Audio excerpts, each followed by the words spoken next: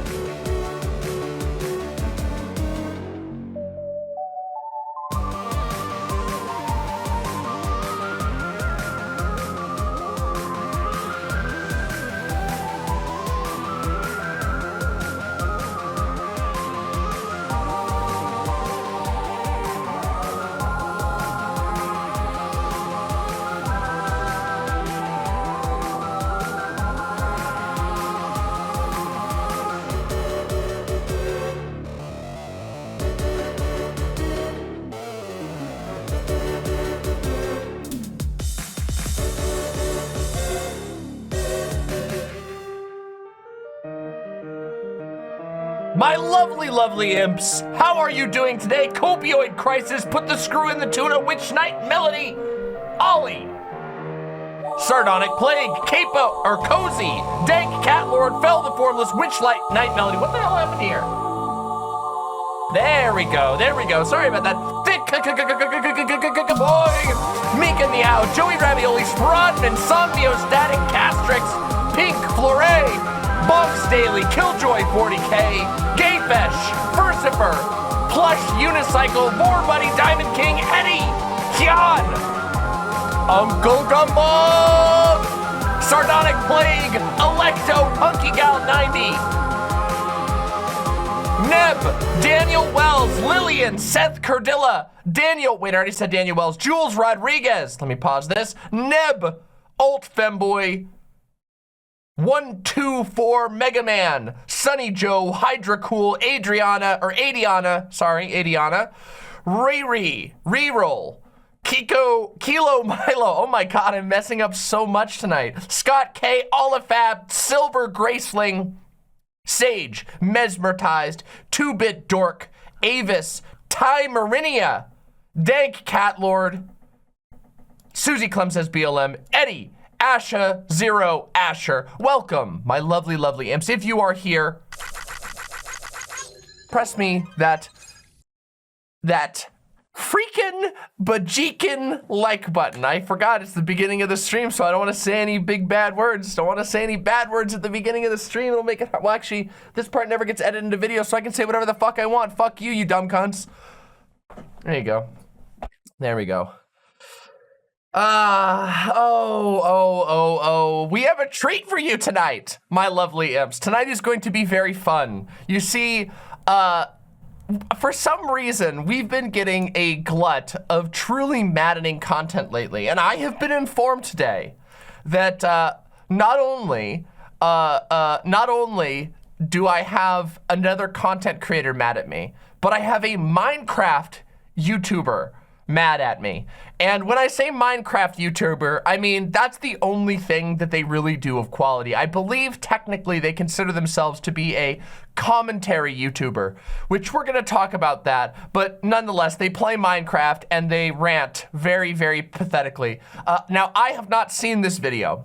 I have seen other videos by this person in the past, and I have been told about this video, which was aimed directly at me. So this is not somebody name drops me. This is a video made as a response video to one of my videos. So this is going to be super fun.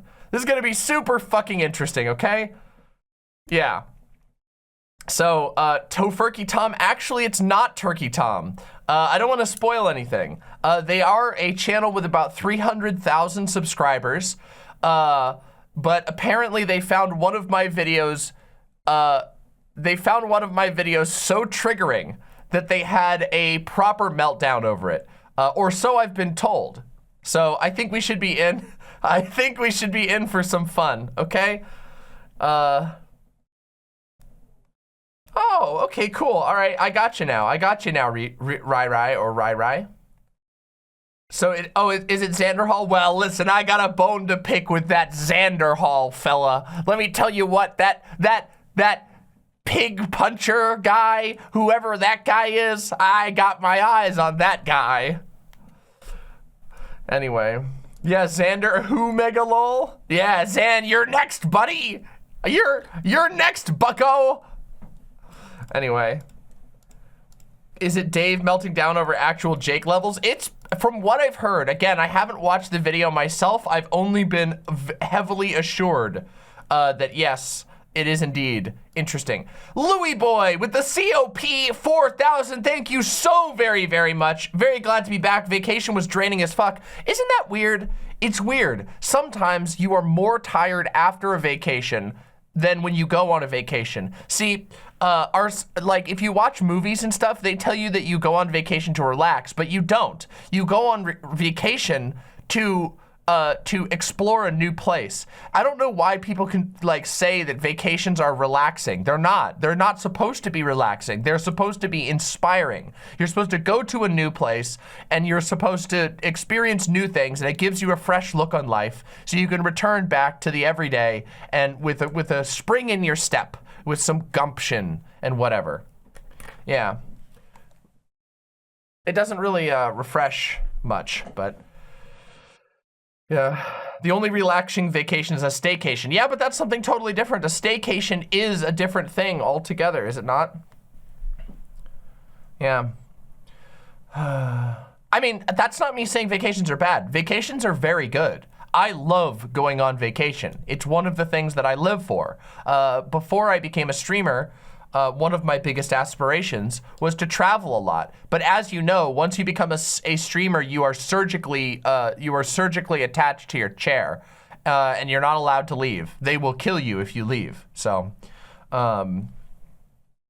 Ugly Pie says, I'm hoping that I'm going to get to travel for the first time in about a decade now that I'm finished school. That's Pog. I hope you have a great time, and I hope you discover all untold beauties. That's what happens every single time. That's what happens every single time I travel somewhere, which I don't do because, like I said, I'm a streamer, so they don't let you travel. No, but every single time I travel, I always discover unforeseen beauties of the likes of which I could not have imagined before. And I walk away from wherever I was feeling refreshed and inspired. Yes, yes. Have you visited San Juan's yet? If not, you should. I have not, but that sounds incredible. That sounds incredible. You're going to Utah? Oh, damn. Utah is kind of pog and also kind of weird.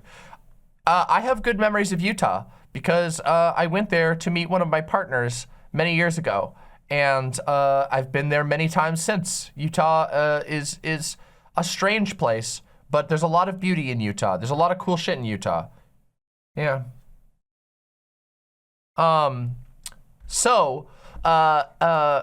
Yeah, so we have two things on the chopping block tonight, okay? So tonight, first we're going to watch this Minecraft YouTuber have a meltdown about me. This is going to be a bit of a shorter stream tonight. As you all know, I did almost a 10-hour stream the other day while we were reacting to the utterly mind-melting Kidology, which we have to talk about that as well, but we're gonna react to this. It'll be a slightly shorter stream, and then we're also going to react to the Andrew Callahan apology video, which I have also not seen, but I have heard not positive things about it through the grapevine. But I wanted to react to that, given that I have not yet been able to put together an Andrew Callahan stream. I am still planning on doing that, by the way. I am still putting together a deep dive on all of the Andrew Callahan stuff. Think of it like similar in structure to a Drama Mama, but not drama. I'm not gonna call it a Drama Mama because it's not about drama, it's about a much more serious topic. But the goal is so that everybody knows what the hell's going on. There's so much still coming out. Yeah, I know. Yeah, it's, so I wanted to talk about that tonight because I have not been able to make that video yet, but I figure it's important that we at least talk about it and, you know, I can share some of my thoughts. Nathan Drake says, wow, this feels extra weird now to know that I once performed in a band with Andrew Callahan a decade ago. Well, don't worry. I don't think he was, I hope that he was unable to hurt you, but I can understand how that would feel really weird. Yeah, maybe a special report. That's like a good idea. Yeah, that's a good idea. Calling it something like that. We'll call it a special report. Came across an interesting video about pronouns from a linguistic standpoint, which maybe you and the imps will be interested in seeing. Okay, I'll put it on my watch later list. We'll take a look. This is very, very interesting. Huh. But linguists are also, they're silly little, they're like gnomes, okay? You have to understand, linguists are like gnomes. They play with language in mischievous ways, and they never tell the truth. If you ask, you can discern the truth from a gnome, but you have to ask questions carefully and know that they will always tell you the opposite of the truth. So, you know, it's one of those things. Yeah. Yeah, you always have to remember that. Same thing, by the way, with psychologists and psychiatrists. No, that's not entirely true. Okay, that was just a joke. That was just a joke. Oh yeah, speaking of psychiatrists and eating people, I have continued my watch through of Hannibal season 3. I'm not yet to the end, but it's very good. And I also, be unable to satisfy my Hannibal fix, have been listening to the audiobooks of the original series, of the actual series of books that inspired all the movies and TV shows. And yeah, and the books are really good so far. Like, I'm really impressed. The prose is very, very satisfying. The characters are interesting so far. I'm a couple chapters in. I'm really enjoying it. I'm very, very excited to read the rest. So yeah, so far I'm quite excited about that. And also, I'm hoping that this week I may be doing a watch through of at least a few of the Hannibal Lecter movies. I'm on a Hannibal Lecter kick, what can I say? The show really inspired me to go and, I mean, I've already seen some of the stuff. I've seen Silence of the Lambs and I've seen Hannibal. I don't remember basically anything about the movie Hannibal at this point. I saw it so long ago, but I've seen Silence of the Lambs multiple times, and I even studied Silence of the Lambs while I was in film school. But yeah. I've heard that many people have recommended me to watch The Sopranos. The Sopranos is one of the TV show series I have not seen. I watched the first couple seasons, or the first season or two of Mad Men, and then I kind of like lost interest in it, but I've heard that The Sopranos is significantly better and that it's one of the best shows on TV. So maybe I'll give that a watch at some point. It sounds really good. Yeah. So, but Hannibal season 3 has been absolutely fantastic so far. It is a wild ride. Let's just put it like that. The first season, I said this in my last stream, but I'm gonna say it again briefly. The first season of Hannibal is like, it's like it doesn't quite know who it is. It's like a crime, or it's like a crime procedural for like half of the time, and then it's like a really intense psychological horror for the rest of it. And then in season 2, it just flips, the lid blows off, and the show becomes this demented psychological horror with all of the characters, just all of them are losing their minds simultaneously, and as a result it becomes this like disorienting nightmare show. It's great. Oh my god, I love it so much. And season 3 has taken that and leaned into it even farther. In fact, at the beginning, there's like a line where it like zooms up really close on Hannibal's mouth, and it's like, well, let it be a fairy tale then. And then it immediately like there's like a weird like wipe edit, and it goes from like Hannibal's mouth saying the words fairy tale into like this European ballroom. It's amazing. Just amazing. So cool. Oh god, it's so cool. Hey, let's see what it says here. Mother Mirror Set says, much love, Demon Mama. I loved your content 21 months ago, and I still love it now. Trans rights and trans thrivings, don't you die, y'all. I love y'all too, heart. Mother Mirror Set, thank you so much. That is incredibly, incredibly kind of you. Genuinely, thank you so very much. Wow, that is so awesome. Thank you so much for being around for so long. That is awesome. I'm very happy to keep being able to entertain you, and I can promise you that my desire to keep getting better and more entertaining and evolving. You know what people are gonna say? People are gonna look back at the Demon Mama show and they're gonna go, you know, season 1 was pretty good and I liked it. I was into it in season 1, but in season 2, 3, 4, 5, it just kept getting better and better and better. That's what people are gonna say about me someday. In fact, they might even say it now. Who knows? I say it about me, so hey, who knows? Maybe somebody else will. 50 years, don't lie. Don't lie. No need to lie. Don't lie. Don't lie. Just, why are you lying? Why are you fucking lying? Anyway. Yeah, in 15 years, I'm gonna be a turbo boomer. It's gonna be sick. Somniostatic with the incredibly generous 5 gifted tier 1 subs. They said, you're a game streamer, video games, 177,000. Did you ever play The Surge? No, I didn't play the Surge. I think Fawn played the Surge, if I remember correctly.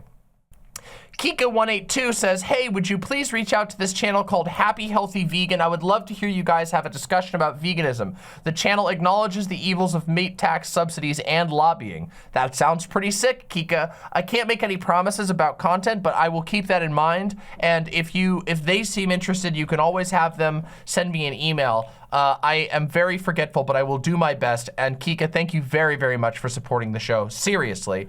By the way, you all who donate seriously make this show possible, unironically. If it wasn't for you who helped me, this is a free show. We barely get any ad revenue, unfortunately. It's just how it goes on YouTube. So you all who support through my website, you are literally making this show happen. So thank you, seriously, unironically. What is my email? demonmamaonline@gmail.com. It's that easy, demonmamaonline@gmail.com. And 9 easy payments of $9.99, and you get the Demon Mama Life Help Advice book. I don't know. Maybe I should. Have you guys ever considered? Should I write a self-help book? I should write a self-help book. You know, it would go like this. Page 1. Be nice to people when you can. And then page 2 would be a bunch of blank pages for you to write the adventures of your life on, and it would say "Have fun" at the end. And it would cost $100 because it would be printed on really nice paper. Oh, of course it would include rule 1. It would say, don't fucking die. And then the rest of it would just be a journal for you to write down your conquests and your stuff like that.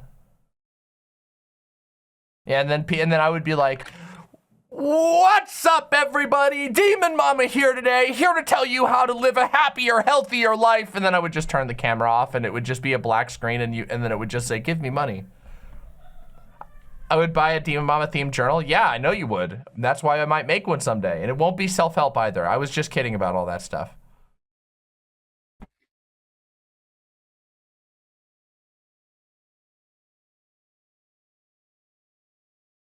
How to be the top D. Top Ds.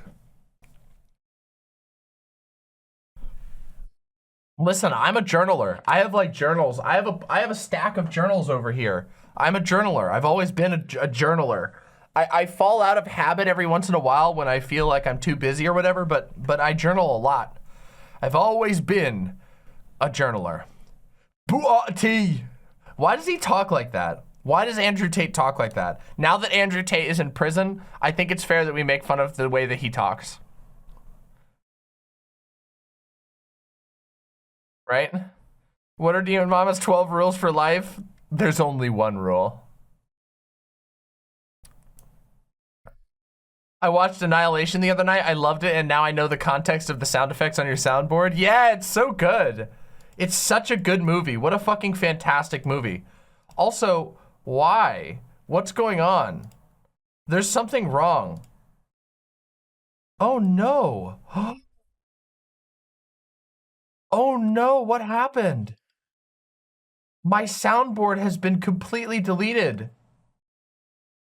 Oh no. No, it hasn't. Wait, why does it keep disappearing? Wait, this is confusing. Okay, so it's only visible in... So... There it goes. Why did it break? Oh, did they do an update and it changed everything? Oh, this is terrible. Why won't it let me see my keybinds anymore? Oh, yuck. It's not a Demon Mama stream without soundboard jank. Yeah, I know. I'm going to be buying an actual soundboard soon because this virtual soundboard. So when I first started streaming, there's a tool called Voice Mod. It was a very popular tool used by streamers, but it has gotten scummier and scummier with their monetization, and each update seems to fuck with everything more and more. And now the soundboard keeps suggesting you purchase another subscription service, which is like their sounds that they make. They have like a sound library, and they want you to subscribe to it. It's very annoying. It sucks because it was really, really good at one point. But now I can't use it like I used to. It's totally fucked up, and it makes me sad. there's a big there's a big sound it's a whole I can't remember what it's called. It's a whole soundboard that also has voice modulation stuff that I want to get this year that will allow me to in real time like fuck with my voice and go like you know, stuff like that, or go like that kind of stuff. It's got a whole bunch of cool stuff. Yeah, I got a lifetime purchase of it too, but see, the thing about lifetime purchases with software is that it's all good and fair and nice to have a lifetime key, but if they ruin the software, you have a lifetime key to trash. And it seems to be what's going on at the moment. Vosh's stream is not going anymore. He accidentally showed porn. No! No! Oh my God, hold on. Everybody, we have to have a moment of silence. Here we go.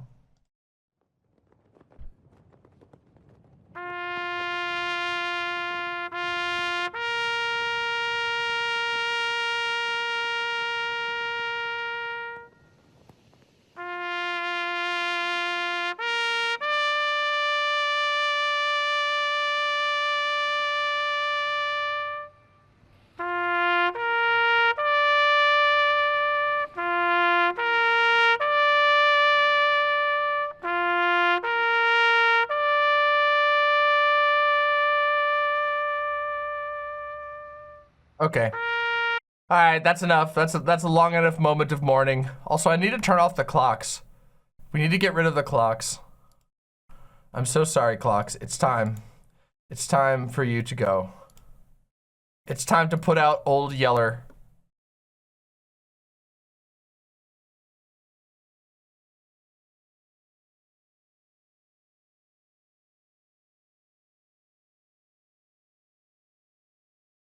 There we go. Am I gonna talk about the Scotland stuff? Not today, because I'm gonna be honest. Like the legal, I'm not, I don't entirely understand all of the legislative processes that are going on. But I do think it's funny that the UK has gone like out of its way to fuck over Scotland once again. But this time they're fucking over all of Scotland because of trans people. Because they're like, we hate they're like, oi there, you got some trans people up there. Well, I don't think that's very good, innit? We better take them down. That's basically what's going on. So, yeah. Oh, do you know what's funny? Today a fail account, the fail army, uploaded a British idiots compilation today, which, you know, maybe we got a trans ally over in the fail army, over at the top of the fail army, calling the shots, because I thought I enjoyed that video. It was fantastic watching British people be idiots. Nedia Lilith says, hey, Demon Mama on stream, finally got enough money to feel good supporting stuff financially. That's awesome to hear, and thank you. That is incredibly flattering. I'm also very happy to hear that you're doing a lot better financially. Thank you for supporting the stream, genuinely. Thank you. We aren't bigots. Okay, look.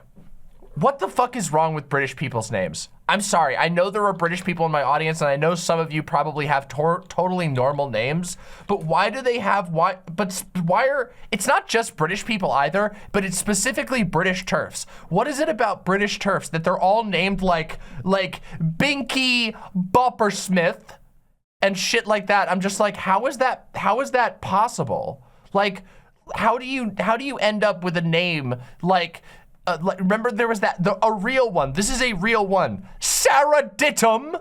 How do you end up with a name like that? Like, how the fuck does that happen? Who goes, yes, we should name Little Dittum. Has everyone in chat liked the stream? Well, I'm doing cringe ass British accents, so you better fucking like the stream. You better like it. Yeah, Dottie Pleasantrump. Exactly. Oh my God.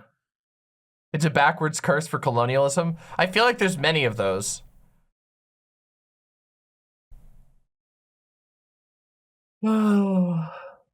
Subway cookies? I don't know what that means. The long lineage of aristocracy. You think that's what fucked up the names too? You think that they had to be named things like Coppler, Botten Potten? I don't know. The Rick guy from that zombie show? What's his name?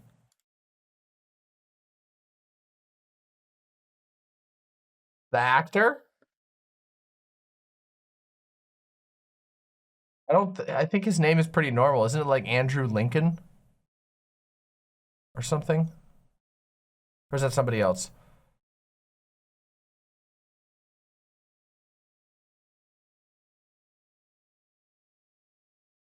Anyway, listen. This is our moment. Americans are always allowed to be mean to British people, and the reason why is because you guys were mean to us first a long time ago before any of us were born. This is rational and also okay. Yeah.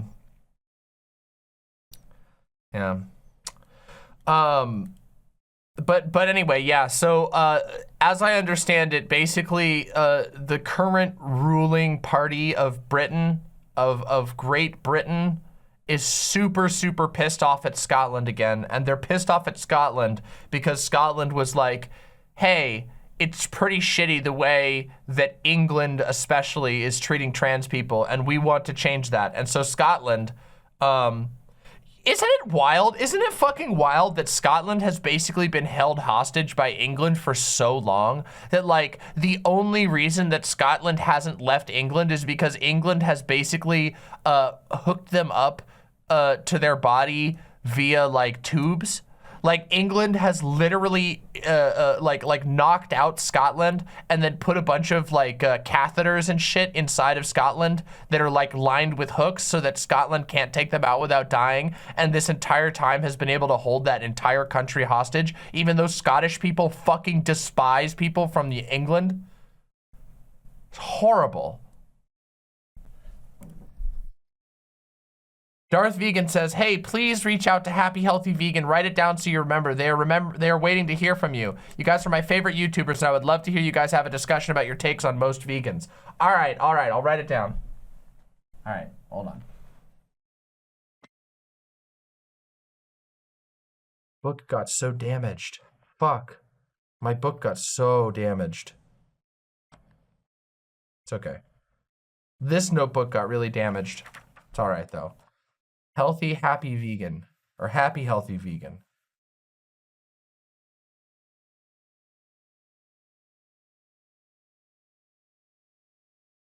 Done. Done. Wasn't there a movie about England and Scotland with Mel Gibson? Yeah, it's called The Last Scotsman. And it's about Mel Gibson plays a Japanese warrior who travels to Scotland to help overthrow the British. And at the end, he gets crucified. And it sucks. Yeah. How do you keep up with journaling? I can get 3 days in and then I forget it exists. Oh, I don't keep up with journaling. I just journal whenever I feel like it, and over time, I have started to like journaling more. I never hold myself to a schedule with journaling. Journaling is just something I do for my own benefit. I don't know. I know that it can be helpful to have scheduled journaling for some things, but I don't like scheduling my journaling. I just do it when I feel like it. Lethal Weapon 6 Scotland, yeah. Oh yeah, we should watch this clip. This is so funny. You guys, do you guys see this? Do you guys see this shit? Here, let's look at this. Speaking of turfs. Okay, so when I've been memeing about the Scotland-England thing, but just so you know, the real reason why, England is freaking out at Scotland right now over trans rights is because of people like this. Take a look at this fucking shit right here. Listen to this shit, okay, ready? Warning, trigger warning, British. Lie. Do you know the big lie? The big lie was first described by Adolf Hitler in Mein Kampf. The big lie is such a big lie that ordinary people like us think, well, that can't be a lie, because I'd never tell any as big a lie as that. We only lie in small ways. The big lie Well, there is one big lie going on, and it was begun by men in the early part of the 20th century. It was began when they had an erotic fantasy, and they decided they were going to sell us the big lie. And what is the big lie? The big lie is trans women are lie. Yeah, literally, when you're such a feminist, you're such a progressive feminist that you are literally quoting Hitler. You are literally favorably quoting Hitler. Just so you know, by the way, this is why you should never let people who defend TERFs fucking gaslight you. I said we were going to talk about the kidology thing, and this is as good of a way to get into it as any, but one of the things that irked me the most about kidology was that most of kidology's video was devoted to whitewashing the reputations of a bunch of TERFs. This is what is acceptable in the TERF movement. That was not, no one stopped her from quoting Mein Kampf. No one booed her. They cheered and they joined her when she did the little prompt, the little crowd callback. Actually fucking absurd. So never, ever, ever let anyone gaslight you into feeling like TERFs are just women saying their feelings, because they're not. They are hateful bigots. It is disgusting. Transphobia and anti-Semitism are deeply linked. It's disgusting. Oh, yes, they fucking are. Oh, yes, they fucking are. Also, by the way, Mr. Krabs with the $6. Here's a fresh meme as usual, which is live footage of Vosh working out while listening to music. What? This is not live footage of what?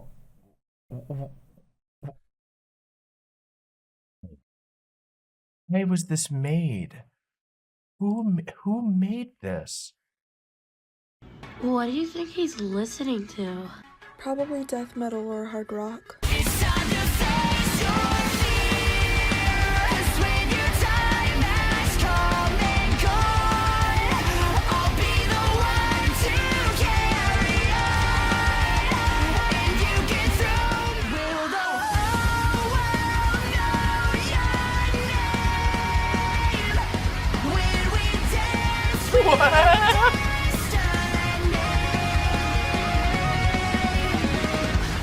Also, I don't think this is supposed to be Vosh. I think this is supposed to be Chad Guy. I think that's supposed to be the Chad Guy.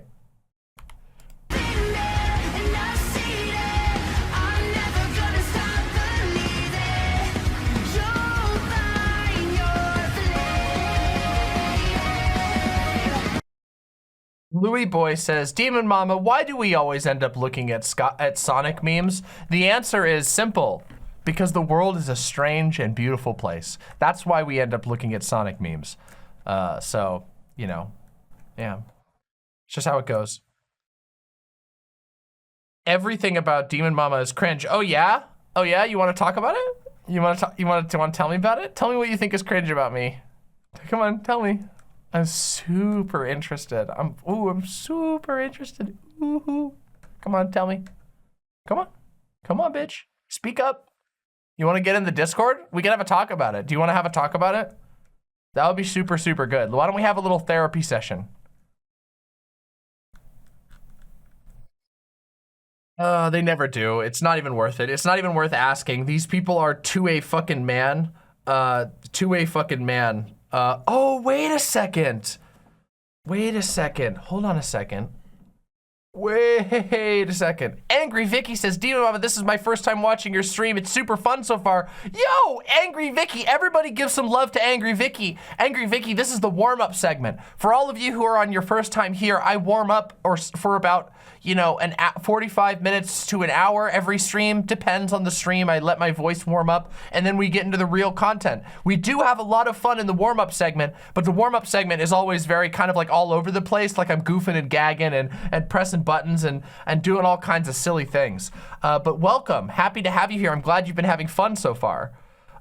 Wait, this is the warm-up started late tonight? Yeah, tonight's a late stream. I wasn't originally planning on streaming today. But, oh, hey, look, wait. Actually, I disagree says, I'd love to. Oh my God, might we get some bonus content? Mods, someone please help Actually, I disagree get into the Discord. Please! It's been a long time since we've had a debate, and I would love to have a debate with somebody who wants to debate me on how I'm cringe.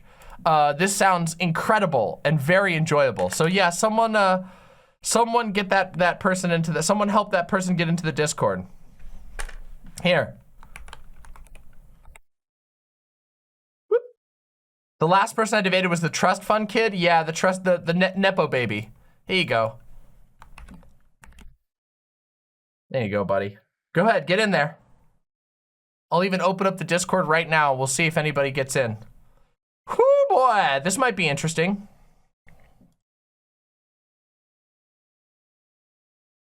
Oh, that would be so much fun. A hate watcher from MineCraft guy. Oh, yeah. It's super funny. So let me tell you the story of this, because we are approaching the time where we should probably get into the real content. I have 2 more things I want to talk about before we start the React segment, and maybe this debate will come first, depending. Let's see. So first off, a couple of days ago, I noticed a huge surge of really dumb, like, okay, let me show you. Let me show you this. Here you go. Okay, so you know this, where is it? What's it called? It's called,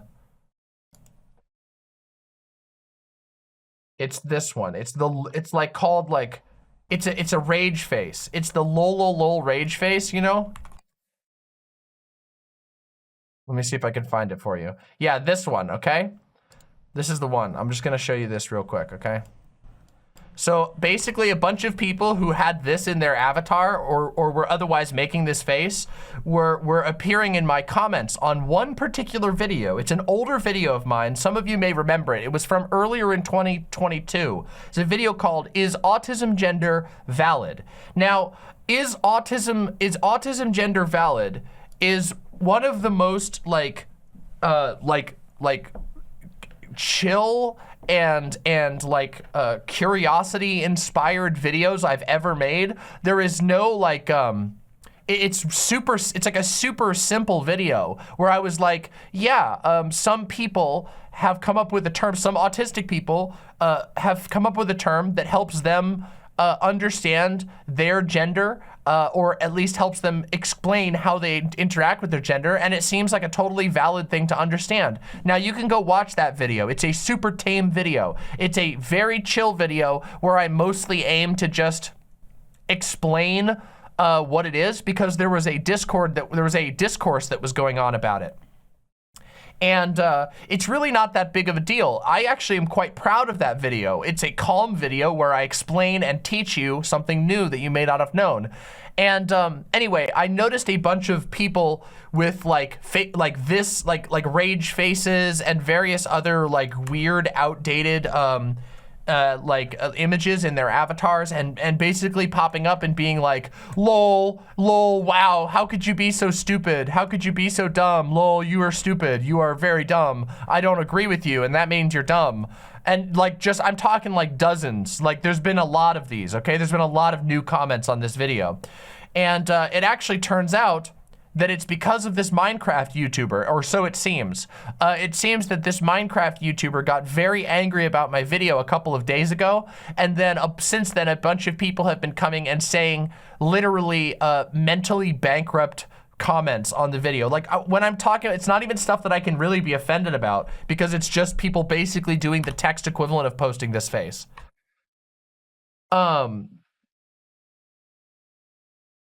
Fortnite says, the weird thing is, isn't it mostly autistic people who agree with the terminology and non-autistic people saying it's fake? Well, the term was invented by autistic people, and I have only ever met autistic people who are using it. I have never met anyone who's not autistic who uses the term, obviously.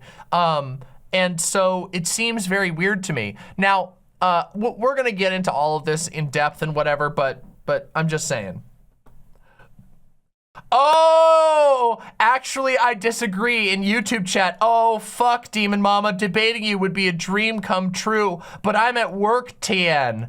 Man, maybe you should fucking focus on your goddamn work and stop being a shithead in the comments. Have you ever considered of just watching and enjoying this show instead of being a little fucking hateful maggot in the chat?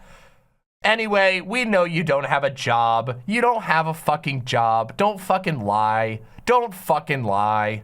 We know you don't have a job. Your job is that your mom told you to go fucking clean the bathroom because you left cum stains on the floor again. Come the fuck on.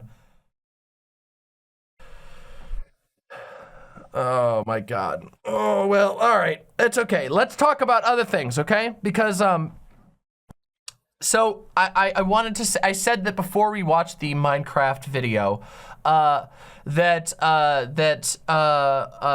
wanted to talk about the kidology thing, okay? Because we haven't launched the kidology standalone video, which I imagine will ruffle some feathers once it comes out. However, I have already gotten some comments from kidology fans already on my VOD, and you know, it was it's been very interesting. Two of them already called me racist, and one of them called me racist because I didn't recognize that she was a South African immigrant, a dark-skinned South African immigrant, and that I should be more respectful of that fact.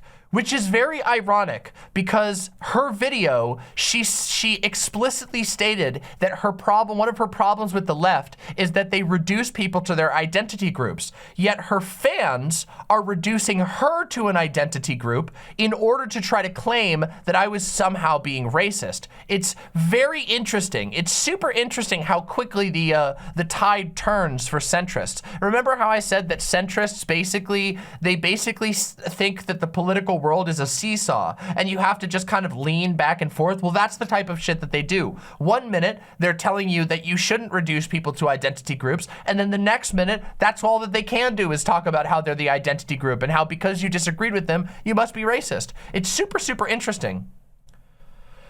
Yeah, it's so weird. It's so funny that these people who always pretend to be so angry about like identity politics end up being the most like insufferable identity politics people that you can imagine. It's so bad. Yeah. Wait a minute. How did you know? Wait a minute, microplastics. Oh wait, no, never mind. I know how you know. Never mind. I remember now. Yeah, so I watched some other people going over the kidology video, and I was happy to see that other people also found the video as baffling, confusing, and most importantly, deeply dishonest as I did. I'm glad to know that I'm not alone in that because unironically, the video actually pissed me off. As you can easily see in the video that I made, the video was like, her video was so dishonest. And a lot of people it's funny because a lot of liberals and even some leftists will look past a video like that because they're like, oh, you know, it's just a centrist struggling to find their way. But you'll notice that, again, like I said before, most of the video was her defending TERFs. And I'm not talking about like run-of-the-mill, like your mom TERFs, like nobody TERFs. I'm talking about one of the people that she defended wrote an article that was just aggressively misgendering and insulting trans people. And then following that article was asked to stop publishing anything on gender, was told that she was not allowed to publish anything on gender through The Guardian. She had a platform of 22 years at The Guardian. She had been the biggest platform you can imagine, and she used it to spread bigotry. Now, let's just be clear, The Guardian is not good on trans issues. If The Guardian tells you to back the fuck off, that means that you really fucked up. I'm not kidding you. The Guardian publishes borderline transphobic stuff all the time. Sometimes things that I would, and I mean, hell, they even publish the original transphobic thing. But if The Guardian has to tell you to slow the fuck down, that means you've gone to a next level. And And Kidology described this woman as just a woman trying to share her experiences. She then did this again later in the video with a literal Nazi, Sydney Watson. Sydney Watson is an Australian Nazi. She makes she is most known for making content with Elijah Schaefer, a Nazi, on Blaze TV, where she's an multicultural, anti-race mixing. She's anti-Me Too. It's ridiculous. It's so bad.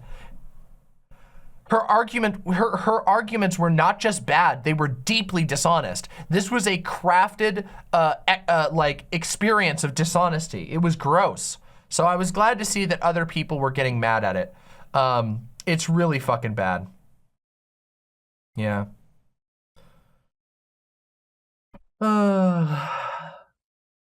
So I don't know, I can't handle that. Oh yeah, Ducky Lucy Hayes says that she also covered Kidology, which that's great to hear, because I'm very happy to hear that other people are blowing her out, because that video was a absolute fucking disaster. Oh my God, Lil Lily, that's horrible. We covered it on President Sunday's channel last night. My brain hurt. Yeah, I watched a little bit of Sunday's react too. Sunday caught a couple of things that I didn't catch, and you know, which was cool, because I mean, he had the advantage of having seen me go over it once, but he caught some things that I even missed. For example, the articles that she used were even more dishonestly cited than I thought. She actually pulled from what appears to be multiple articles and also chose the most favorably edited of all of the articles. It was wild. In her, Ducky Lucy Hayes says, in Kidology's response to FD Signifier, she claims that the left focuses on protecting trans people at the expense of letting women speak. Yeah. Well, you know, just, you know, she clearly doesn't have a problem with trans people.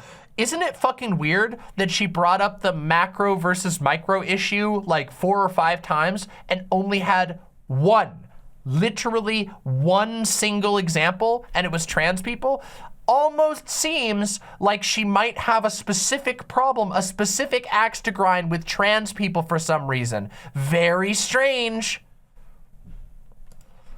I hate this shit. I hate how common just blatant lies are on the internet. Not just lies. Like, I know that, like, I've talked about how, like, I think the word gaslighting loses some value online, but I don't know. It's really hard. It's fucking really hard to not explain, like, when a centrist tells you they're a centrist, exclusively cites right-wing opinions, shits on the left, specifically shits on trans people all the time, and then says, but I love trans people. I want them to be doing good. I want trans people to be good. I love trans people. I just fixate on them and say they shouldn't have rights all the time and defend people who go insane over trans people. It's so fucking gross. That is the type of behavior that I do believe starts to push into gaslighting behavior. It's where you've begun to lie to such a degree that you are telling your audience, like, you're attempting to sell your audience a completely different version of reality. It's so gross. Oh my God. Yeah, anyway.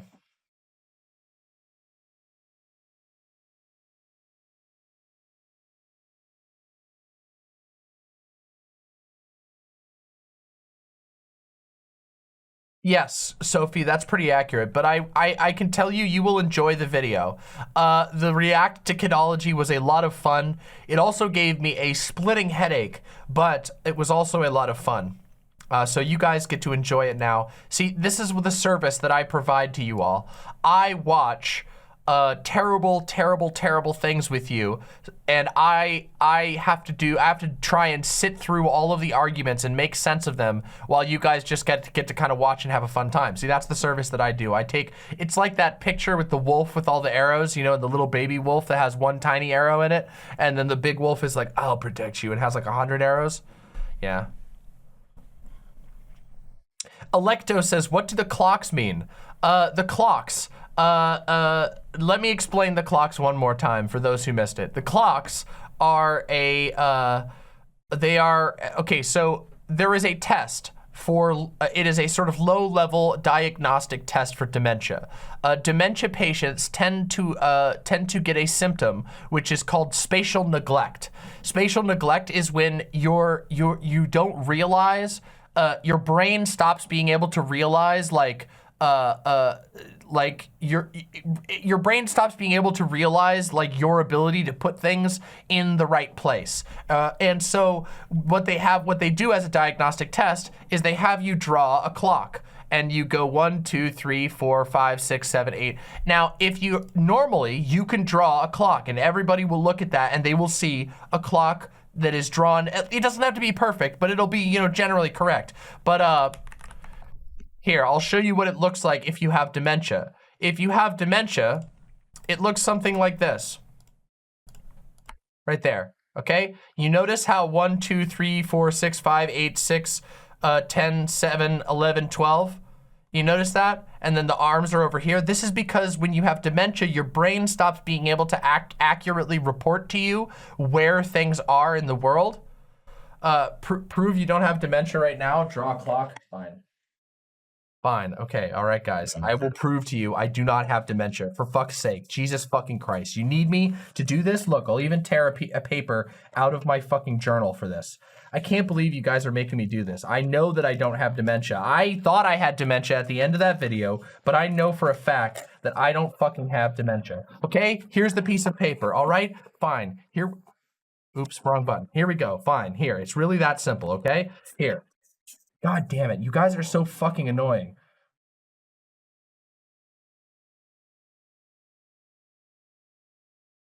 Perfectly motherfucking normal, okay? Perfectly motherfucking normal. Do you see this? Video evidence that I don't fucking have dementia. I don't have dementia. I can draw a normal clock. I'm not having mood outbursts. There's nothing wrong with me. There's nothing wrong with me. Where am I? Oh, yeah, that's right.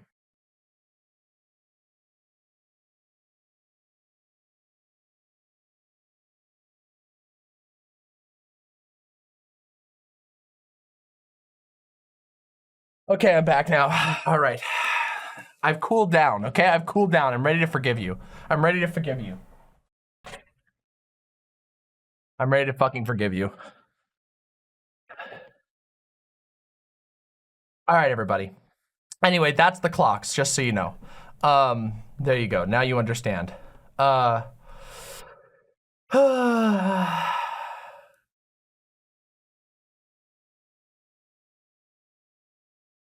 Did you do a bit of the Joe Snow that keeps the man alert? No, I wish. Actually, it's funny. I didn't even have my Adderall today, which really sucks. It's actually notably harder for me to stay focused during stream if I don't have the Adderall. Turns out if you have ADHD, not having your Adderall can make your life pretty difficult. I haven't even had that today, so you know, I just know that it's probably obvious, right? It's probably obvious to all of you. It's obvious to me. I know what it's like. I know that I've talked about like 16 different subjects in the warm-up, and that the warm-up has now extended to 1 hour and 2 minutes. Did you figure out the magic stuff for the MineCraft server? I did. I successfully brewed potions in my giant cauldron. Look what, oh, you even said distraction, and I literally still did it anyway. I have ADHD and I am unmedicated. The last time I tried one, it drove me up a wall. Well, there are many different medications and you have to find the right one for you. No one's brain chemistry is the same. Yeah, some people are not gonna react well to Adderall. Some people are gonna not react well to various different things. Yeah, Hungry Clover says, I take Adderall and it's super noticeable when I don't take it. Me too. Dan Catlord, you should look at the link. Okay, let me see. Hold on, sorry, I may have missed a dono while I was goofing around. While I was goofing and gagging. Hold on a second, where the hell? Hold on. And then we're gonna react. Then we're finally gonna react, okay? I'm telling you, we're gonna react. It's gonna be great. Dan Catlord, oh, thank you very much.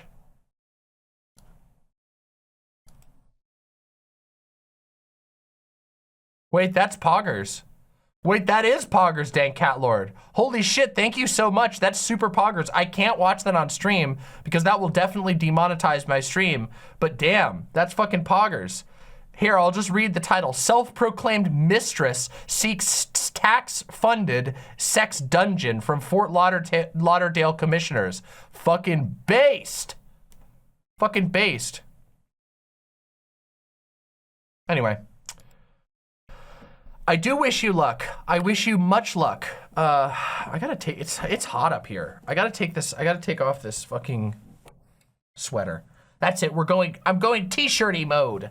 I'm going t-shirt mode. That's right, you guys get to see the fucking guns, okay? All right? I actually have pretty fucking big muscles. I'm also fat, but I have pretty fucking huge muscles. It's pretty cool. You don't want to get clacked by the mama. Not that I clock people very often.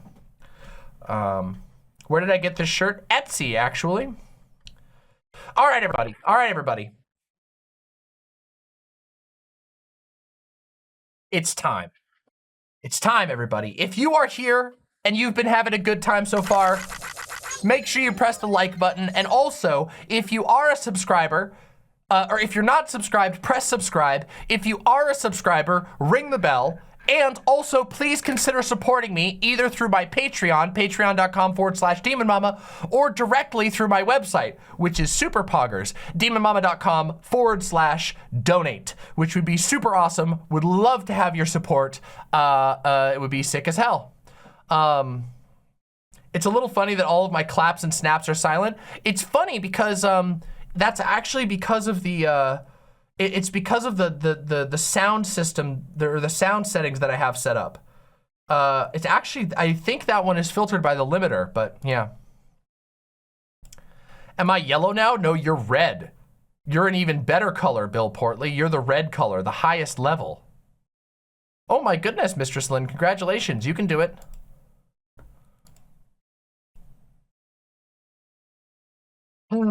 Okay, let me have a sip real quick here.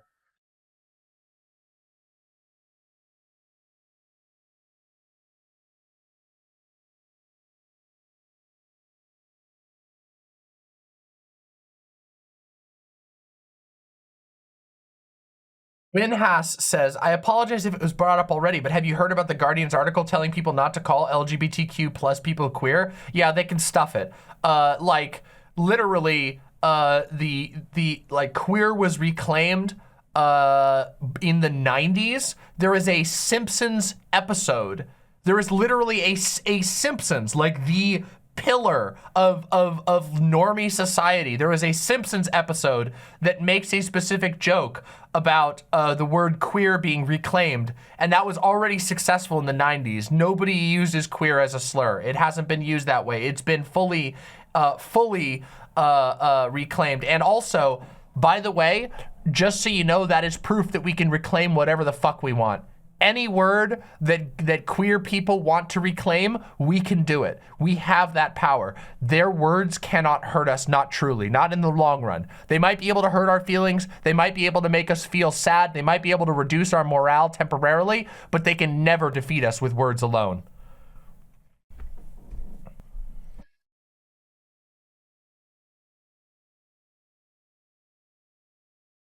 All right.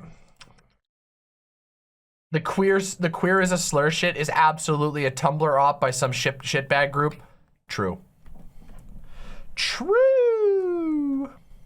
Doesn't the Q in LGBTQIA plus stand for queer? Yes, it does, but some people also say questioning instead of queer. It depends on the group. So yeah, but you know, it's nonsense. This idea that you're not allowed to reclaim words is complete and utter nonsense. Yeah. Yeah. Okay, everybody.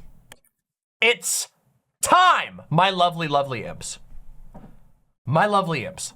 Today, we are going to be live reacting to a MineCraft YouTuber who is very, very angry at me. Now, I heard about this through the grapevine. I mean, through the grapevine, I mean my team found out that there was somebody who did a video on me that featured my face.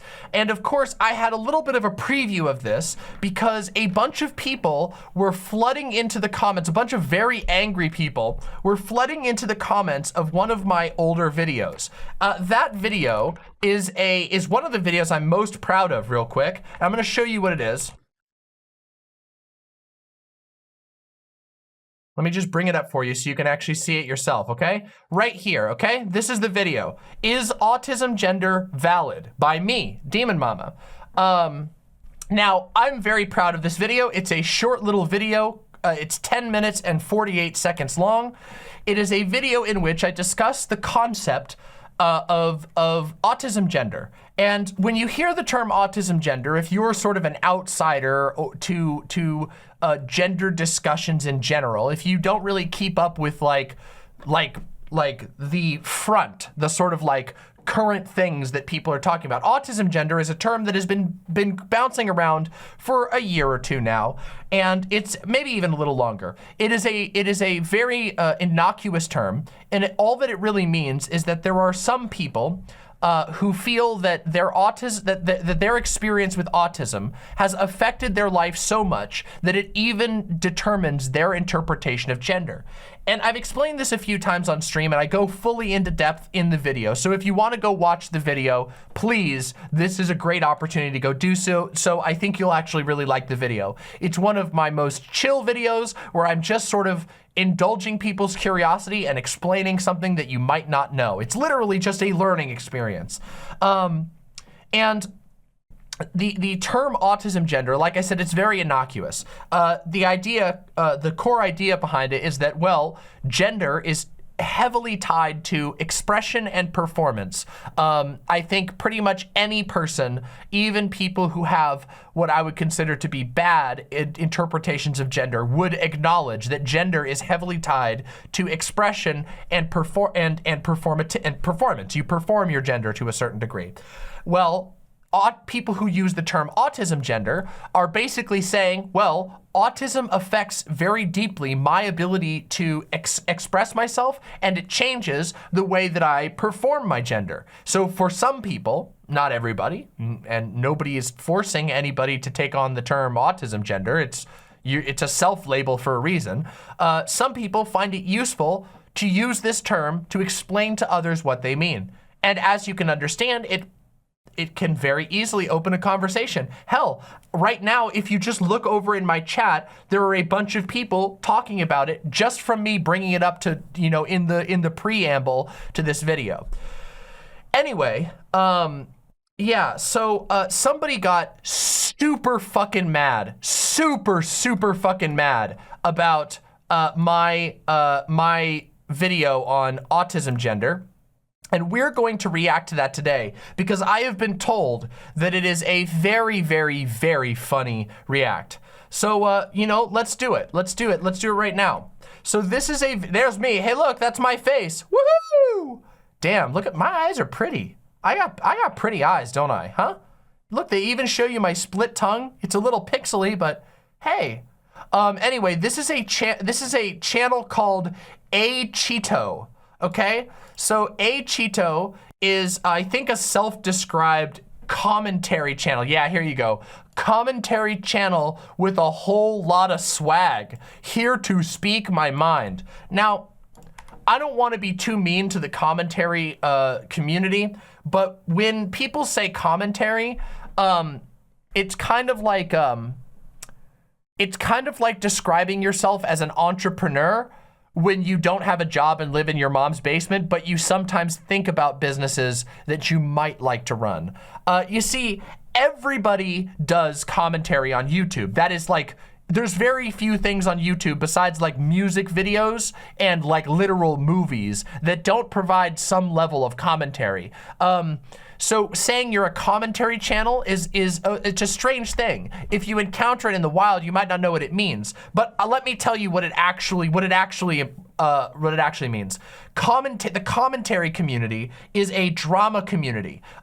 They usually play video games and they yell usually about women that they don't like on the internet. I wish I was joking with you, but that is just true about the vast majority of the commentary community. Angry Vicky says, wait a minute, you have a split tongue? I do. Take a look at this.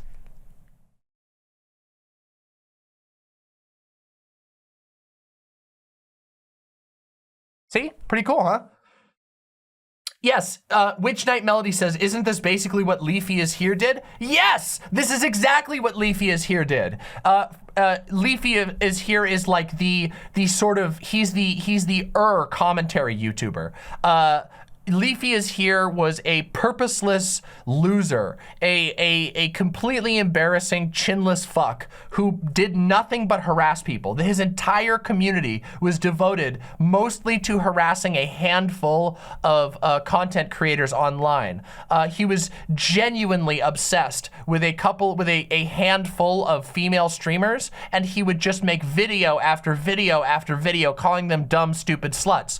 Now, I haven't seen this video, so I don't know if this Cheeto guy is gonna call me a dumb slut, but I have a feeling that might be the case. Oh, what an interesting, what a super interesting question we get from a cuckold who avoided a debate with me earlier in chat. Let me read it to you. Actually, I disagree says, how is that any different than what you're doing right now? Yelling about women you don't like on the internet. Well, I don't think I yelled about women I don't like on the internet. I think I talked about a video that I made in the past, but you know what? Let me just challenge you this. Watch my segment and maybe you'll be able to tell the difference between what commentary YouTubers do and what I do. You might notice that I have a beautiful set behind me. You might notice that I put my face on the screen, that I have nice sounding audio, that I have little sound effects that I do like this one. And this one. And this one. Wait, that one didn't work. There we go. I do cool things like that. And also, I put my face out there. And also, most of my stream is me giving you my opinion and telling you things that are interesting, that I find interesting on the internet, and explaining those things to you.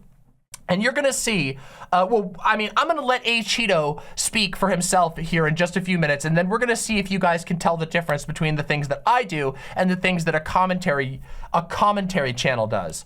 Yeah, it's super interesting.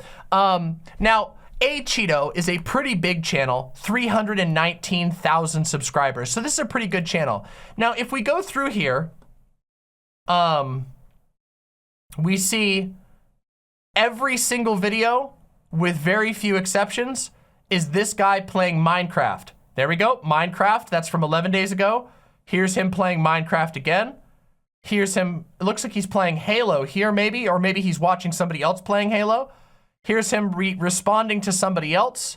Every single one of these, in fact, is a response to somebody else, which is very, he's got a CSGO maybe? But he might be watching somebody else's CSGO. Oh, here's CSGO again. So, you know, it's one of the, there's Roblox. Oh, hell yeah, he broadened his conclusions and went into Roblox here, which is very exciting anyway. So, let's get into the video. This is called The Most Delusional YouTuber. So I'm very interested to see how delusional I am. Let's find out, guys. Let's find out together. Yo! We're back. Okay, I was sick for a few days, but we're back. So I've been waiting to make this video for a while. This video has been sitting in my little video ideas Google Doc for a while, and yeah, there's no drama going on, so I figured today we're just gonna do it. It's a video that I've been trying to react to for a while, but I just never found the time to do it. This video is called, Is Autism Gender Valid? That's me, based video right there. Hell yeah. Hey, look, he even put my channel name up there and everything. Hell yeah.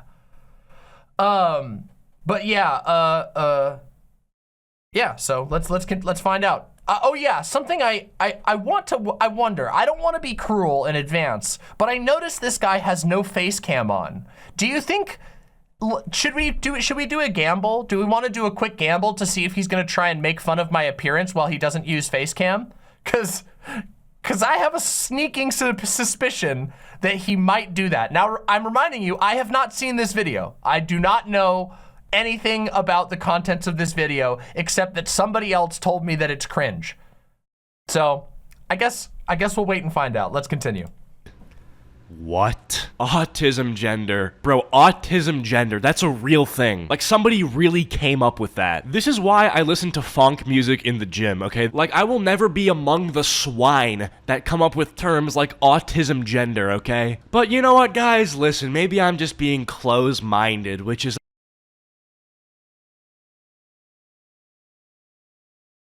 a good sign that someone doesn't have a whole lot going up in their head is if they get really mad about a word that they've never heard before. Like opening your video by going, "You're swine for using a word that I've never heard before. Oh my God, this word is offensive to me." It's super funny too, because this guy's channel is all like, it's all like the same type of stuff of people who are like, "Oh, snowflakes, etc." And yet this dude is opening his video. In the first 30 seconds of his video, he's having a meltdown over someone having a word that he didn't know.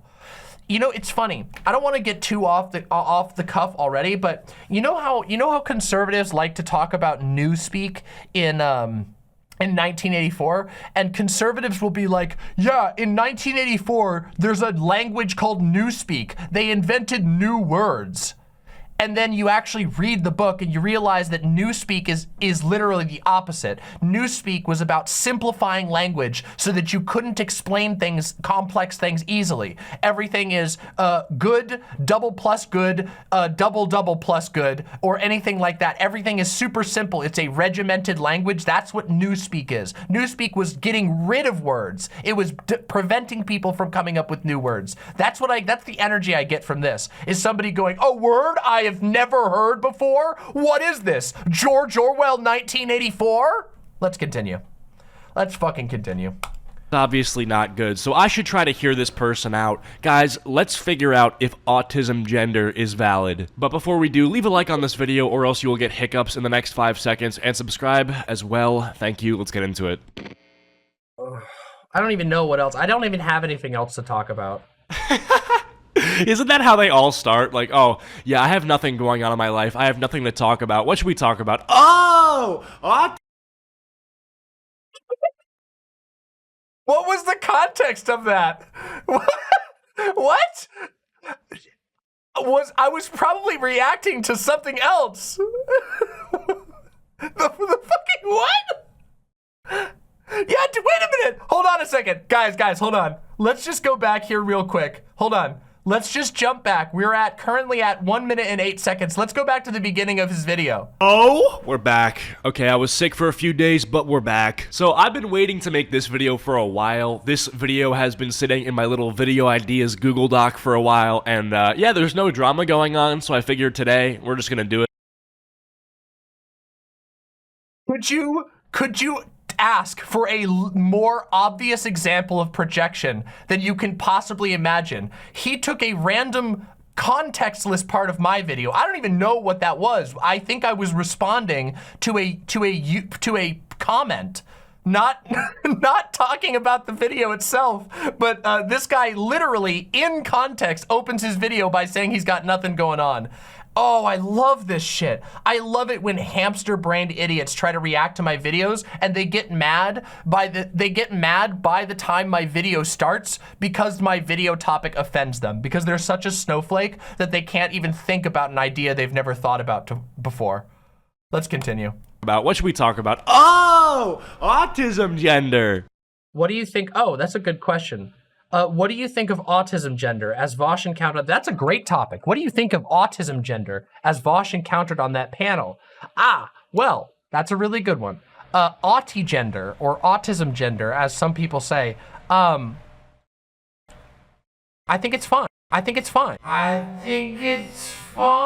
I mean, obviously you would think autism Bro, that's so hard hitting. Holy shit. He took a sentence of mine and he slowed it down. Do you want me to do it for you live? Here, let me do it for you again live. I think it's fine. I love how he just made a chat meme about me. Like, in real time. He thinks he's owning me, but he just made a Chad meme about me. Let's go. Gender is fine, considering the fact that you thought this haircut and piercing combo is also fine. But besides that, if you genuinely think autism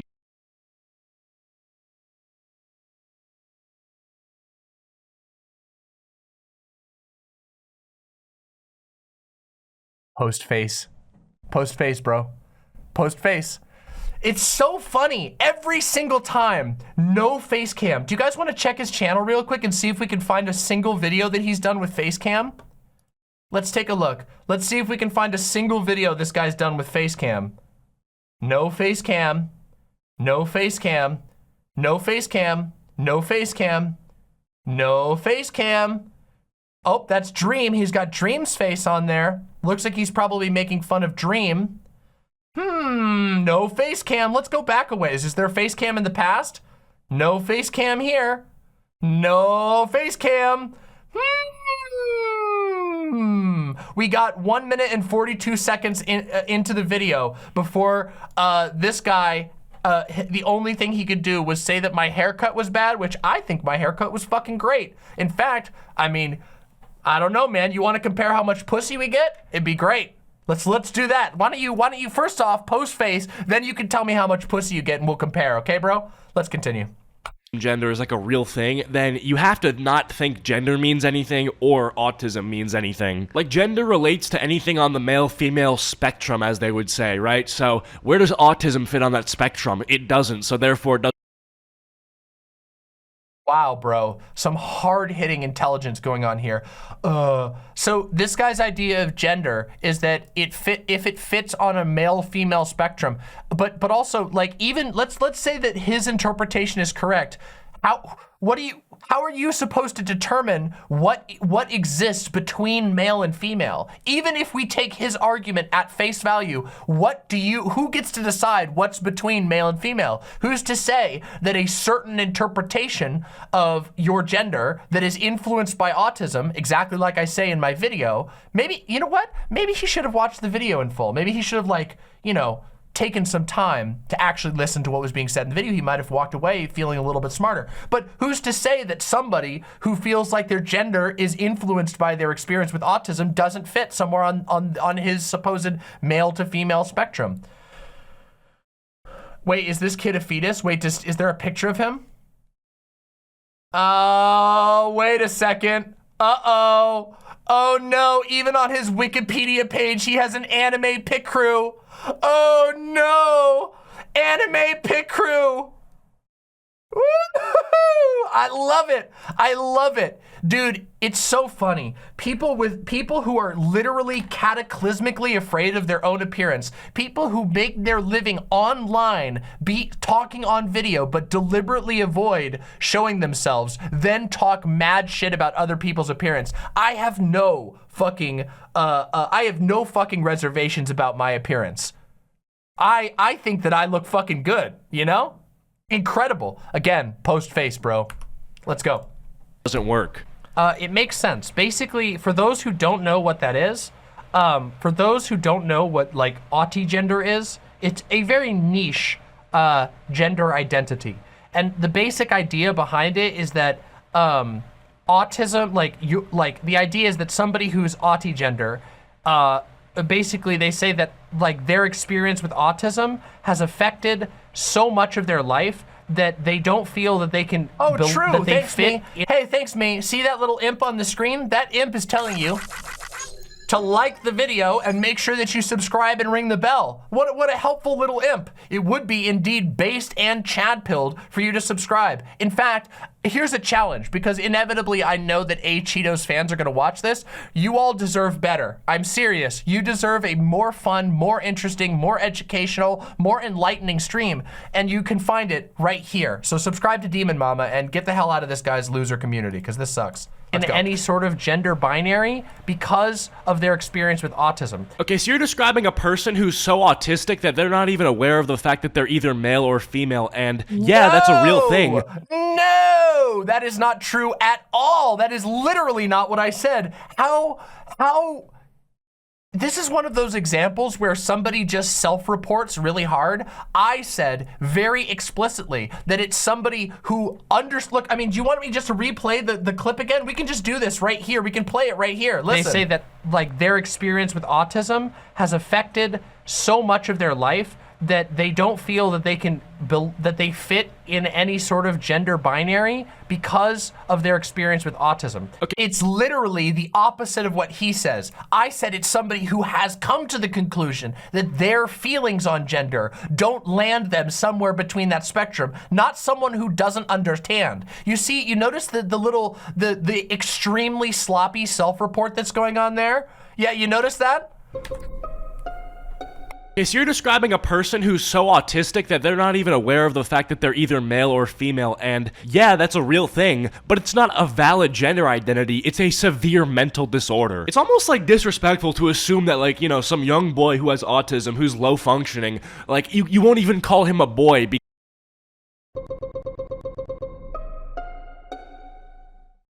Isn't it funny? Isn't it funny when these types of people try to do concern trolling, and then they realize that like low functioning and high functioning aren't even terms that are used anymore? Like no one uses low functioning and high functioning anymore.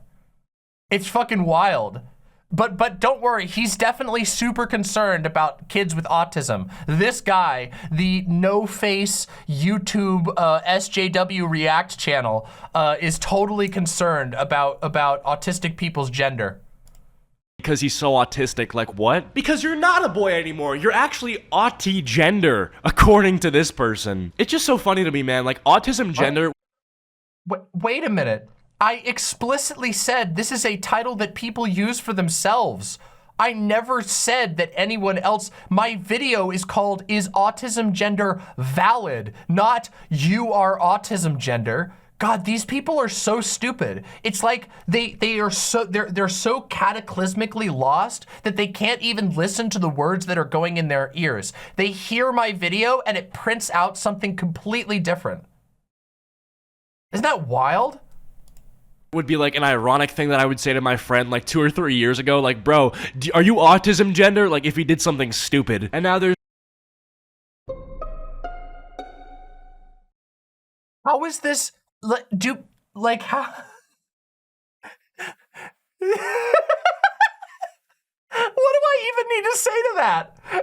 He just said that I'm being offensive to autistic people who came up with a term for their own personal for their own personal understanding of gender, but him calling his friend autistic for being stupid is somehow not offensive. It's incredible. Just cannot keep a thought in his head for more than 1 second. This guy doesn't remember that 5 seconds ago he was trying to concern troll me about being offensive, even though all I said is that some people interpret their gender this way, and that's valid.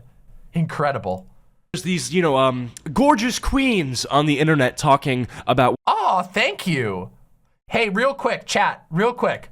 If you think, let's just prove this guy. If you all think, there are about 300 of you here. If you think I'm a gorgeous queen, put a capital LOVE in chat. Give me a love emote in chat. Let's see what we can get here. If you think I'm a gorgeous queen, go ahead and put a fucking love emoji in the chat right now. Let's fucking see it. Oh, ho, ho. Oh, shit. We already got, what do we got? We got fucking, there we go. We got a 7 combo, a 12 combo, an 11 combo. Oh, it's going up. Those numbers are going up, baby. Everyone knows I'm a fucking gorgeous queen. Mwah, mwah, I'm the queen of hell. It's true. It's true. Oh, look at that. So we got a 12, an 18, a 7, we got a 4, we got a 5. Ah, incredible. Oh, and there's more just coming in. Incredible, amazing. And of course, that's not even, let me just show YouTube chat, because YouTube chat deserves some credit for this as well. Hold on, let's just show YouTube chat real quick. Can we get that? Hold on, let me pop out YouTube chat. Bada boop. Look at all that love in YouTube chat. Woo! God damn, bro. Wow, wrecked in real time. Incredible. All right, let's continue. Whether or not autism gender is valid or not, like, okay, bro. And this is actually really stark. People might think that sounds a little bit silly at first. Yeah, I do think it's a bit silly. It is a little bit humorous, if I have to say so. Remember how I said at first? I love that he didn't finish the sentence to where I say, but if you use your brain for a second, let's see, maybe he will. Myself, like, how old are you? Like, you're like, what, 25, 26, and this is what you're doing? Bro, like, this. Oh, thank you, my friend. Thank you very much. Apparently, I am indeed a gorgeous queen. I'm 32, bro. I'm 32, and you thought I was 24. Eternal youth, eternal beauty. Thank you so much, my friend. This is her thing, okay? Like, you have your thing, right? Maybe your thing is like basketball, right? Maybe your thing is cooking, right? No. This person's thing is discussing autism gender online. You know, sometimes I've been called a gym. Well, yeah. I mean, it's one of the things I do. I have one video on my channel of thousands of videos, and that 10-minute video is discussing autism gender. But let's find out what you do. What is your thing, my man? Oh, right. Pink sauce, Minecraft, no face, or sorry, CSGO footage, Velma CSGO footage, reacting to critical Minecraft footage, reacting to me, an original video by me of you just playing Minecraft, you reacting to another content creator playing CSGO, it looks like, you playing CSGO, you know, there we go. So that's your thing. We found out what your thing is. It's being a whiny bitch. Let's go. Bro, and it's like, okay, fine, I'll take Gym Bro any day of the week over autism gender discussion. Yeah, this guy's a gym bro. I buy that. Do you guys buy that? Yeah, oh fucking K. Yeah, the Minecraft guys, I bet he's a super gym bro. I bet he's lifting all those diamond pickaxes the moment the fucking camera goes off. Incredible. And hoster. But I want you to think about this. It is autistic, even cis autistic people. One of the diagnostic categories for autism in the past was the fact that that, like, for example, autistic women would not conform to gender stereotypes. There was lots of gender expectations built into the diagnostic criteria, specifically mostly for women who are young women who are autistic. Yeah, that's probably not because they're trying to be a girl boss, but rather the fact that they're like autistic and they don't really like understand society. Dude. What? I don't know what that meant. I actually do not know what that means. What is a girl boss? What's that? Can anybody translate that for me? I do not understand what that means. Like, let me just explain what I was saying in the video. Obviously, I explained myself in the original video itself, but in the original video, I was pointing out the fact that that there were women who at one point in time were basically, they were considered to be, they were treated worse. They were considered to be more severely autistic because they didn't do normal girl things, which is really fucked up. But what I was pointing at, the reason why I was explaining that is because I was trying to point out the fact that autism and gender, your experience of autism and your experience of gender, even in people who don't identify as autism gender, even in people who do not identify as trans, are interlinked. And even psychiatrists have recognized this and, of course, weaponized it to bad ends. Really interesting. Let's go. Like, imagine seeing an autistic girl who's not, like, wearing a dress or something, and then you're like, oh, yeah, oh, my God, dude, that's such a queen standing up and fighting the gender norms, when in all reality, she's just autistic and wearing... What? What is he talking about? What is this? What is this supposed to... What does that mean? How did you get that from what I was saying? I'm supposed to be the delusional one in this situation, according to this guy. But he's going off on some rant about girl bosses when I wasn't talking about anything even close to that. Not even close.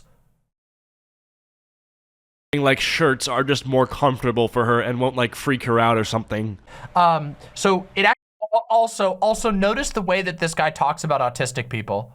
Notice the way that this guy fucking talks about autistic people. It is so bad.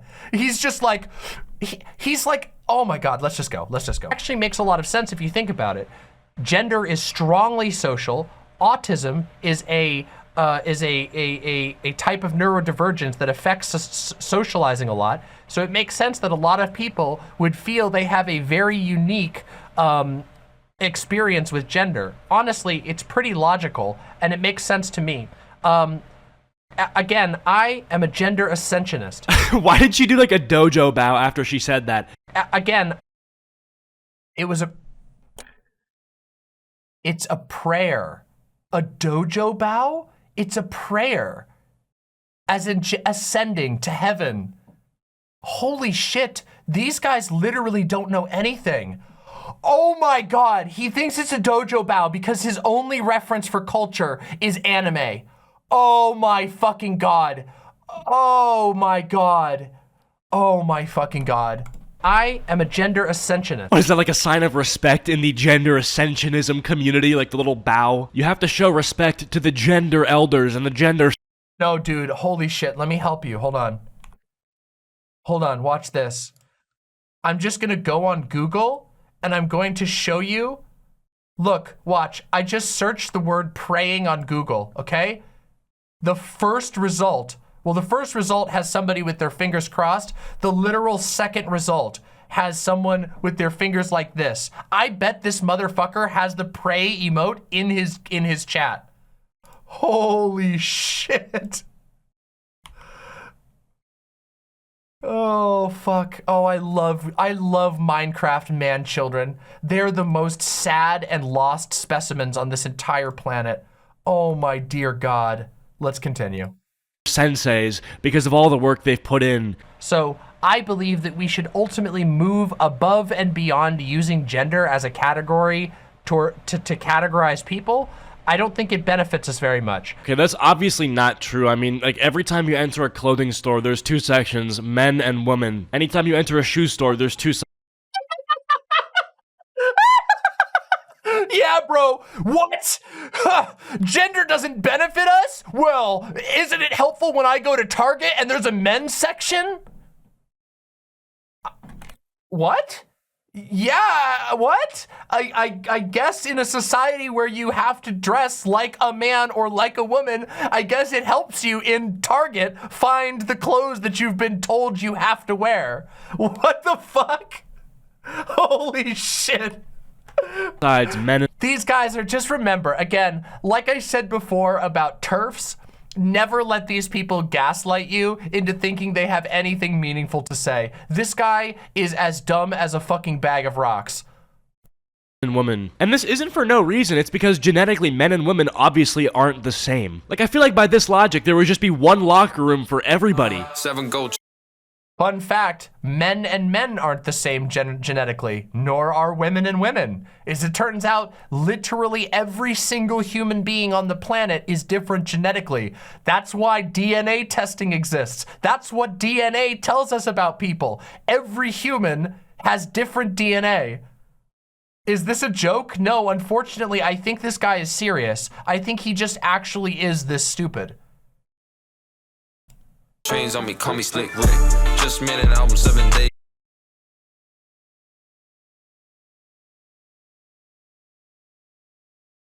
What? That's quick. Boobies going up and down. She's fit. Hold up, wait, rewind that shit. Got uncut gems, Adam Sandler clip. She a vegan. I think that gender as a category mostly serves to benefit essentialists. You want me to, I can't explain this to you. I think the meme is supposed to be like a really stupid joke about pedophiles or something. That's why Walter White was in the bathroom with like a Cabbage Patch Kid or whatever that was. I don't know what that was. Yeah, it seems like a dog whistle, but it doesn't make any sense at all. It didn't make any sense at all. Benefits people. Oh yeah, also, it's kind of weird. It's kind of weird. Does he not like, I mean, he said he was a gym bro, which I don't believe, but has he never been in like a gym locker room?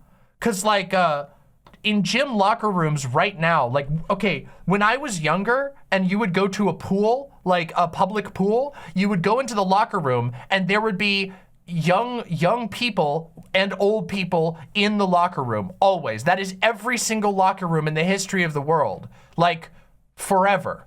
they might be gender segregated, but they're never age segregated. There is no like age segregated gym locker room. Every gym locker room in the world has adults and younger people in it, especially at like public pools and stuff.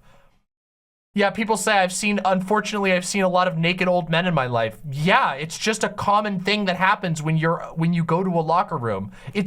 I mean, if you have a problem with nudity as a concept, which I don't really have a problem with nudity in and of itself. Like, I don't think that like people get naked all the time. Like babies are naked, adults are naked. Nudity in and of itself to me is not like a big deal. It's sexualization that's a problem. But like, gym locker rooms are full of people changing their clothes. That's like their entire purpose. I don't know, whatever, man. Let's move on. Who want to build a binary or a set of very highly rigid defined gender roles. So I think that ultimately Yep, what do you think? Like, I don't know. You don't know? I don't know that it's valuable to frame everything through gender. But at the same time, it's also very So that is idea of an own that I paused for a second to correct myself and make myself clearer. Good one, man. Damn, you're the smartest Minecraft YouTuber I've ever seen. Logical to me. Jingle bell, jingle bell, jingle, jingle bell. Me apresento o Deus, sou o seu Papai Noel. Seu presente é piroca e ela caiu do céu. 50% a sua, 50% meu. Was he not? Is that something? What am I supposed to get from that? Can somebody tell me what that means? I don't get it. Not spitting. That's my honest reaction, bro. Like gender abolition, gender ascension. How about you go eat a burger? Elac says, okay, sure. My mom was dismissive. That is not Zoomer bait, unfortunately. I don't even think Zoomers would be able to, I don't think Zoomers would think that's funny. I don't even know if his own fans think that's funny. His fans seem to be mostly very angry. They don't seem to be laughing, and I'll show you. We'll go through the comments afterwards just so you can see, but I don't think this guy's fans are having a good time. They mostly just seem very angry of my gender dysphoria because of that. Yeah, it's something that happens. Bro, don't get some random guy in your chat's mom involved with it. Come on now. Come on. Autistic. What? This is okay. Remember how I said that the commentary community is like when a dude lives in his mom's basement and calls himself an entrepreneur because he sometimes thinks about making a business?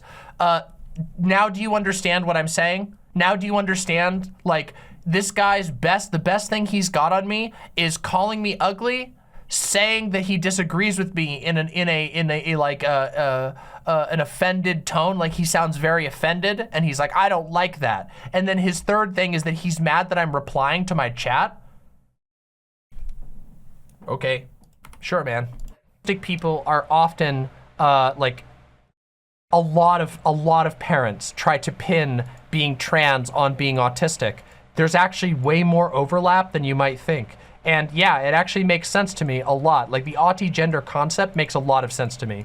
I think that it's kind of low-hanging fruit for people to make fun of it because, you know, people make fun of autism, but I don't. No. That's not what's going on here. Wait, guys, chat.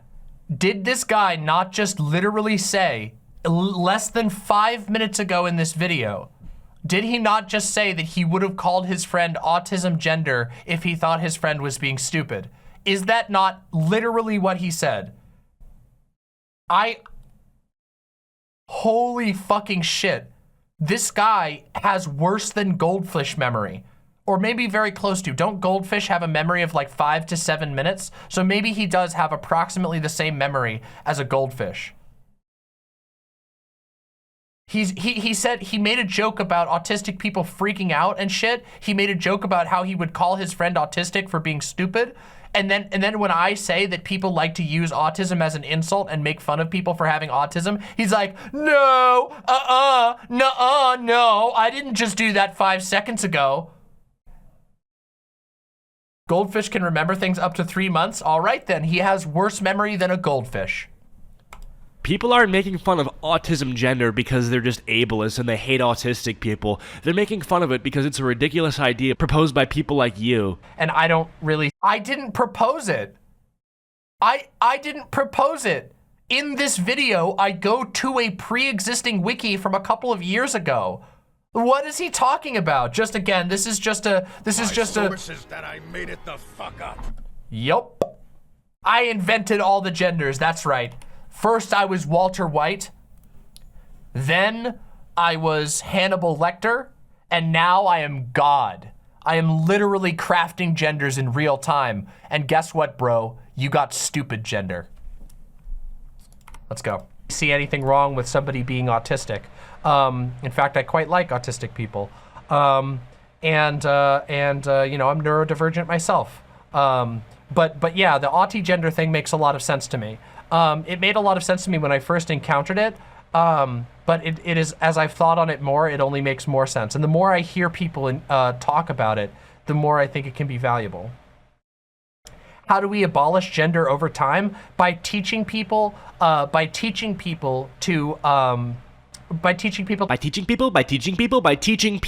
fart a lot and do drugs is what you were going to say, I think.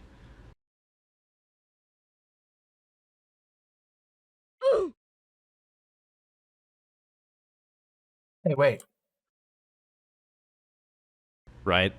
By teaching people that it's okay to challenge gender prescriptions, by teaching people, by encouraging people to introspect and look deeper at gender and ask themselves whether gender actually.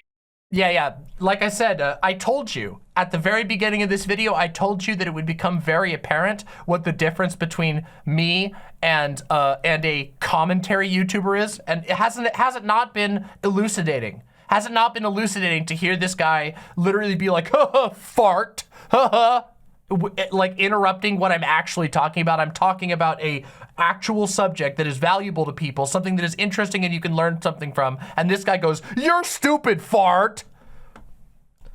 It helps them know anything really about themselves, or whether it's actually just restricting us. In my opinion, like using gender as a way to like categorize the world is only really harmful. Wrong.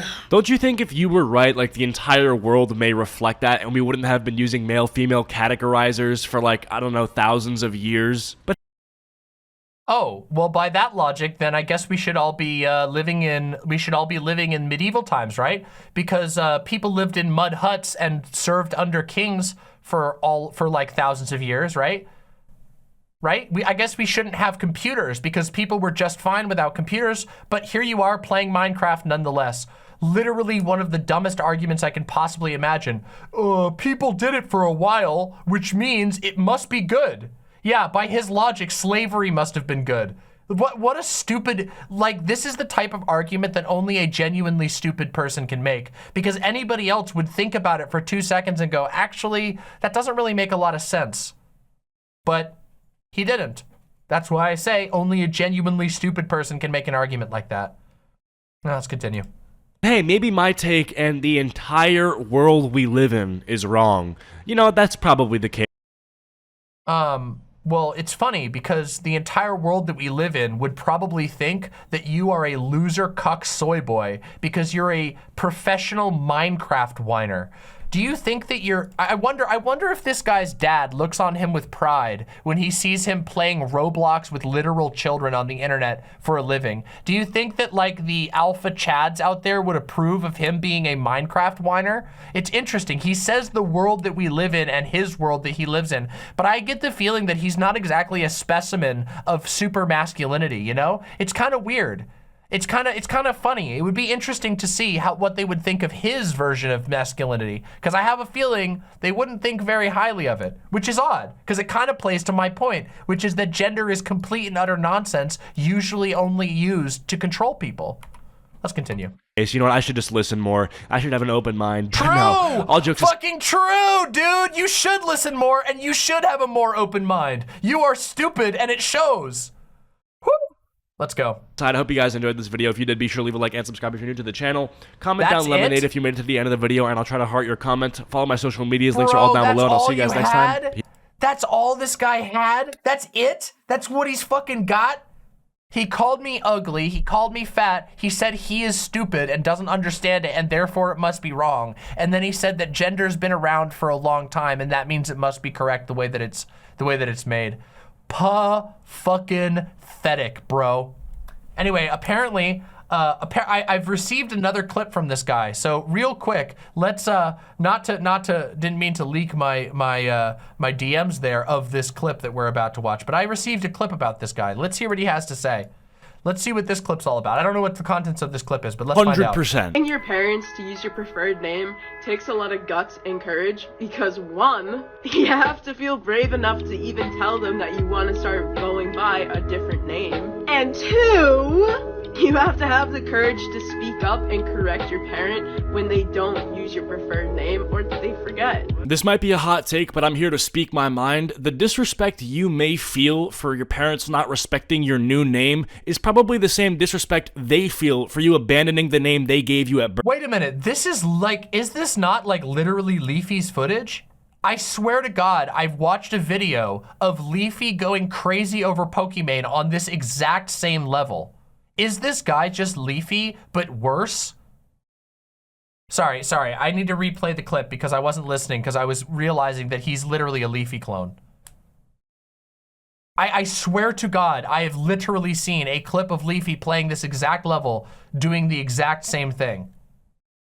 While yelling about some random person who hasn't done anything wrong to him on the internet. But I'm here to speak my mind. The disrespect you may feel for your parents not respecting your new name is probably the same disrespect they feel for you abandoning the name they gave you at birth. You carry... Okay, but they're wrong. People have the right to change their name. People do it all the time, and people only get mad when it's trans people.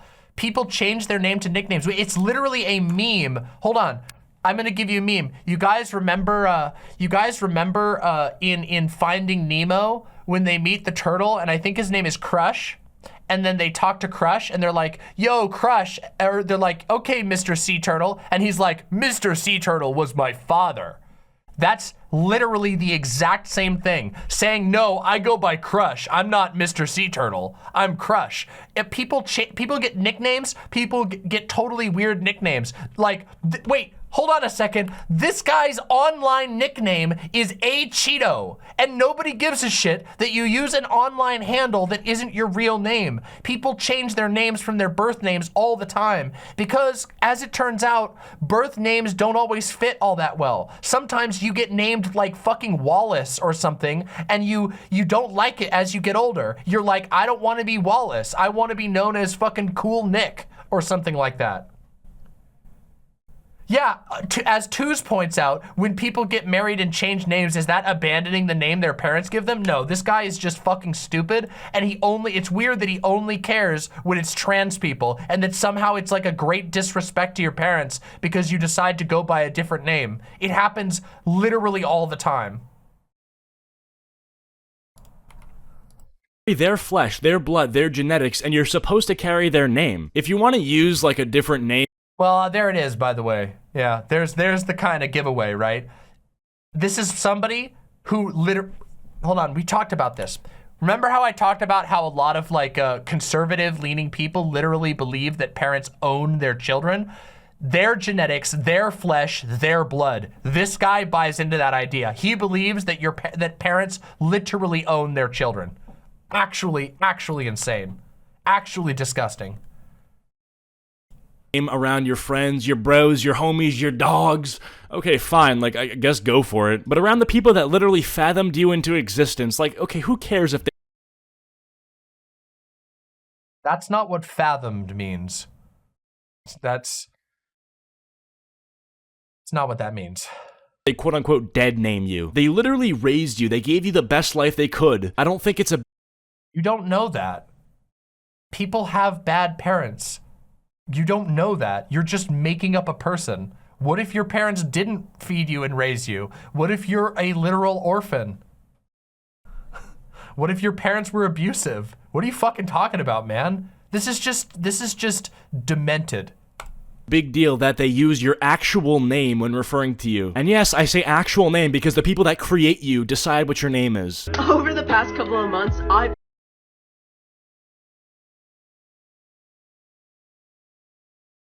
Isn't that like blatantly false? Like how many celebrities use completely different names than the names they were born with? Like a ton of them. How many authors write under a pen name? It's like changing your name in our society is one of the most common things that you do. Very few people retain their birth name their entire lives. Women, every time women get married, almost always they change their birth name. This is just a absolutely deranged position that is so ill-informed. It's like, I can't even believe you could be so stupid. You would have to be reacting out of pure knee-jerk sentiment. There is no way that if you think about this for more than 1 second that you can come to the conclusion that this idiot is coming to. Let's continue. been getting better and better at speaking up and standing up for myself and correcting my parents when they don't call me mom. And I'm really proud of myself, because, it's hard. Earlier today, I looked under the Christmas tree and saw a bunch of presents under there with my dead name on them. I love how that's the best example of the hardship of having this name switch. You saw gifts that were being given to you by your parents with a name that you have gone by most of your life. Oh, good grief, the humanity. It'd be different. Actually, that TikToker simply said that that's what they saw. They didn't say it was the worst thing ever. They just said that's what happened. If it was like an eviction notice with your quote-unquote dead name on it, then I would understand that being the little icing on the cake of the bad news. Like, oh yeah, I'm getting evicted and they dead named me. It's like, okay, I understand why that would upset you, but you're getting gifts. Somebody commented grilled cheese sandwich on this post. Dude, I couldn't agree more. And so we decided that for Tony's 18th birthday, we would get matching Mac Miller tattoos. Yeah, it's a rough day to be a Mac Miller fan. I completely forgot about my homophobic gym teacher. Dude, what is with the voice changer? But honestly, can I even It's a SpongeBob voice changer. They were doing a funny SpongeBob joke. Plain? Is the voice changer really that bad compared to you laughing during every single word you say? I don't know, man. I guess we'll see. Gym teacher that I had in high Okay. school until me and my students were talking about her today. So, we're gonna call this woman Miss D. Oh, she found a way to make the AI laugh. I'm done. How do I put this nicely? Miss D should not have been allowed to teach children. She was missing more than just a few marbles in her head, alright? Whoa, we're just gonna be straight up ableist now? You're saying that, nerd- Aw, dude, that's the laziest shit. Like I said, remember, this guy has just been raw fucking ableist this entire time, and then they do this thing. Conservatives love to do this, but especially the laziest of the conservatives, they pretend. They concern troll. They will have a video where they drop fucking racial slurs and the R slur over and over and over again, and then just immediately be like, oh, aren't you being a little racist and sexist by calling ableist by calling your teacher stupid? It's so lazy. It's so unfunny. Neurodivergent people can't teach or be productive members of society? Okay. Oh yeah. Nope. Oh yeah, that's totally what the TikToker was saying. She was missing more than just a few marbles in her head, alright? Stop. Actually stop. I don't want to hear the AI giggle.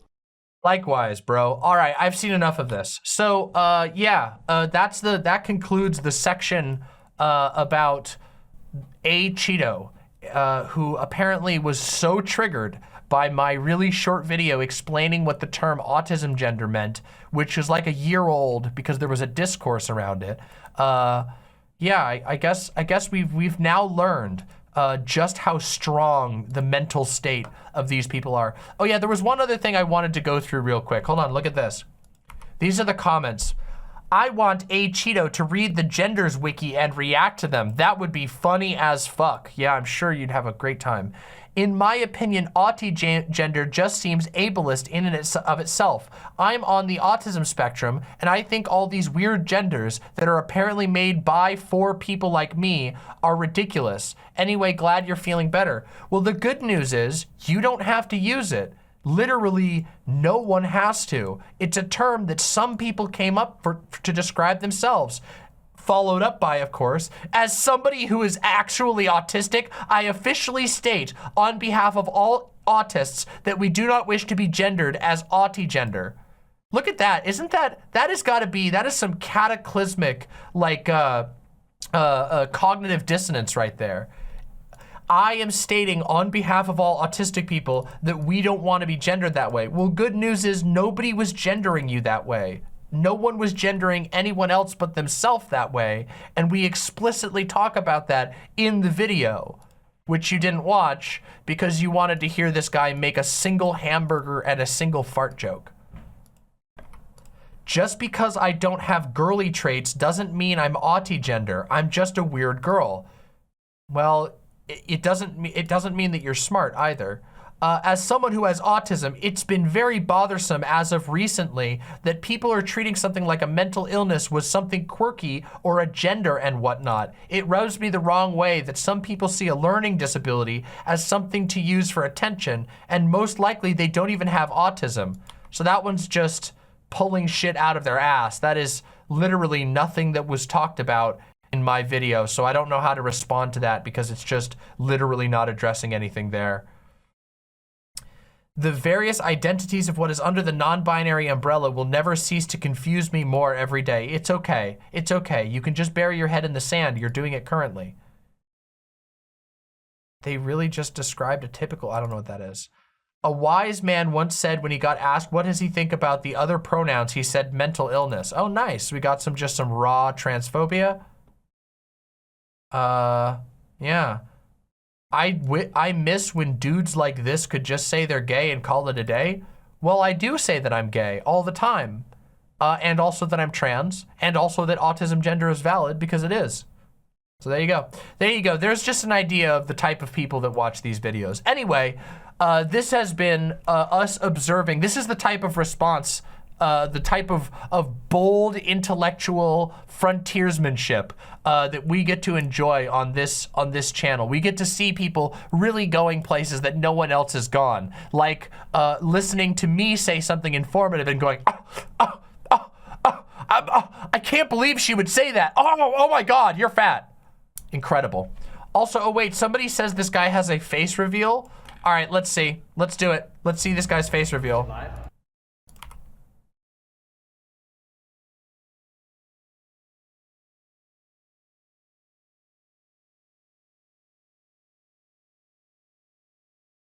Ring Bean, don't you ever fucking call anyone ugly again, bro. You have a literal fucking hillbilly mullet. You're wearing khakis and a Hawaiian shirt like some kind of fucking school child from the fucking early 2000s. Oh my God, bro. Holy shit. And also, this guy's probably pushing 30, right? Right? This guy's gotta be pushing 30. Hey guys, my name is Cheeto. That's my real name. This is my face reveal. You guys have seen my videos now. That's not him? This is not him? So he just lied about it? Look like. So joke's on you. Smash like, subscribe. So he hired someone who also looks bad. His wiki says he's 19? Yeah, okay.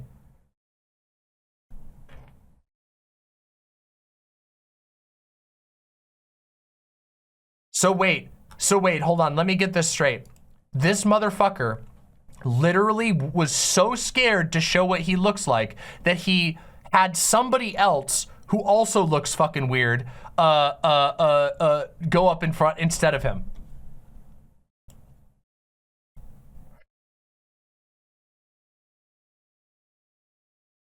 Just a prank, bro. It's a prank. I don't want to be seen in sunlight. I'm gonna spend my time online calling people ugly.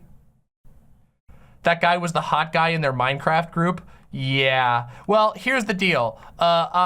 Here's the deal. I'll make a deal with you because I don't want to be cruel to the guy that he had go up for him. I'm sorry for being mean to you, but you need to get better friends. There you go. All right, everybody. We have another thing to react to. Which is we have to talk about the Andrew Callahan apology that went out today.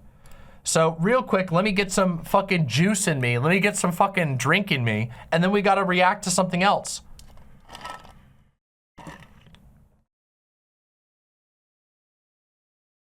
Wait, we got breaking news on D&D Beyond too?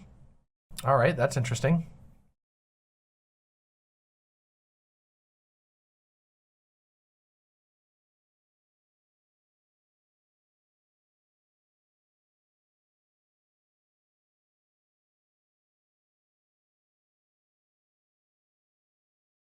Hold on one second.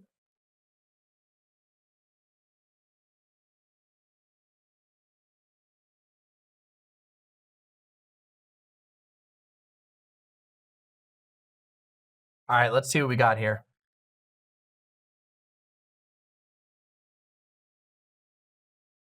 All right, this might be a small update. Hold on a second. Let's take a look here. Hold on.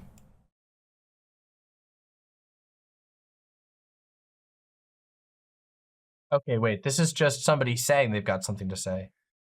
Hold on, here we go.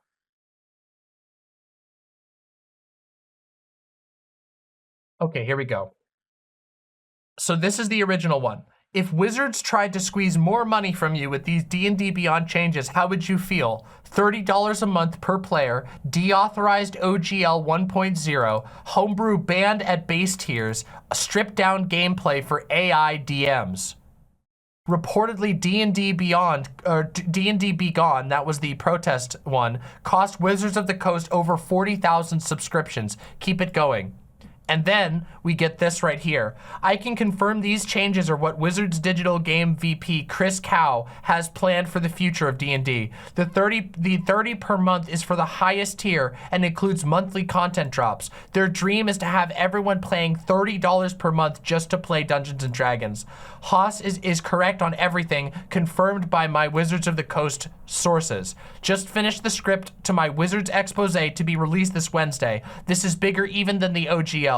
The truth from insider sources have been verified by me, Noah Downs, my lawyer friend, and other sources confirmed by It's Ginny DI and Nerd Immersion. These are large community accounts that are confirming this information. Holy shit, that's bad. Oh God, that's really bad. Wow. Oh my God.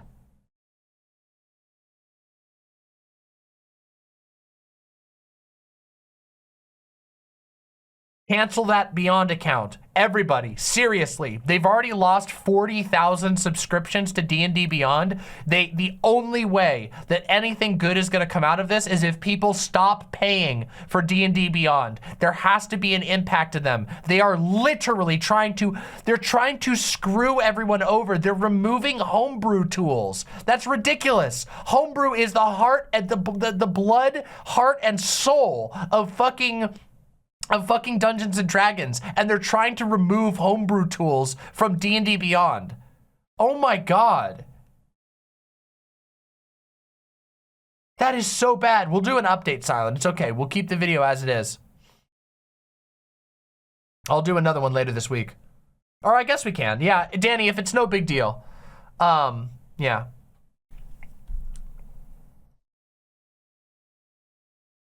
Hold on, let me just send a message real quick here. Hold on.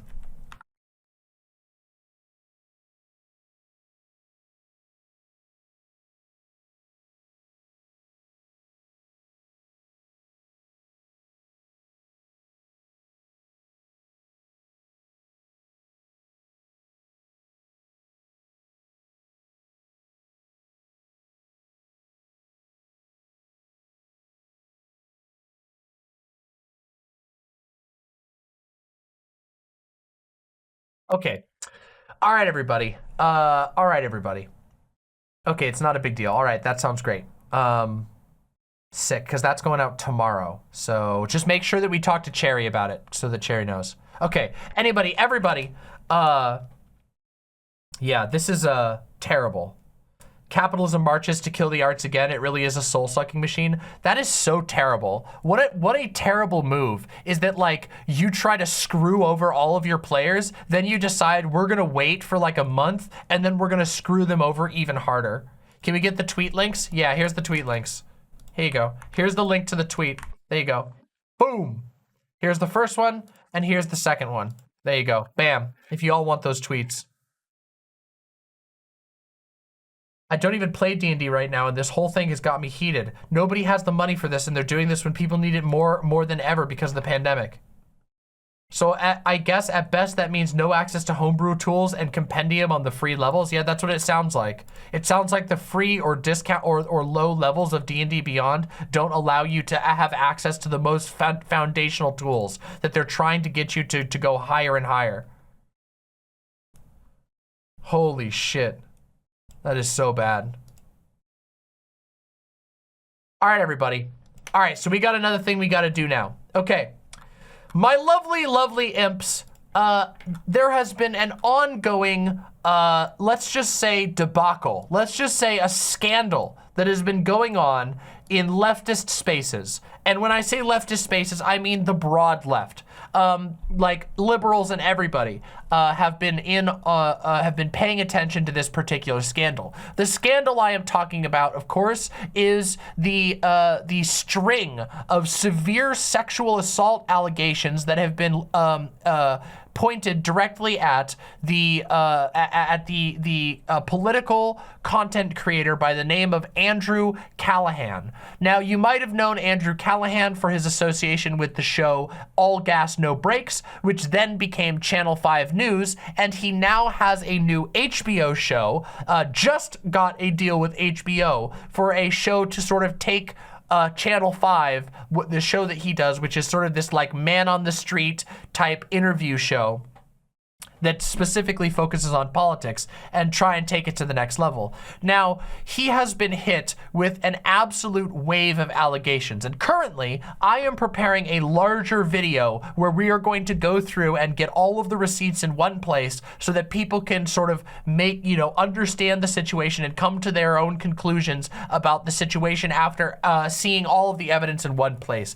And the reason why I need to do a video like that is because there is a lot of people out there there are a lot of people out there currently trying to sort of deny the allegations, even though from what I have personally seen, there is no real reason to believe that any of these allegations are fraudulent. And in fact, most of the people who have brought forward allegations have done so very, very publicly with their own face and their own identity very apparent.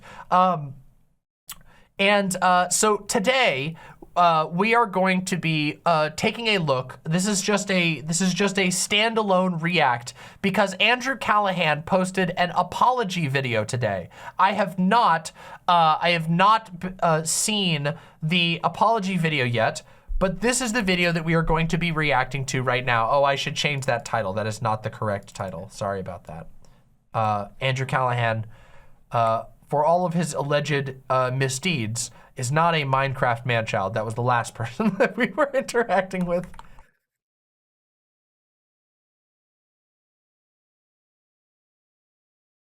All right, let's see. Oh, here's a collection. Oh, that's very, very helpful, actually. That's extremely helpful. I will use that as we do this. It's probably going to be the next stream that I do. We're going to talk about this is my goal.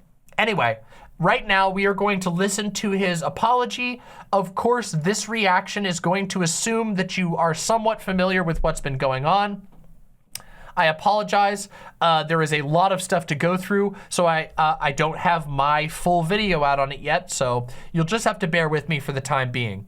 Apparently, yes, as some people in chat are saying right now, apparently, yes, more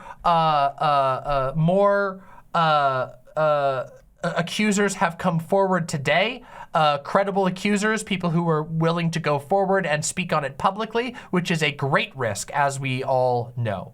Let's listen, okay, everybody? Let's take a listen to what he has to say. Let's see. All right.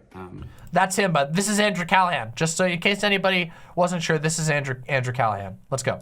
I never thought I'd make a video like this, but I think there's an important conversation to be had, and I just want to be fully accountable, honest, and transparent. Wow, it's fucking crazy quiet. Hold on, I gotta turn that up a little bit. Boop. There we go, let's turn that up. With all of you guys. So I'd like to start by thanking every single Jesus Christ. I gotta really crank this up. person who's came out in the past week to speak about different ways in which my behavior has made them feel uncomfortable or pressured during a sexual situation, and to people who said that I've made unwanted advances and had a hard time with rejection. I'm sure this was not easy to do. It's never easy to speak out, and it was hard for me to hear as well, because to be honest with you, up until this point, I didn't even really realize that I had this pattern that had affected multiple people. I'd also like to apologize for my silence. I think that when this stuff first came out, I was in a state of denial and shock. I was, So, this is only 60 seconds in, and it is checking a lot of the YouTuber apology boxes. I'm sorry that you felt that way. I don't know what you're talking about. I didn't know I was doing any of these things. This is what we call in the business a CYA, a cover your ass. That's what this is right here, at least so far. We'll see if it gets a little more meaty as it goes on, but this is very unimpressive so far. It's basically saying, no, I don't know what you're talking about. I don't know. It's just, wow, thank you so much for your feedback. I'm sorry you felt that way. And then never actually acknowledging what was done. Notice that he's been extremely careful to not actually admit anything. He said, I'm not even aware this was a pattern that I had. Not, wow, this has been something I've been doing really wrong and I'm sorry for that. That's not an apology, that's a sidestep. That's saying, yeah, it's interesting that you feel that way. I never saw it that way. Let's continue. just riding the high from my movie that just came out. And then within 48 hours, I was denounced by my closest collaborators. And my name was printed in 40 different news outlets next to the words sexual misconduct. And I just kind of 7 seconds after I say that this is a cover your ass, he goes in to start talking about how bad it feels to be him right now, how hard he's having it, because he feels sad after he was on a high from getting a gigantic, extremely high valued movie deal. Bro, come on, man. Come the fuck on. Spiraled into a mental health crisis. I'm okay now, but I don't really think this is about me.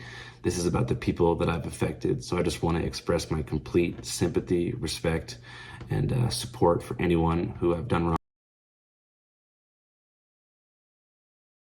No direct apologies, no direct admissions. I want to express my sympathy to anyone that I have wronged. Bro, his lawyers are standing on the other side of this camera right now with a little board, and they're pointing at it like this, and they're lifting up pages and going, okay, now say this. Okay, now say this. Okay, now say this. This is fucking 100%. This is 1,000 fucking percent, so that when they go into court, they can go, look, he's a man of character. Look at that. That, to me, that indicates that they know more shit is about to come out. If you have to do this type of weaselly apology so that you can have something to call on when you go to court, bro, that is so bad. Holy shit, he's literally avoiding actually saying that he did anything.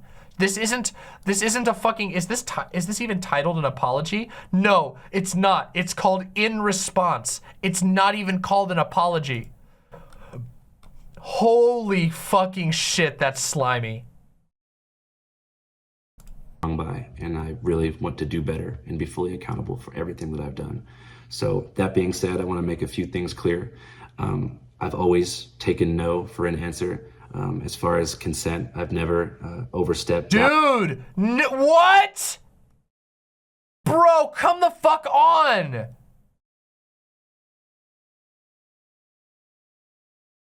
Why would you even publish this? Oh God, you would have to only publish this if it's a legal strategy. This has to be a fucking legal strategy.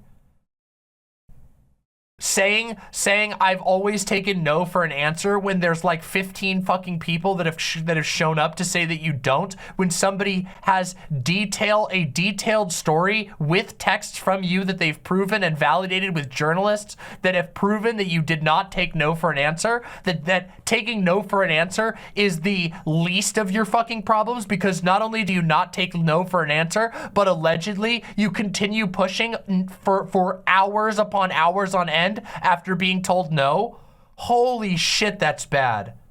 Line, but you know, I think I want to have a more nuanced and important conversation about power dynamics, pressure, and coercion, because you know, like I said, I think for a long time I was behaving in a way that I actually thought was normal. I thought that, you know, going home from the bar alone made you a loser. I thought that persistence. Oh my God, it's literally a boo-hoo poor me. This is terrible. Was a form of flattery. And I thought that, you know, if at first somebody was reluctant, you know, they're playing hard to get, just try harder. And if you think someone's feeling you, you know, make a physical advance and see if they go with it. And notice here that he's only talking about his thoughts and he will not admit any action. He's not, this script is carefully written such that he is not admitting to doing anything. He is only admitting to thinking about these things. That is the sweezeliest, slimiest thing you could possibly do. Yeah, for legal reasons, I'm not going to apologize, but I am sending you positive vibes. Oh my God, dude. This is so bad. I think that, especially I realized when so many young people, especially young men, rushed to defend me when this stuff first started coming out, that this type of sex pest behavior is normalized. And a lot of people think this stuff is normal when I don't. Now he says it's about other people. He says sex pest behavior is normalized in other people. He realized that from other people. I think that it is. And I think that Yeah, Angry Vicky points out, Angry Vicky says, Demon Mama, with a quote, I've always taken no for an answer, and quote, I thought persistence was flattery are contradictory. Isn't that interesting? Is that funny that he said that he's always taken, that's why I said he's being very careful with the wording. He thought that persistence was flattery, but he has always taken no for an answer. He's trying to say that I'm a little silly, but I've never done anything wrong, guys. This is not an apology. This is a fucking CYA. Want to be fully responsible for not having a fluid understanding of consent and what enthusiastic two-way consent looks like. That being said, a lot of the things that have been said online about me are not true. A lot of things are missing really important contextual information that I think would change people's interpretation of a lot of these situations, but I'm not here to invalidate anybody's lived experience. If you feel pressured. Oh my God, bro. Did they hire the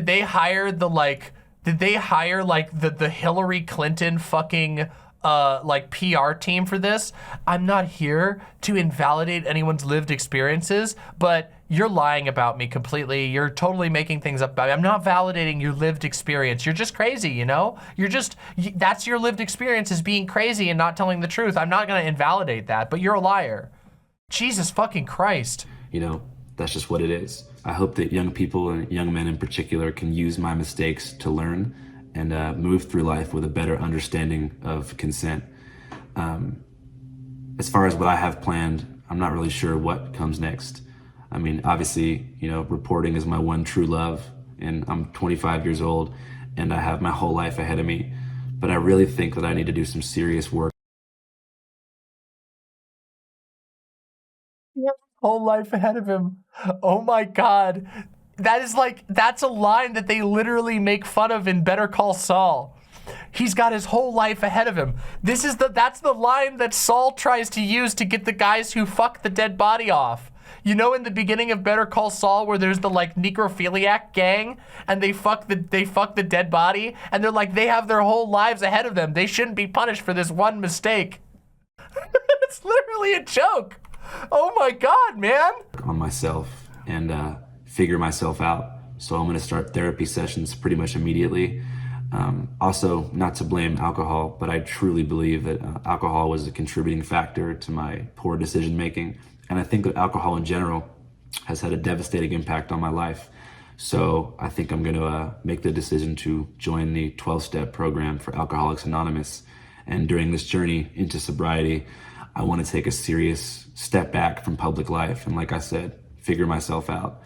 And I hope that this reaches the ears of anyone who's felt affected by me. I'd love to reach out to you, or you can reach out to me, even just for me to say, I'm sorry. And I really apologize, and I appreciate you all. I also want to apologize to my close. Saying you're gonna go to rehab, to try and get yourself in less trouble for the heinous shit that you allegedly did is like the oldest trick in the book.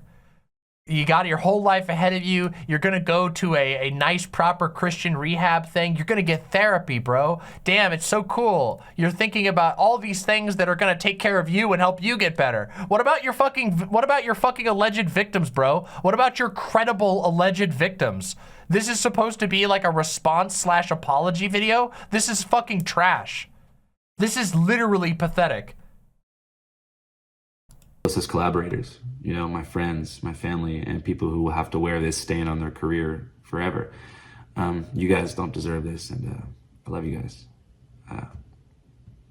That being said, if you never want to watch Channel 5 again, I understand.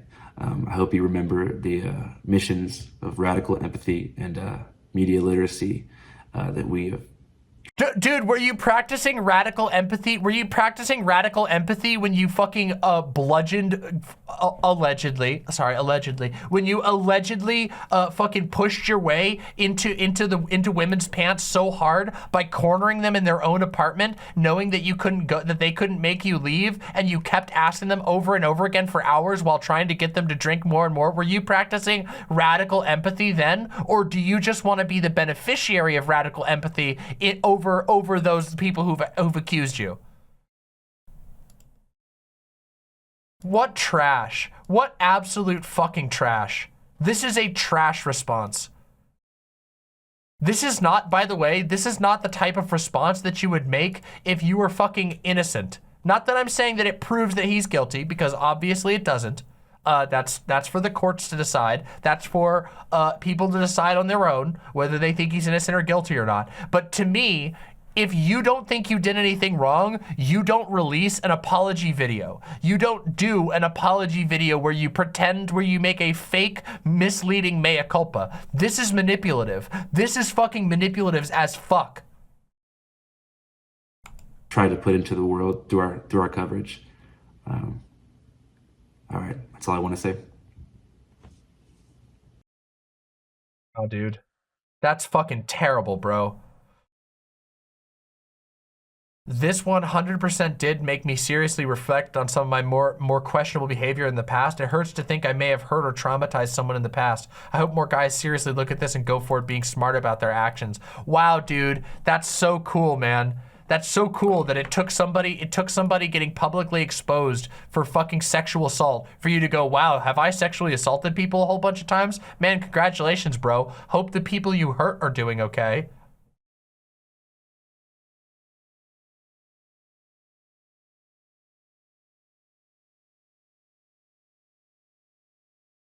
Bro became a journalist and found dark secrets and did not think that shit would happen to him. This shit is so brain dead.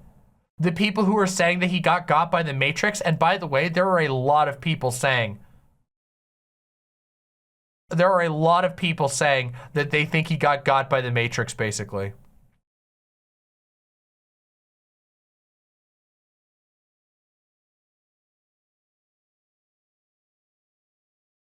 The ability to call, oh my God, these people are so, oh, this is so sad. Are these even real fucking accounts? There are so many people here who are like, men do this to me all the time. Look at this shit. I've been in these situations. Here, look at this one. I haven't watched this video yet, but I want to say that as a woman, this has happened to me countless times. Until recently, I didn't even realize that it was wrong. I kind of thought being pestered into sex was just an unfortunate reality that women go through. It feels good to hear someone take accountability. He didn't! He didn't! Don't be fucking, that is so, no! I hope it's just coming from the right place and is genuine. It's not. It's fucking not. God, that's so bad. Oh no, that's so bad. Fans, oh my God, parasociality is so bad.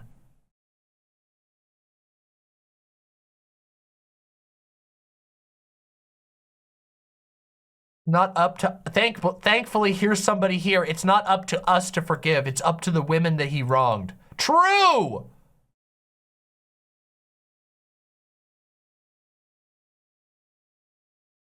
Holy fucking shit. Good work, bro, on getting into AA. No, dude, you don't praise the guy you don't praise someone for making a CYA. You don't praise your favorite person because they fucking embarrassingly, manipulatively gave a non-apology. Hassan's response to this was gross. Does anybody have a link to it? Does anybody have a link to that? If somebody can give me a link to that, I would like to see what Hassan has said to it. That would be very curious. I would be very curious to see that. Somebody here says, I mean, that's probably as good and genuine as a public apology as one can hope. Oh, come the fuck on. He would not be going into AA if he hadn't been called out. Yeah, of course. This is pathetic. And the immediate character assassination attempt from your team, question mark? Maybe his team wasn't character assassinating him. Maybe his team was mad at him for behaving like this. Why didn't he put this on the main YouTube channel? Everything about this is disgusting. Either way, it's up to the survivors if they want to believe this quote-unquote apology or not. To me, none of this seems sincere, but ultimately, I just hope the survivors get what they need. Damn, one based commenter. 90% of these commenters are sucking his dick, telling him he's a good boy for lying to our faces. This is so slimy. He literally cost his team their jobs. This is pathetic. All right, here's a link to Hassan's reaction. All right, let's see Hassan's reaction. This will be interesting. We'll do a little bit of a bonus reactception. Let's do it. It's not even an apology. Let's see what he said.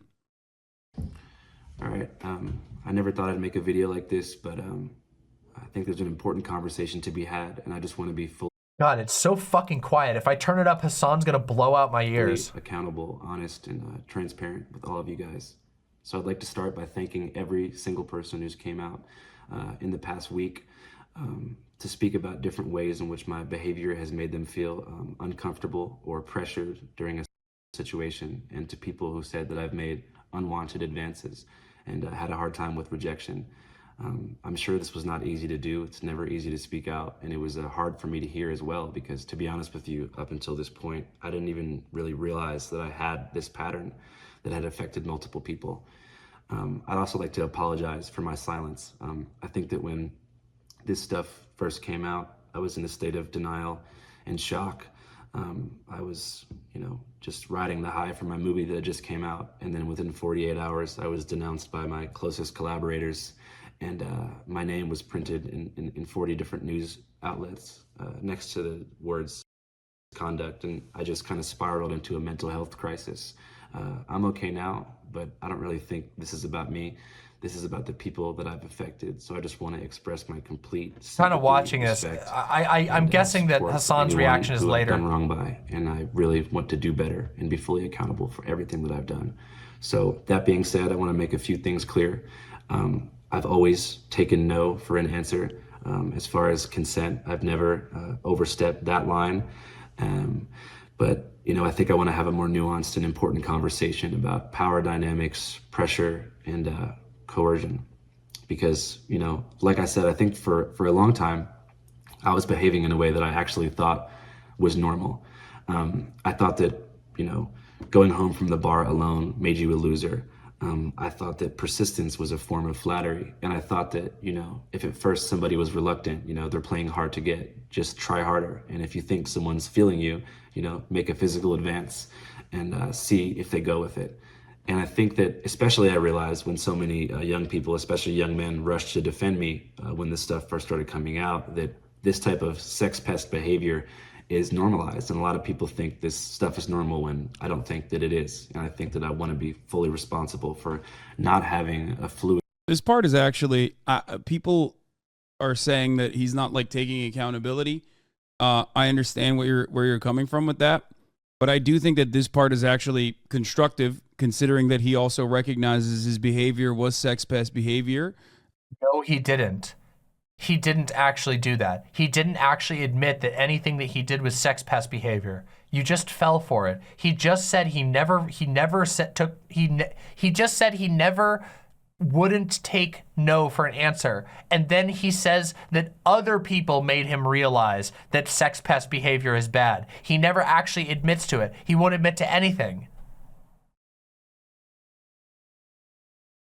Oh, come on, man. Look, I'm not gonna get super mad at Hassan early on, because I understand that people can have different reactions, but this particular point, Hassan is just wrong on. He lied. He said he never took, he always took no for an answer, and then he makes it sound like he's apologizing for sex pest behavior, but he's actually talking about other people. And he's saying that like he personally did not understand that he was doing something that is incorrect. Now, you might not take that, and that is understandable, but that doesn't change the reality here. And what he is saying here is objectively true. And I think that it's important for him to say that. I don't know why he did not. I mean, he mentioned the victims immediately and said, thank you for coming out and speaking out about this. Maybe I'm missing the point, but like, I don't think he actually said anything along the lines of like, I apologize for the trauma I've caused for you, and I'm working on like offering steps of restitution in some meaningful way. I know my words might not mean enough, especially at this point, considering that like, you know, the harm I've done, but I will do everything in my power to, you know, make it right. Something along those lines would probably have been important to address originally, immediately out of the gates. Because I do think that he recognizes the actions immediately. As far as what I've seen, it seems like he recognizes that he has done a lot of wrong. Even people who have defended him, he says. He doesn't. He literally says the only thing he admits is to thinking something incorrectly. He basically tries to be like, ooh, woo, I'm an innocent soft boy. Okay, look, I'm sorry. Guys, I'm really sorry to tell you this, but pushing someone in their own home, in their own bed, to continually pushing them again and again and again and not taking no for an answer, allegedly, is not just like, ooh, woo, I made a mistake. People do make mistakes. I want to be really clear about this, especially when you're really super young. Like if you're like in your teens, people make mistakes all the time. They don't understand boundaries. There is like a cottage industry of like high school media that tries to teach specifically men, specifically young men, that it's okay to like pursue a woman even after she like turns you down because it's like a game or something, which is not true to begin with. But some people, when growing up, do make some small mistakes, but this is not that. This isn't you asking a girl out multiple times because you're hoping to make her fall in love with you over the course of your senior year in high school. This is a guy who pressured a woman, allegedly, who allegedly pressured a woman to let him stay over at her place after getting her drunk. Then, after she kept saying no to having sex, he kept pushing, getting so far as to climbing into her bed with her, continuing to pressure her until finally she gave in because she wanted to be able to survive the situation.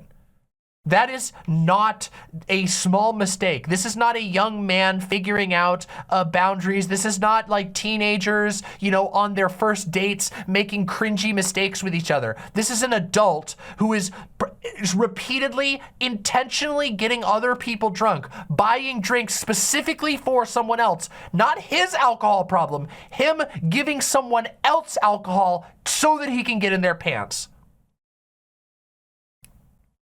Holy shit. Oh my God. By the way, thank you, Rafty, for the gifted 3 tier 1 subs. Deeply appreciate that. Oh my God. Yeah, this is just, yeah, this is fucking, this is shitty. Let's continue. Are not doing the right thing by defending him because he recognizes that he's in the wrong, which is a good thing overall. But I do believe that he should have directly said, like, I apologize for my actions, apologize for the trauma I caused. Maybe I missed it, though. I will rewatch it again. When this stuff first started coming, a fluid understanding of consent, that I want to be fully responsible for not having a fluid understanding of consent and what enthusiastic two-way consent looks like. That being said, a lot of the things that have been said online about me are not true. A lot of things are missing really important contextual information that I think would change people's interpretation of life. I think this stuff, now, That part is one of the shittiest parts of this. I really fucking hope Hassan calls him on this. That is fucking bullshit. This part is vague, and I don't think vagueness in this circumstance No, it's helps. not vague. Oh my God, it's not vague. He just tried to cast aspersions on the accusations. Has been said online about me are not true. A lot of things are missing really important contextual information that I think would change people's interpretation of life. You won't, if you knew more, if you only knew more, and I'm not actually going to give you that information, I'm just going to say, if only you knew more, you wouldn't think I was doing a sexual assault, apparently. That is so scummy. Show the evidence or shut the fuck up. If you have evidence that you're being blackmailed, if you have evidence that people are actually lying about you, then show it. This is fucking bullshit. This is attempting to undermine the narrative without any actual evidence. It's literally a rhetorical trick. Don't fall for it. This stuff, now this part is vague, and I don't think vagueness in this circumstance helps Andrew at all. I do think that he should have openly stated, like, there are certain accusations made by, like, third party, friend of a friend, something like that are just, like, objectively untrue, and Yeah, but nobody's talking about those. Basically, no one gives a shit about the texts of people saying, oh, I knew him in high school and he was weird. No major news source picked up that shit. And no one cares. What he's trying to do right here is very obvious. He's trying to undermine the stories of the people who came forward by casting doubt without providing any evidence. It's too bad. Hassan, look, let's go. Muddy the waters of the real victims in this situation who I have personally wronged or personally harmed. You know what I mean? Because I think that it was one of the first things that I saw, other than the like I said, firsthand accounts and actual allegations by people directly about how they felt like they were wronged, how they felt like they were assaulted, violated, whether it be their personal space or whether it be their experience with Andrew. When I saw, random TikTok comments being like, oh yeah, he hooked up with young people, I heard from the drummer of a band that was like friends with. Yeah, but no one cares about fucking TikTok comments, man. Dude, no one gives a shit about TikTok comments. Why are you fixating on TikTok comments when he's clearly, that is what he's trying to draw your attention to? This is supposed to be a response to severe allegations, multiple severe allegations against him, and he and now you are talking about TikTok comments. What the fuck? Andrew or something, and you know how, like, people that live with their parents, they're all underage 99%, and that's like an insane thing. You know what I mean? That is an insane accusation that does not contribute to the main point of contention here. Okay. And who cares? It's a TikTok comment. There's all kinds of crazy things that you can find in TikTok comments. I could go onto TikTok right now and find you TikTok comments where people are arguing that a TikToker was murdered by the government because he discovered gnomes, because he discovered the existence of fucking goblins. I could find you that in like an hour. It would take me no time for you to find for me to find fucking energy crystal top secret FBI level TikTok comments. It doesn't matter. Why is this successfully being used as a misdirection? He's talking about the statement of Andrew. No, yeah, but he's buying what Andrew is saying. And I think that they should not be mentioned at all. Like, they should not have ever been brought up as like a serious pattern of behavior. Because there were plenty of examples of people that were recounting their personal experiences that showcase a pattern of behavior, which... Yes, and Andrew Callahan is distracting from those by bringing up stupid TikTok comments. It's a obvious tactic. He seems to recognize as sex pest behavior, which he openly states. He doesn't say directly, but he very clearly says, like, it's interesting. I'm glad that he at least Hassan pointed out to his audience that he doesn't directly admit to being a sex pest, that he talks about sex pest behavior, but he doesn't actually admit to it. This is sex pest behavior and it should not be defended. And the reason why men defend it overall is because they too do not recognize that it's bad. And this is like a conversation that needs to be had about consent. A lot of these situations, but I'm not here to invalidate anybody's lived experience. If you feel pressured, you know, that's just what it is. I hope that young people and young men in particular can use my mistakes to learn and move through life with a better understanding of consent. As far as what I have planned, I'm not really sure what comes next. I mean, obviously, you know, reporting is my one true love, and I'm 25 years old, and I have my whole life ahead of me. But I really think that I need to do some serious work on myself and figure myself out. So I'm going to start therapy sessions pretty much. Wait, how old is Andrew Callahan?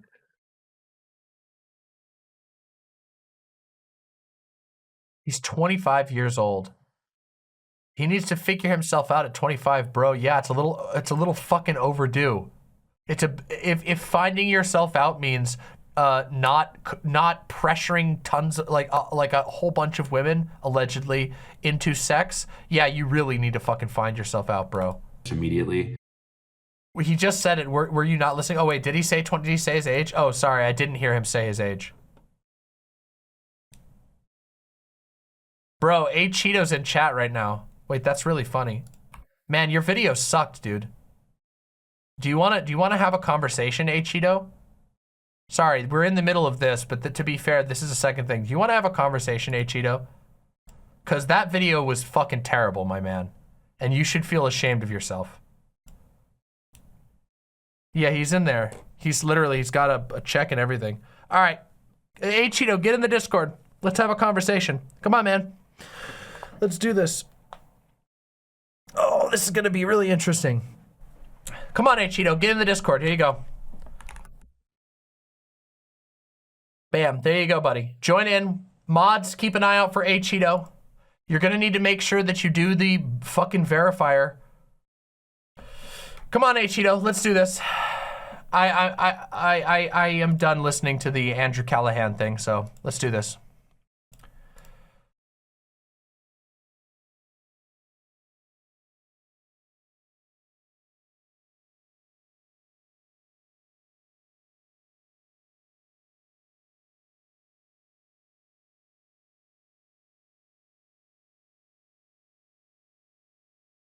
Here, let's change my my title here.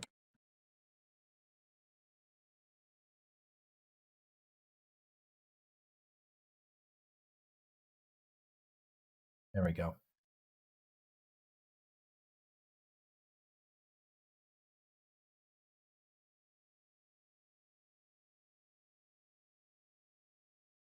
When I don't properly cap off a segment, sorry about that, Danny. I'll go back to it afterwards and give you something to cap it off with. Let's see here. All right, can we get him into the voice chat? Sorry, I shouldn't I shouldn't have assumed. I assume you use he him pronouns, but all right, I'm in stream call in. Bring him in when you can. See if he actually joins, or maybe he's gonna pussy out. We'll see. We'll find out.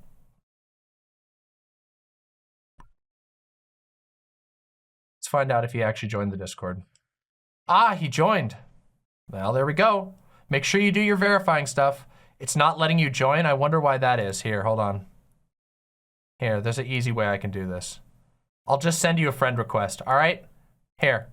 We don't even need to be on the server. Just accept my friend request. I've done it.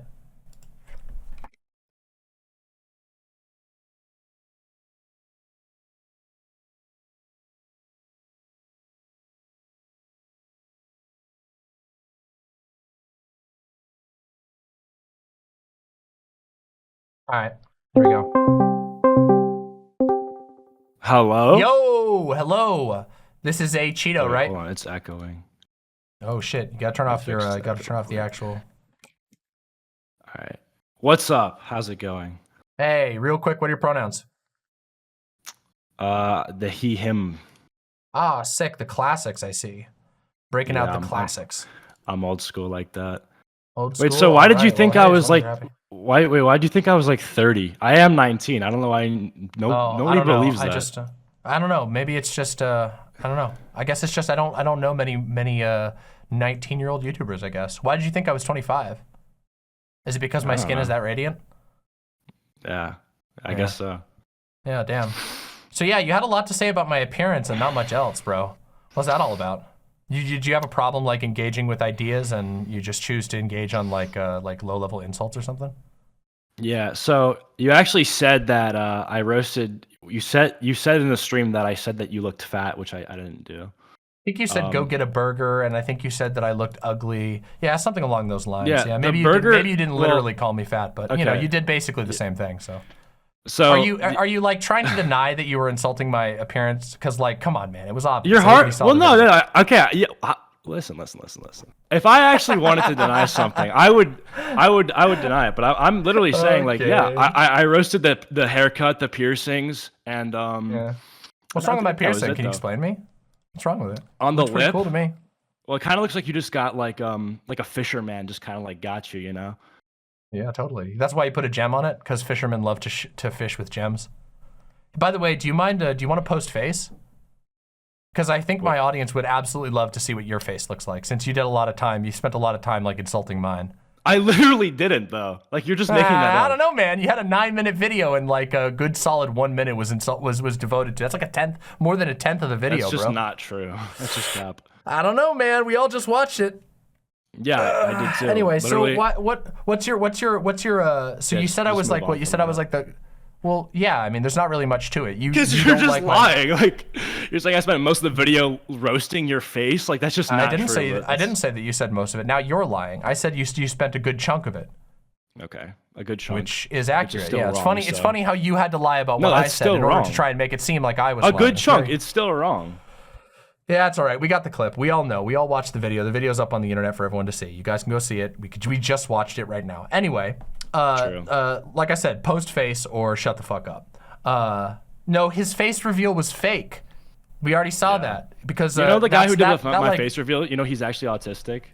Oh, I'm sorry to hear that. I'm sorry to hear that he was that he was offended by my autism video. I guess. Nah, that's my boy. Yeah. That's okay. Yeah. Yeah. Well, I'm sorry that he felt offended by that, but no, or maybe he didn't. Maybe he doesn't have any connection. I guess I'm kind of jumping to a conclusion that he makes. Yeah, bro. Don't. He's not catching strays, bro. Don't get him involved. Come on. Well, I mean, to be fair, you let him take a bullet for you when you talk about other people's appearance, and then you hid behind him and his appearance. No. It's literally a meme. No? Like, wait, what do you mean? It's literally a meme. Post face. Where can we see pictures of you? Bro, what's up with the whole post face thing? Like, hold on a second. I've been public that I'm doing that at 400K subs. Like, I'm not hiding anything. I'm just doing it when I hit 400K. So it's behind 400K. You won't show. You'll make fun of other people's appearance without showing your own appearance, but you know, you make somebody else take the shots for you. Is basically what you're saying. Your poor friend. What did you say his name was? Roy? No, John. That's my boy. Oh, Oompaville. Sorry. I thought you said something else. So yeah, so you know, I guess it's an impasse on this one. You're gonna hide behind other people, and while you know, do shit talk to other people. Okay. Yeah. So wait a second. I'm really interested. You came by here to talk with me. I assume you wanted to talk more about the autism gender thing, right? Or is that a misassumption? Were you done? Did you said your piece on it? Dude, someone just sent me the video. Someone was like, "Oh, dude, she's watching you live, and I was like, oh shit, really? I go back, and I'm like, oh, okay, you watched the video. I watched like 5 minutes of you reacting to it, and I was like, I just typed Joe Biden. Like, I was like, okay, I'll call you for a bit. Like, I don't really care. Though, I mean, I don't know. I mean, you seem to get like really, and this might just be like your audience, like you're like very in like the politics side of things, where it's like yeah, I'm a political like, streamer.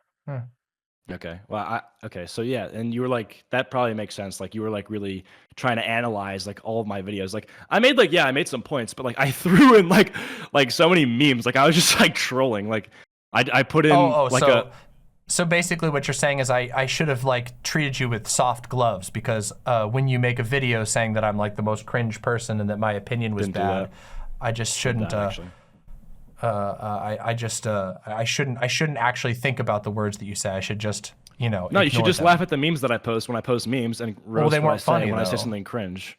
Okay, that's fine. They weren't funny, and I did roast every cringe thing that you said. So it's kind of weird. I don't know really what you're whining about at the moment, because that's exactly what I did.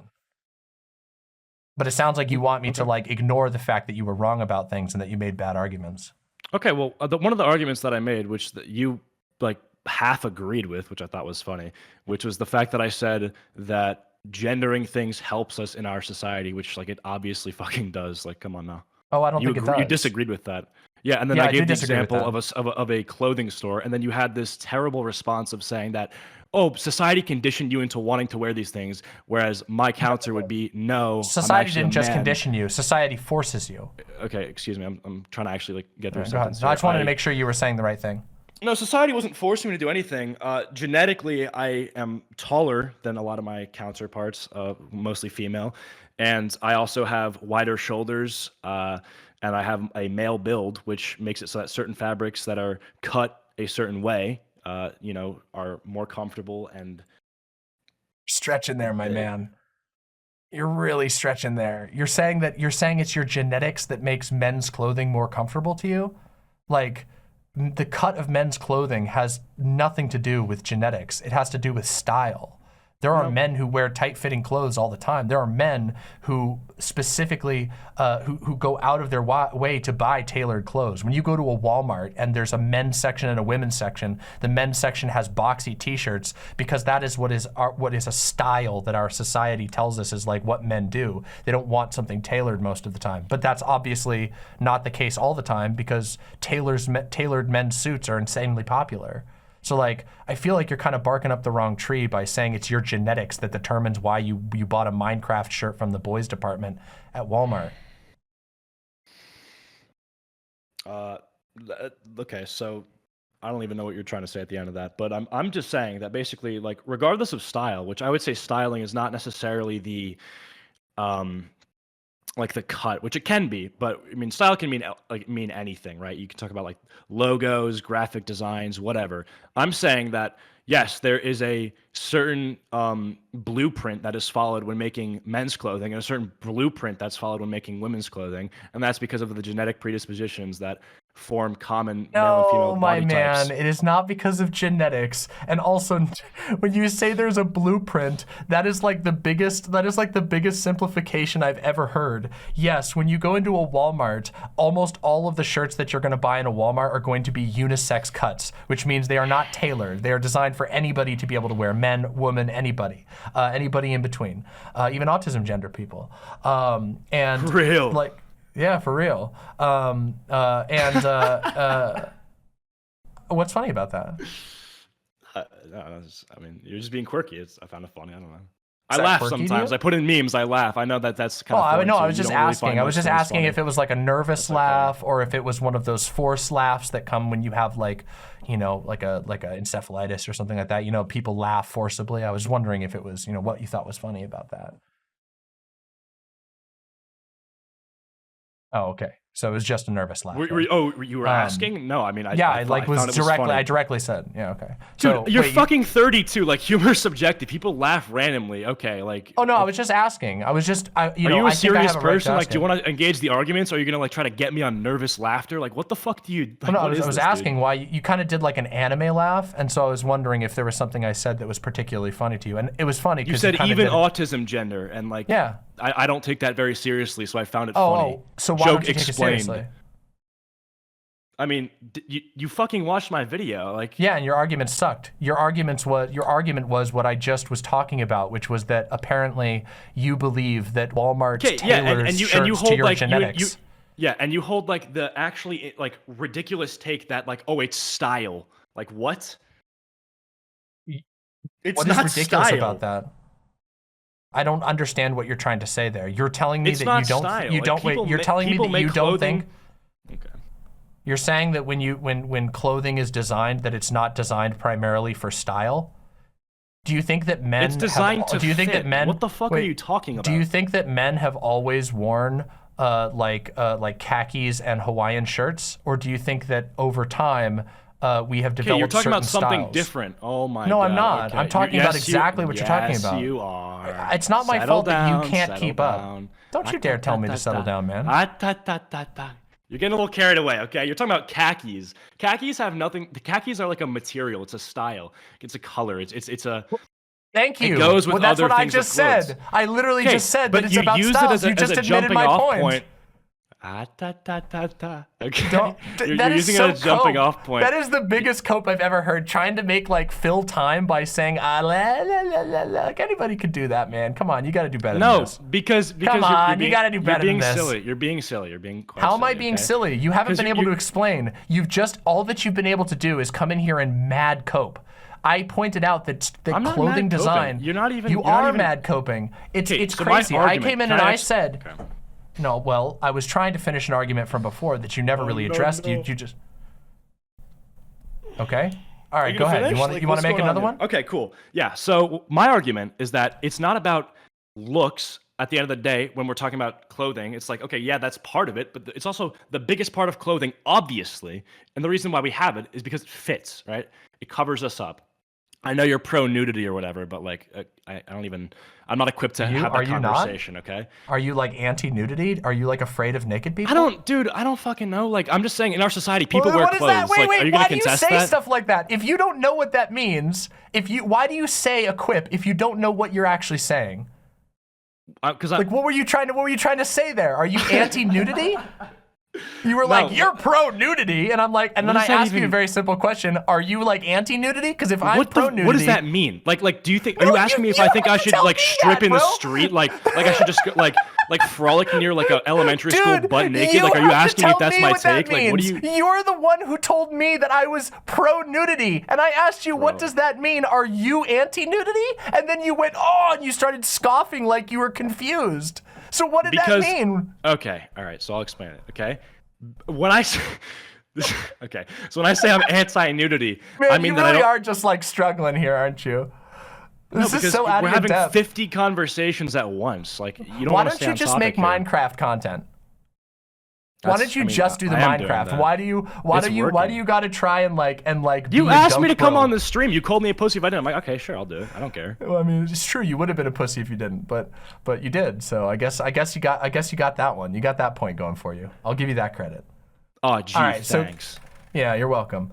So you're saying that I just want to get your argument straight so far. Before you said the nudity thing, which I don't know why you said that. You don't seem to know why you said that. Because I was making a point. I do, but you like cut me off and you like had like a fucking like aneurysm when I like tried to tell my point. Because you don't even know what you're talking about. Go ahead. Okay, cool. Tell me. I'm saying the point of clothing is to cover us up because whether or not you're pro or anti-nudity, we live in a society where you're expected to wear clothes. Full stop. Agree or disagree? Yeah, our society does expect you to wear clothes. I wouldn't argue that's yeah, but okay, so? Sure. Okay, I'm saying whether or not I believe that like being naked is like morally or anything, which I don't care. Like if the societal standard was to just be butt naked all the time, okay, cool, I'd rock with that. Like I don't like whatever, right? The point is that there's like our society is like we're expected to wear clothes. I'm saying the functionality of clothing, not the style, not the aesthetic, is to fit, is to make sure that it fits and covers your body to whatever the extent society deems is appropriate. The whether or not it fits part, the functionality part, depends on whether or not you're a male or female. Full stop. Agree or disagree? No, I disagree with that. And the reason why I would say I disagree with that is because There are even if we take style aside and we only do fits, there's an incredible amount of variety in the type of fits that we have out there. So even just talking about fitting, there is capris, there are shorts, there are like literal like thongs and G-strings. These are all kinds of different ways of covering yourself up, and them covering a certain portion of you doesn't necessarily have anything to do with your genetics whatsoever. It's just what type of clothing do you want for the weather conditions and for your personal comfort. So like, I don't know, that's more in the functionality argument. So I want to get into that to because me like, you're actually saying that there's it's more about style, which it is true actually. There's a lot of different stylistic adaptations when using the thing that I said, and I said this and you got very caught up in this, and I said there's a blueprint, right? Yes, there's a wide variety, but they all stem from a similar base blueprint, which is true. I don't think that's true. I don't think that's true. Like, I don't think you have evidence to make that claim. Like, in fact, I think that that's almost absurd to say. If you're telling me that you think that Walmart, The Gap, all of the sub companies that they contract to make their clothes that they buy from like 100 different people, there's like Fruit of Loom, you're telling me they all operate from like a single blueprint? No, they don't. They operate from no. Hold on. When I say blueprint, do you think I mean like an actual blueprint or like an idea? Because I'm saying more of an idea. Well, I'm not saying there's like a Krabby Patty secret formula. Okay, that's just wrong. Well, I mean, that's what you're just. I mean, I don't know why you walk into any store right now. I don't know why you would say it. I don't know why you would say a blueprint if you. But they don't all look similar. They do. Okay, yeah. No, they do if you. That's unlucky. Do you want me to just like? I can literally turn my camera and show you my closet full of clothes if you really want me to. Like that's like such a stupid thing. Because you're not following the blueprint because you don't make clothes. You're not even arguing with what I'm saying. No, you're like, oh, you want to see my drip? A drip check? Like what? Yeah, we should do a drip check. You could show us what you look like, so we can see for sure what you were talking about. Why? You're more focused on what I look like than I am on what you look like. I genuinely. I don't know about that. You made the video in the first place. My video was just a very it was about autism gender. It wasn't about look at this person on the screen and look how funny they look. I said one small thing. Yeah, I did. It wasn't one small thing. It was like a tenth of your video. Like a solid tenth of your video was you trying to make jokes about my appearance and stuff. Nope. It kind of was. Actually, do you want to just fact check that? Can we get the Joe Biden fact checkers on that? Like that's just not Yeah, sure. Go ahead. Joe Biden fact checkers. We got a whole lot of Joe Biden fact checkers in chat. But again, it's kind of weird. Like we've looped back to something else. You said because you never were telling the truth about it. Hold on a second. 1/10 of your whole video. Yeah, bullshit.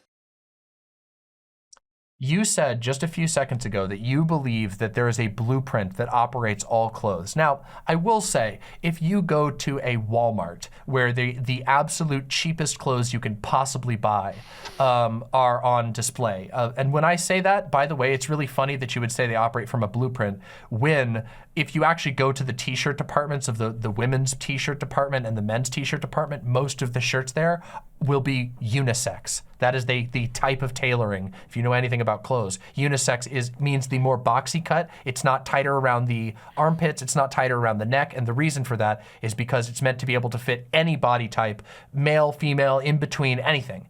But that ties back to the claim that you said that gender doesn't benefit us. You're saying that okay, if everybody wore unisex, you're jumping way too far. No, I'm trying to point out to you that your idea of like a gender blueprint literally only applies, and it doesn't even apply very well, to a Walmart t-shirt section. If you go to a men's clothing store, if you go to even not a men's clothing store, but let's say you go to like an REI or an LL Bean or some sort of sporting goods store, the styles that you will see on display will vary drastically. There are going to be big, boxy, cozy shirts that are made for women. There are going to be thin cut, highly tailored, sometimes even skin tight things made for men. So the idea that there's like a single blueprint or even a single idea that all of these clothing lines are building off of is nothing.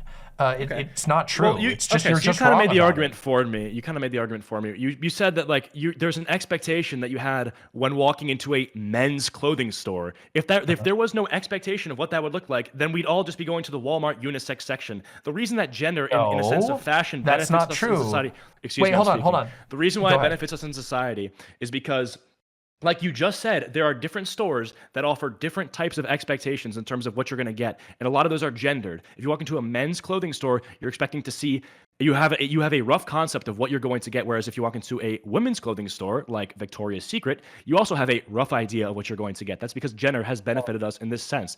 There's a reason why if a girl I know goes to Victoria's Secret, like I know what she's going to get, or I have a rough idea of the things that she's going to buy. That's because that's a lingerie store. That's not a women's clothing store. That's a lingerie store specifically. But I understand that maybe the only women's store you know of is Victoria's Secret. But also, what does any of this matter? Like, what is this saying about anything?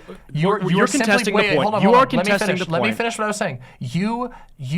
You are now saying that men's and women's clothing stores exist, which I acknowledge. What is in those stores, that goes to my argument, which is to say that our society has pre-decided for us what things belong in a men's store and what things belong in a women's store. There is nothing that stops a woman from walking into a men's store, finding something that fits her and that she likes, and taking it home. In fact, they do it all the time. There's nothing stopping a man from going to a women's clothing store and buying something that they find that fits them and that they like, that looks good on them, and then taking that home.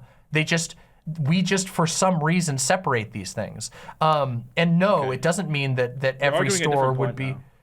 I'm not arguing a different point. You are. You're saying that they can do it. You're saying, yeah, okay, if a girl finds something she fits in a men's clothing store, she can buy it. Yeah, sure. I'm illustrating to you. Awesome. I'm very carefully. We're talking on hold on. I'm holding your hand. I'm holding your hand and trying to show you that gender is socially constructed. That men's clothing stores contain those things, not because of any genetic reason, but because of the norms of our society. That people's dads say, you gotta go get a suit, son, and put on your tie. That's the reason the stores sell different things. It's not because of fit, because like I said, the reason, I'm just explaining my point to you, the thing that I just said, a woman can walk into a men's store and find something that fits and looks good in that men's store.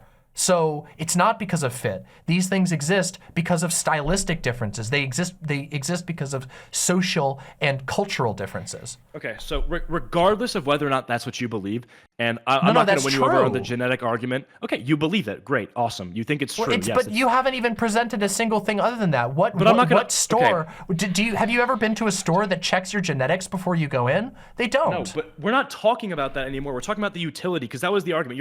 You made the claim that gender does not benefit us in society. That is your claim. Okay, yep, that is my claim.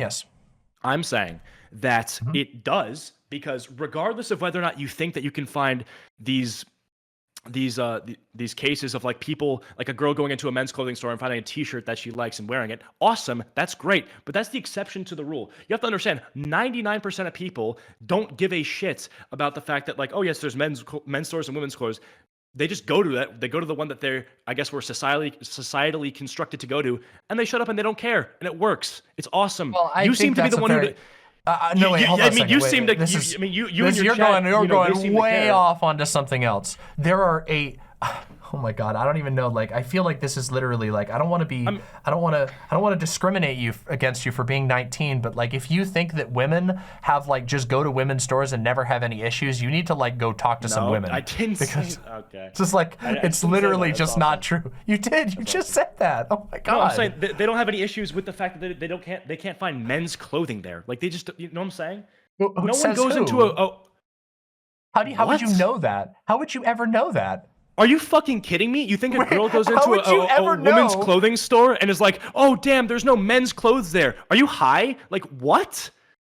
Wait, hold on. I can give you an example. I can give you an example of exactly this. Women constantly. Yeah, dude, I'm going to walk into fucking like hold on, Nike, hold on. go to the men's section, and I'm in the men's section, and I'm just like, oh, dude, there's no dresses there. You're starting to get emotional. You're starting to get emotional. It's okay. Yeah, because you're saying some crazy shit. Take a breather. Take a breather. I didn't say anything crazy. You've got a very active imagination, and I'm sure you're like imagining the SJW React images in your mind and all that shit.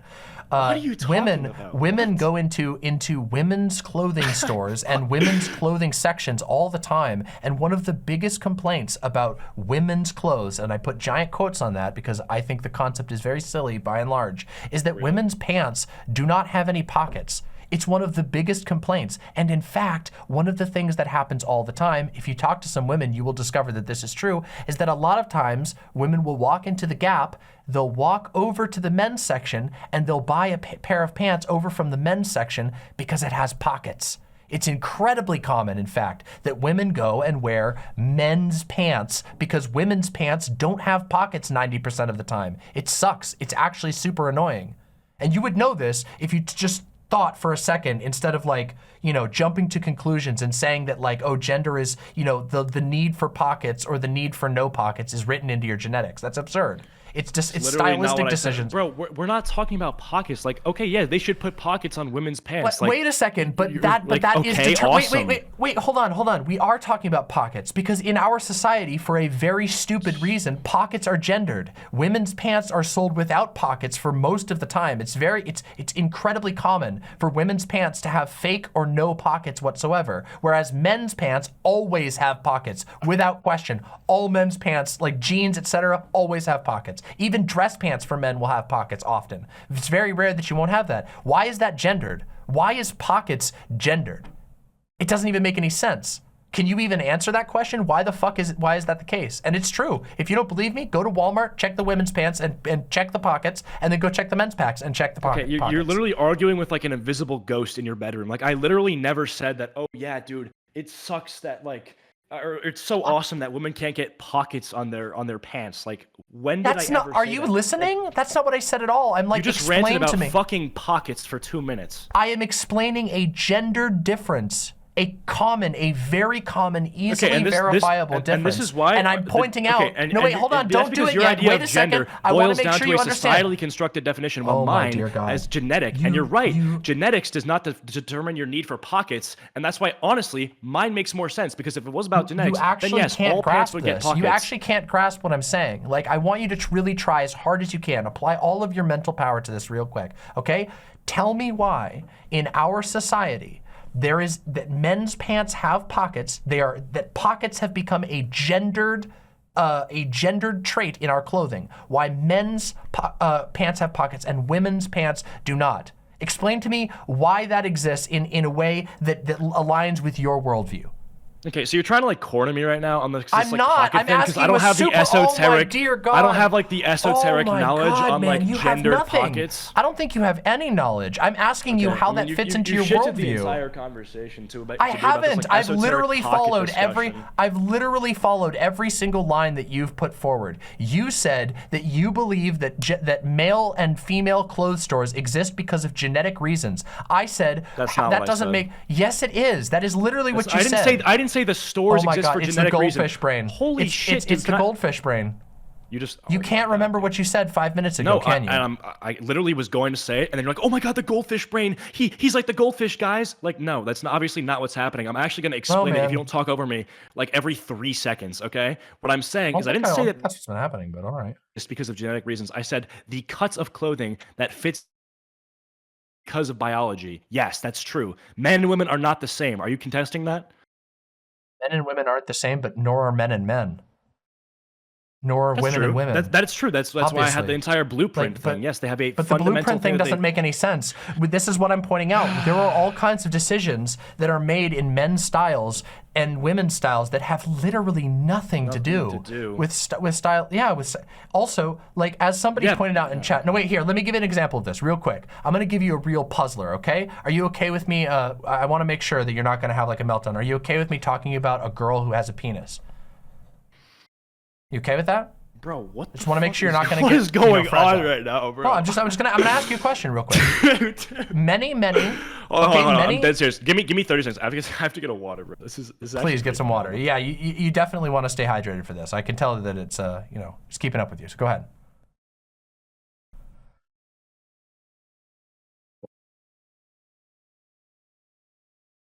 You all are so lucky, by the way. You all are so fucking lucky.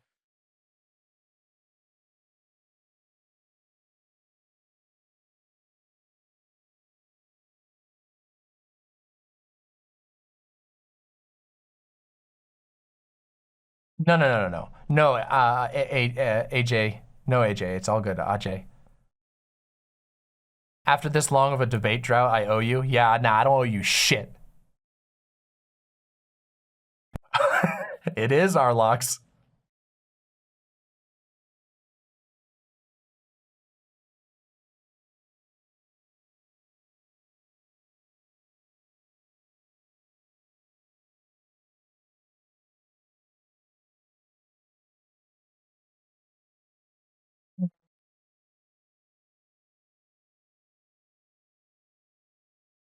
All right, we'll get there. I have hope. I have hope for this guy. All right, what's up? Okay, so hey, welcome back. Are you well got hydrated? My water. Thank goodness. Dehydration. Did you know that dehydration reduces mental faculties? That's yeah, it's not good. Yeah. Let's get some water in you, and we'll see how it goes. Yeah, do you have your water? Water's good. I do. Yeah, I actually have 2. I don't cups actually here. hate you. Like people think that I hate people. I don't, dude. Well, you know, okay, if you want the real honest reason, if you want to, I mean, we're going to take a pause. If you want to know the real reason why people think that you hate them, it's because your videos are like you cringily freaking out at really minor things that people said and then saying that it's absurd and insane without ever actually making an argument for that. Well, like, no, I don't know. You I don't know how you that, can... like I was like roasting your appearance and stuff. Like I made like one little little. Yeah, but you don't show like, face. Funny. You don't show face, so shut the fuck up. Why is it relevant to anything? Would you wonder why people would think that you're an asshole if you make fun of their appearance and then also don't address their arguments? Well, okay. Well, because you didn't. Like, also, it's funny. You picked you a think video. I'm an asshole. Your chat thinks I'm an asshole. That's okay. Well, I mean, like, yeah, I get DMs every day for people like smiling and shit, and they like my shit. And it's all positive. That's very good. That's I'm very proud of you for that. Mama's very proud of you for that. Please don't say that. Yeah.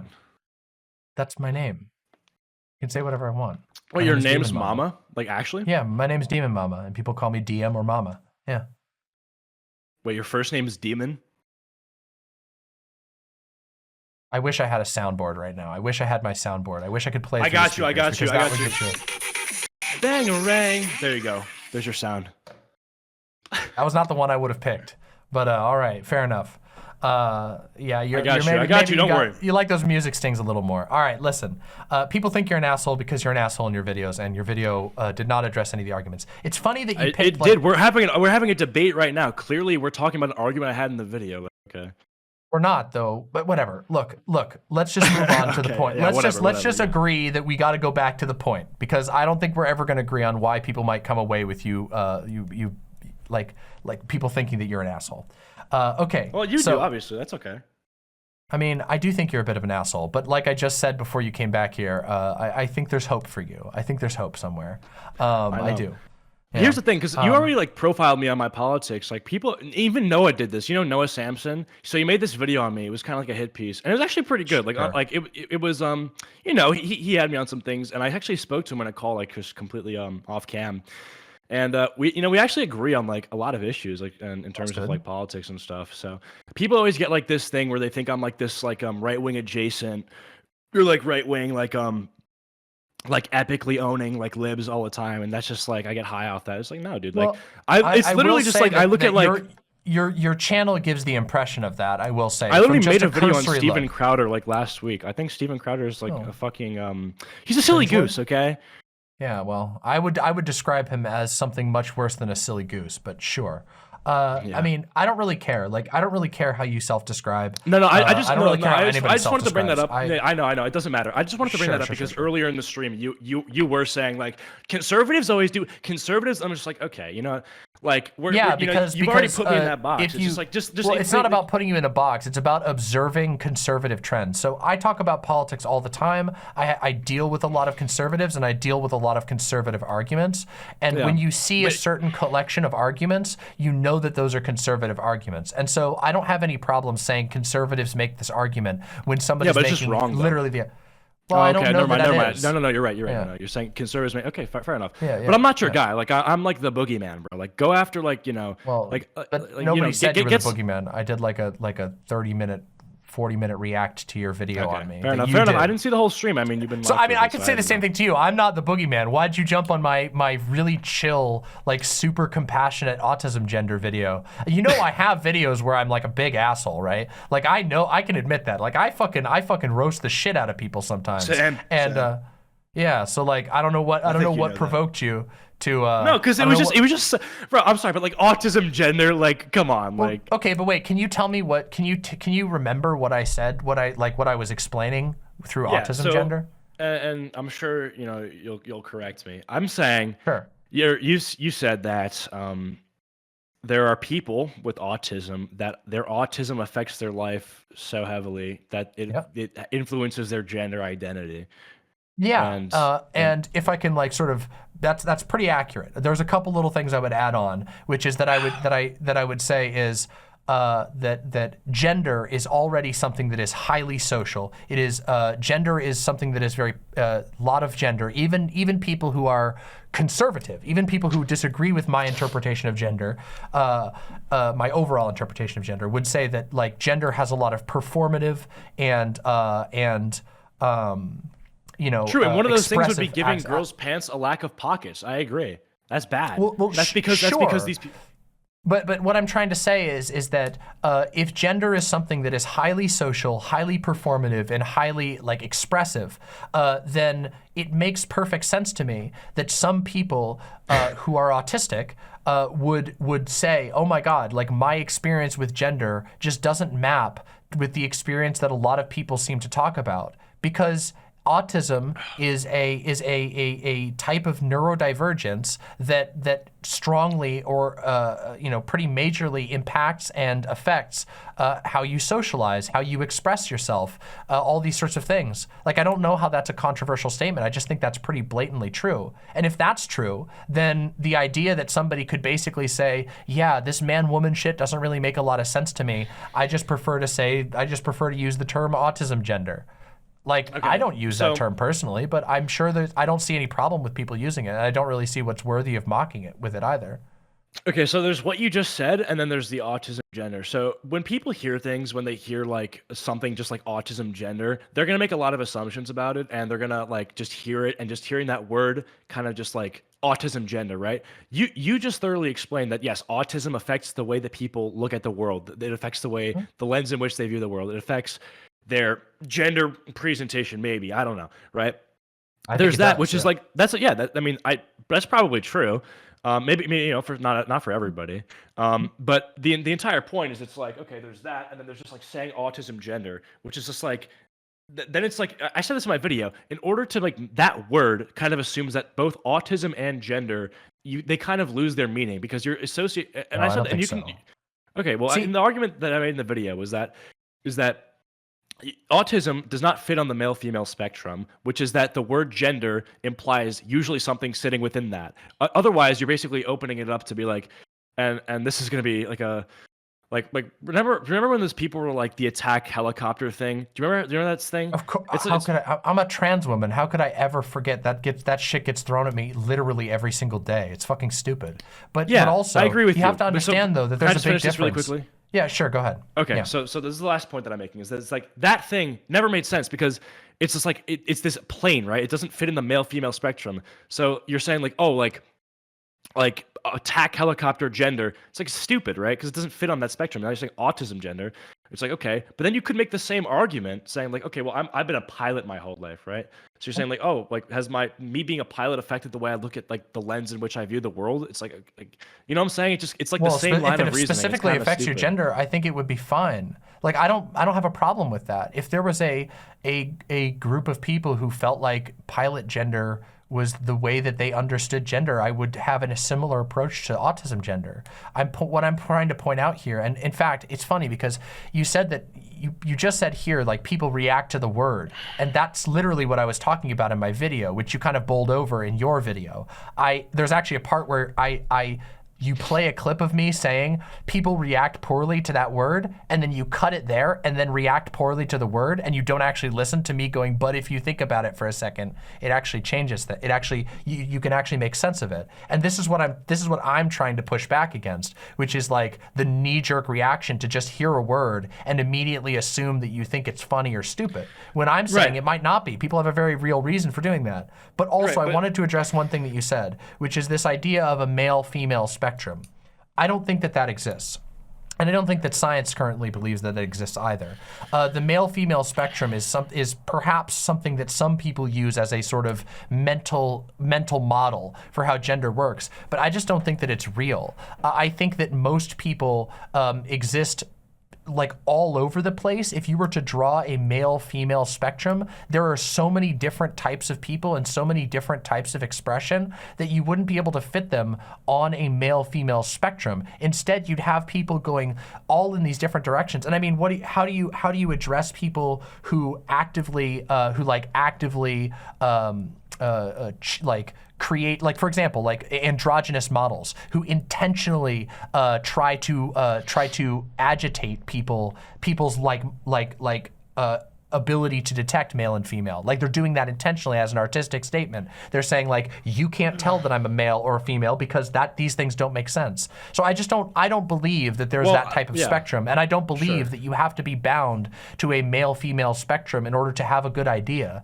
I think that Yeah, obviously. I mean, like, yeah, sure. Like, you don't have to, whatever. Like, you don't have to think about any of that in order to like have valid opinions on anything. But the argument there's two arguments that I was making. So the first one I'm sure we can get back to that after we deal with this, which is like the wording thing, right? So you're saying that, like, oh, if you think about it for a while, it actually makes a lot of sense, right? It's just like, okay, I guess, like, if what you expect is like, okay, you take that word. Then think about, like, okay, this is the line of reasoning we're using, which is that, okay, autism affects the lens in which you view the world, which could influence your gender. Okay, fine, right? But that's, again, you've already assumed that it's about utility at the end of the day, right? It's about like, language is meant to be efficient. It's meant to communicate ideas quickly, disagree. Effectively. Yeah. I have a strong disagreement with you on that. I don't think that that's true at all. I think that some language is designed to be communicated quickly and efficiently. I think other language is meant to be accurate. And I care about both of those things in their correct context. For example, let me give an example. I think that Morse code is a type of language that is designed to be very efficient. It's meant to communicate quickly across radio, very important information so that people don't die usually, or something along those lines. But I think that a novel, for example, this absolutely enormous book that I have here titled Dune by Frank Herbert, I love the book, this is a huge book. This is not meant to be efficient. It's meant to be accurate. It's meant to accurately portray a story and a set of emotions. And I just don't think that you can just simplify language down to being efficient all the time. Okay, and also, well, I'm saying that.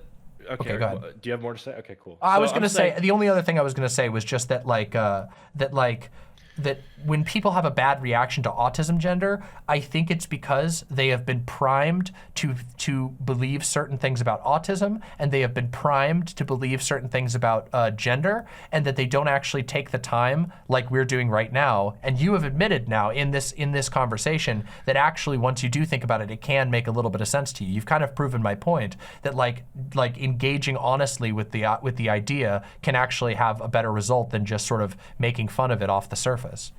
Okay, well, I don't think I ever denied that, like, what you actually said. I mean, I don't think I've ever said, like, oh yeah, autism can never affect the way that someone views their gender. I mean, that's pretty obviously true. I think a lot of things can do that, especially something that's like a mental disorder like autism, right? But so, okay, you think that language, accuracy versus efficiency. The point is that at the end of the day, a lot of language is designed to be efficient, designed to be accurate. I mean, look at why we have like acronyms and shit, like TBH, like LOL. Like, this was all designed to basically compress our. Okay, yeah. But no, I was just gonna make a point on those specifically. I'm not trying to to go over you, but go ahead if you have more you want to say on that. Sorry, I don't mean to interrupt. All right. There's something specific about those. I'm saying that there's a lot of the language we use is designed to be efficient. Okay, and you're basically asking, like, most people, or I guess, I don't know if it's a request, or maybe like a hope, is that people will take the time to expand, like, the way they view individual words like autism, gender, that they would take the time to understand what that means and how that affects, like, how they view the world, when in reality that's just not how people operate. People are busy. People use the language that they know. They have a palette of words that they use to interact with the world that they live in, and that's totally fair. And I'm sure, like, yes, Well, keep in mind that like that was the purpose of my video. My video, which you mocked, was the purpose of the video was to do that for basically to do it for people to say, hey, here's this concept. Let me explain it to you in a 9-minute video. I think that's a pretty very short thing that somebody can read. But so why? So like, don't you see that like you're the one? Like what your response was is like the opposite of what you're saying here. Like you're saying people don't understand things all the time. I went out of my way to explain something to people, and your response was to sort of scoff at it and think that it's absurd, even though you didn't seem to actually care what the content of it was. That seems kind of like a you problem and not a me problem, right? Okay, well, no, I think it is a you problem in the sense that you basically you kind of have like this niche word, and I know you weren't the one who came up with it. But it's a word that basically, like, nobody knows. Like, if you go out on the street, and I'm in college, if I go to anybody in my college, say autism, gender, if they're not, like, terminally online, if they're not super involved. Now you're flavoring it now, because I know literally multiple people who identify with that phrase. They might not, they might not 100% swear by it, but so I don't know if that's a good measure. Like you saying that somebody has to be terminally online to believe this. Well, I don't think so. No, I didn't say believe it. I didn't say believe it. I'm saying like to be familiar with it. Like there's so much shit that even like with everything, like the stuff like on the internet that I either find funny or that I understand or this or that. It's all because I'm like involved in a certain community, right? Or on this internet thing, right? Well, sure, but don't you feel like that's everybody limiting? in your community understands autism, gender, but because they watch you. They don't. No, they don't. That's why I made the video. I made the video to teach people. I made the video so that more people can understand it. And it was a response to people in my very broad community. I mean like the general political space talking about autism gender because they heard somebody mention it, and then I made a video explaining it to people so that because I believe that on topics like this we should try to think first and talk second. We should try to understand people, what they're saying, because we might actually learn something. But also like the wording, like the autism gender wording, like I reject it because of like the wording. There's what you're saying. That's so it's fine, like, but other people don't, right? Like the other people have found value in this. So but I'm saying the truth is that most people agree with me. That's the truth. Well, I don't care. Lots of people agree all kinds of stupid things. Like, I mean, all kinds of people believe extremely dumb stuff. That's my point, is efficiency. Is that if the world is unanimous in agreeing something, or not unanimous, but like if the most people that I can talk to like agree that like, okay, yeah, this is useless or this is stupid or that's not what that means, like you can say like, oh, this is, you know what I'm saying? It's like, okay, then I don't really care. Okay, so hold on a second. What if it? Let me give you an example of a real historical example of when your position where applying this to like a broader subject would be useful. When Copernicus, Nikolai Copernicus, you know, the scientist, when he made the claim that the Earth, that the sun did not revolve around the Earth, but rather that the Earth revolved around the sun. Most people in the world, the vast majority of people in the world, did not believe that to be true. Okay, you're talking about like a scientific falsehood. That's not the same thing. Well, yeah, but we're talking about communication and the way we use words. But it applies. You're assigning meaning to something. It applies the same. Wait, it applies the same. Yes, it does. If you're implying objective truth. You are implying objective truth. I'm not implying yes, you are. You're saying. Well, I'm using the world is flat. I'm using an example of objective truth to illustrate the fact that if you are unwilling to consider new ideas simply because they're not something that you've heard before, then and that you're telling me that you're telling me that I shouldn't teach people about a word that they don't know because they don't know it. That's a self-defeating position. I did not say that. I didn't say you shouldn't teach people on something because they don't know it. Otherwise, like, education wouldn't exist. Obviously, okay, but don't you think that okay, be honest. Don't you think that kind of flies in the face of the message of the video that you made mocking my video? Don't you think don't you think that type of behavior discourages not me. Obviously, I don't give a fucking shit. I'm like, I can take so much shit from so many people. I've been doing this for a long time. But like don't you think that the goal of that would be to kind of like mock and discourage that from happening? So you are kind of taking the position that people shouldn't learn new words. Yeah, if the words suck, like, yeah. Does it suck? Like, yes, you still haven't been able, totally but you haven't been able to prove that. All that you've been able to say is that you personally had a fragile reaction to the word. Do you want to get into the etymology? Like, we can do that. I don't care. I don't know what that has to do with anything. Like, do you know what, etymology means? I know. Yes, I know what etymology means. Thank you. Okay. Cool. What I'm trying to say is that I don't understand how the etymology has anything to do with the situation. A word has been. So we're talking about words, and I'm talking about the meaning of the word, which is right. And you were trying to make the argument that what works. matters is as efficacy, and then I pointed out that efficacy is not, sorry, efficiency, and accuracy. Well, if you want to do the accuracy argument too, I don't think gender, that combo of words accurately represents what you actually want it to. Well, it's not me. It's other people who've been using it. I was making the argument that I think that it does. I think that. Well, yeah, I do agree with it because I think that as we've shown in this very discussion, that a word can't contain all of its meaning. Like, for example, if I say the word computer, you know what I mean when I say computer, even though the etymology of the word computer does not actually tell you that it's an electronic device on which I do my emails and record my show. You know, because of other context. All language has this. No word can have the entire meaning. So you're using a noun that we used to describe a certain thing. It's just, you can use that with like apple, right? How did you know that I meant apple? It's because we assigned that to that, right? No, autism, gender, these words already have meanings. We just put them together and tried to create new meaning that actually doesn't accurately stem from the two words you put together. Except it does. No. Yes, if you take more than a moment to not just sort of like this is why I can agree with your actual definition of the word without agreeing with the actual word you used to symbolize the meaning. If somebody, hold on, I want to try to understand your position here seriously, because I'm having trouble understanding. It feels like what you're doing is like, it feels like you've kind of admitted to a number of things that you hadn't thought about before, but you don't want to let go of the original point. Well, like autism, what? Gender, autism, gender. Like what though? Wait, hold on, let me explain. I'm going to explain it to you. Autism, gender, somebody who feels like autism influences their gender.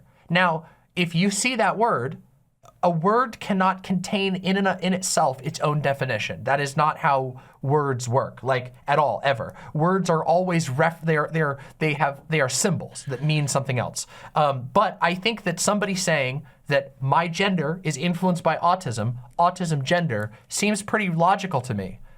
And if you don't like it, I have to wonder if it's because you have a pre-existing bias towards the word autism or towards the word gender. Because you're trying to say that it ruins their meaning, but it doesn't.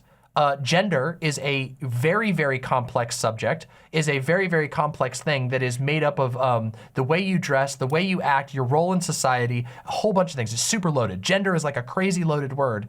Autism okay, so right. I remember you had this. Can I quote you? Because you said you said gender is an aesthetic, right? That is why you think this word works. I said more than that. I think I said that it was a lot more, but the gender is ultimately mostly aesthetic. When did I see this? I saw a video. This is how I discovered your channel. What's that guy's name? Short Fat Otaku? No, dude, you gotta not watch that guy. That guy's like poison, man. Don't watch that guy. He was nice to me. He might be nice to you, but like he's got like brain rot, man. That guy's like an old school loser. He's a centrist. He's not a centrist. Oh man, I gotta tell you, I gotta be completely real with you. I'm gonna be 100% real with you. That man is not a centrist. Not only is he not a centrist, that dude's like pushing. Are you familiar with the term? Centrist? No. Destiny considers himself the omni-liberal. I think he's pretty firmly in the liberal. So he's camp. left? Okay, cool. No. Liberal. I mean, liberal is if you're talking about the American political spectrum, liberal is left, but liberal is not necessarily a leftist position. We're getting into complex things. In America, he would be considered left-leaning, yes, but cool. No, he would not consider. I don't think he would consider himself a centrist. At least not recently. Maybe in the past he did. Yeah. Okay. Well, whatever. I saw one video from Short Fat Otaku, and he said. Or he showed one of your clips, and then you said gender is essentially an aesthetic, right? So that's the definition. So exactly. So it mostly is. Yeah, it's not entirely that, but yeah. So in my video, when I said, in order for you to think this word works or has meaning or something, right? You have to reject either the word or what did I say? You have to either not think autism means anything or not think gender means anything. And you seem to not think gender means anything. You seem to think it's just an aesthetic. No. I mean, okay, so wait, hold on. Those two things are contradictory. You said that I think that gender is an aesthetic, and then you also just said that I think that gender means nothing. Those are contradictory. if like I do think. Do you think aesthetics really matter though? Well, yes, but it depends on what you mean by when you say matter. Let me explain. So when I Didn't say Jordan Peterson say that? What do you mean happen? well, Sorry, I mean, no, I do think that the word matter is a pretty major one. Like when you ask somebody, does something matter to you? You could mean, is it important to you in this moment? You could mean, is it like, there's a lot of things that could be meant by that. But let me explain instead of jumping on that. Well, when I say matter, let me explain can I explain what I, okay. Go ahead. When I say I don't think it matters, I mean it in the sense of like, so I've been in the airport a few times recently, and I see people that look nothing alike ever. And I just don't. It's just like, okay, whatever. That's how they look. That's their aesthetic, right? It's like, okay, like it doesn't. It's you know what I'm saying. It's just like in one ear out the other type of thing. It's like it doesn't mean anything to me. Like it doesn't. Well, I do don't think that aesthetic matters a lot. I think that it matters to a lot of people. I think that's the reason why everybody dresses so differently. I think that people dress differently because they want to portray something about themselves. I'm wearing a demonic woman shirt with relatively Bro, why am I having this conversation? Oh, don't read chat. Don't read chat. It's just stay focused on the actual. We're having a good conversation here. Don't listen to chat. They're ridiculous. They're just having fun. I don't know if it was your chat or mine, but I'm not live. I'm just here. I'm just having a talk. People, sure, just let them have their conversation. They're talking with each other. So silly, guys. You guys are a bunch of silly geese. I hope you know. Yeah. Chat is always silly geese. Whenever you're having a conversation like this, never watch chat. It will not do anything. I don't even guys. Everyone in chat, like we're what boys. Did I say? Like, you gotta don't even think about it. You gotta ignore it. It's not even like that, y'all. The whole thing is like people dress differently for a whole lot of reasons. So I think aesthetic does matter to people. When I say that gender is mostly aesthetic, I mean that in our society, like nobody goes around with a phone app that scans your chromosomes. When nobody goes around doing, genetic or blood tests on other people. When we talk about gender, we are almost always referring to the way a person dresses, the way a person talks, the types of pronouns that they use. These are all aesthetic things. So in our society, at the very least, and I think in pretty much all societies, the gender is very fixated on aesthetic. And it's not only, but it's largely fixated on that, which means I don't think that gender means nothing. I just think that that when we are talking about gender and when we are making societal claims about gender, that we should keep in mind that in our society, it's mostly aesthetic. It doesn't mean much else than that. And so we should keep that in mind when we're doing these analyses. For example, I think that anybody should be able to wear a dress. I think that anybody should be allowed to wear khakis. I think that anybody should be allowed to wear a three-piece suit. I don't think it matters what gender you identify as at all. Male, female, man, woman, non-binary, tree, whatever. I don't care. Any of those should be able to wear whatever. I don't care. We can go as... Yeah, exactly. We could no. I mean, because I'm trying to I slipped that in there as an extent to as a point to say I don't care how far you go in your gender in your interpretation of gender, even the more out there ones. I don't care. Like you should have the right to dress however you want. So the fact that we have harsh gender rules, we have very strict gender policing in our society, meaning like men who wear dresses often get made fun of a lot. Why? Gender is mostly aesthetic, so why should we ever make fun of a man who wears a dress? So that makes no sense to me. This just boils down to like our disagreement on the utility of gender, right? So again, like, okay, maybe I'm not going to be able to, because I don't do the politics stuff. I don't do the debate stuff. This is not what I do, right? So when it comes to like live like discussions, when I'm like trying to explain stuff to people, with people who are like doing this all the time and they're like level 1000 maxed out debate skills, it's like, okay, yeah, well, sure. Thank you. Like, it's flattering. All right, well, okay, well, do you not do this all the time? Like, am I wrong? Like, I do actually. Yes, I do debates all the time. It's true. I do have like God level rhetoric, so it's very difficult to defeat me in an argument. Well, I'm not trying to defeat you or anything. I mean, that's not what I'm not here to like take on the final boss or anything. I'm literally just saying like we simply like we just view gender, like we just view that word differently. You're saying it's just an aesthetic, and then you explain like why you think it is. And I'm saying I think the way that we gender things and the role it plays in our society is not just an aesthetic. It does have utility. So if it was just an aesthetic and males wearing dresses was like the popular thing and it was like societally constructed, like Do you think that all men would wear dresses? Like, do you really like? Do you think that that's just how it would be?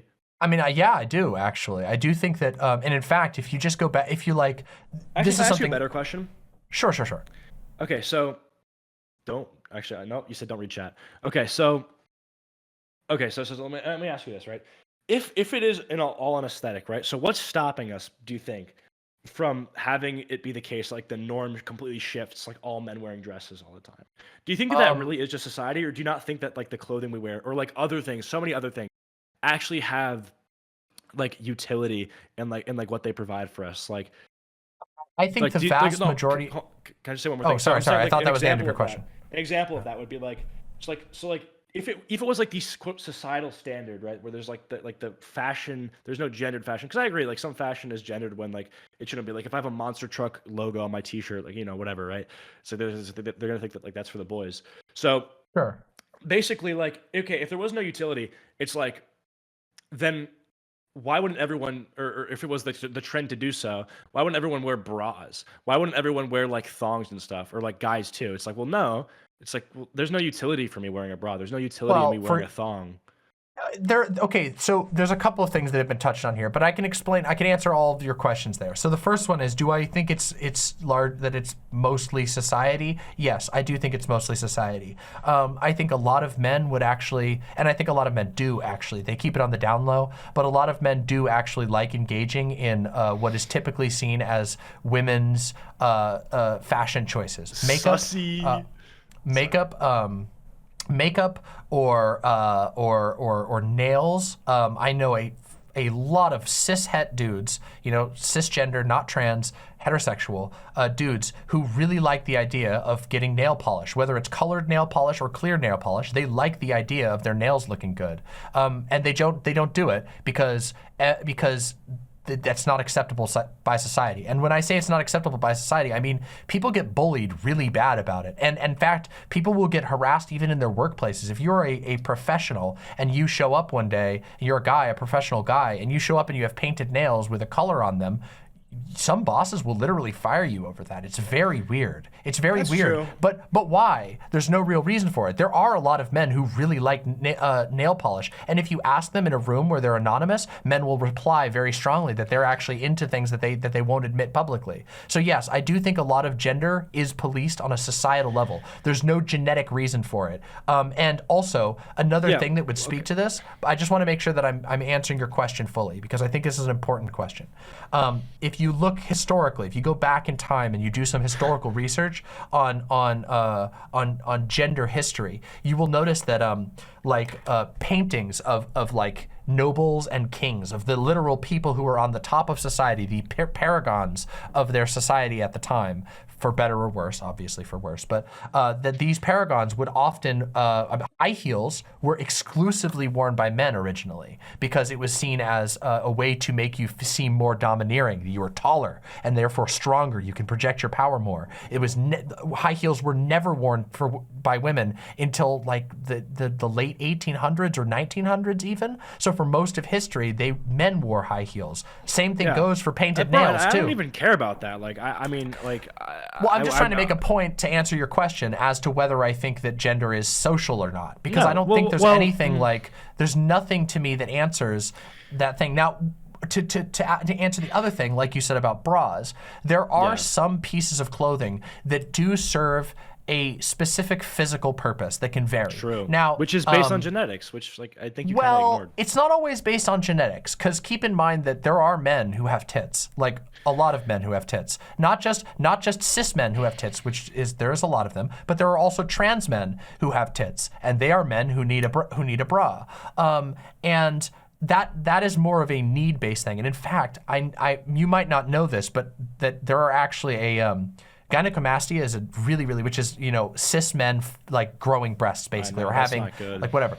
It doesn't matter whether you think it's good or not. It can be fine. I think. It can be not so bad. Sometimes it can have some risks, but regardless, the point is that it's actually very common. It's a very common thing, and in fact, on the down low, there are a lot of cis men who buy things called binders, which are they are things that hide that you have fat on your chest. And these are very commonly purchased by cis men. They won't talk about it though, because that would be, because it violates gender norms. So while I do think that some genetics... Can I just say something? Because that's Go ahead, different sure. than what you said about the nails thing. The reason why that's Sure. done is because it wouldn't actually odd, or it wouldn't fit like the genetic norm of men not having as large breasts as women. Not because there's like a societal standard of men to not paint their nails. That's actually very different. One Well, of those is those are purely different. social. One of them is actually genetic. Well, it has a genetic element. It doesn't mean that it's Hold on. entirely... I actually have to pee pretty badly. Can you just let me be? Sure, go ahead. That's fine. I'll talk to my chat while we wait.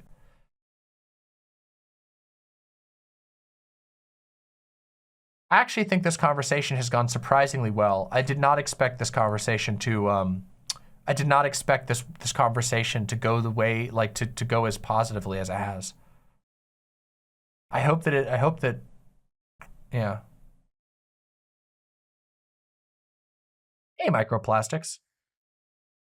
I wanna fix it in the next section that we're talking about. I really want to like lock in on the line here that we're talking about and separating the separating this idea of genetics and how far genetics actually go. I did not throw anybody under the bus. Chat is so chaotic.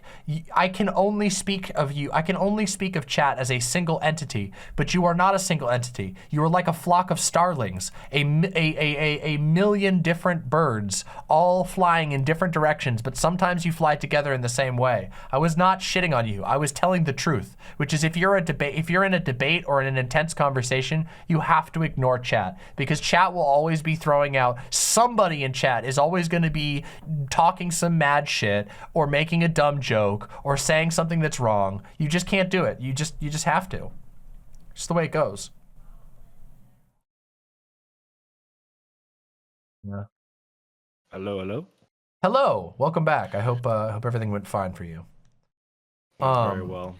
We were talking about the genetic aspect of certain aspects of gender, and this is where it does get a little bit more complicated, but I'm totally more than happy to discuss it, because I don't know, like, I do think that like the possibility of a cis man developing like breast tissue or fat on their chest is obviously there's some level of genetic involvement there, but there's also a lot of other things that can cause that, medication, all kinds of things. I'm so sorry to cut you off. Can I respond to one thing that someone in your chat said?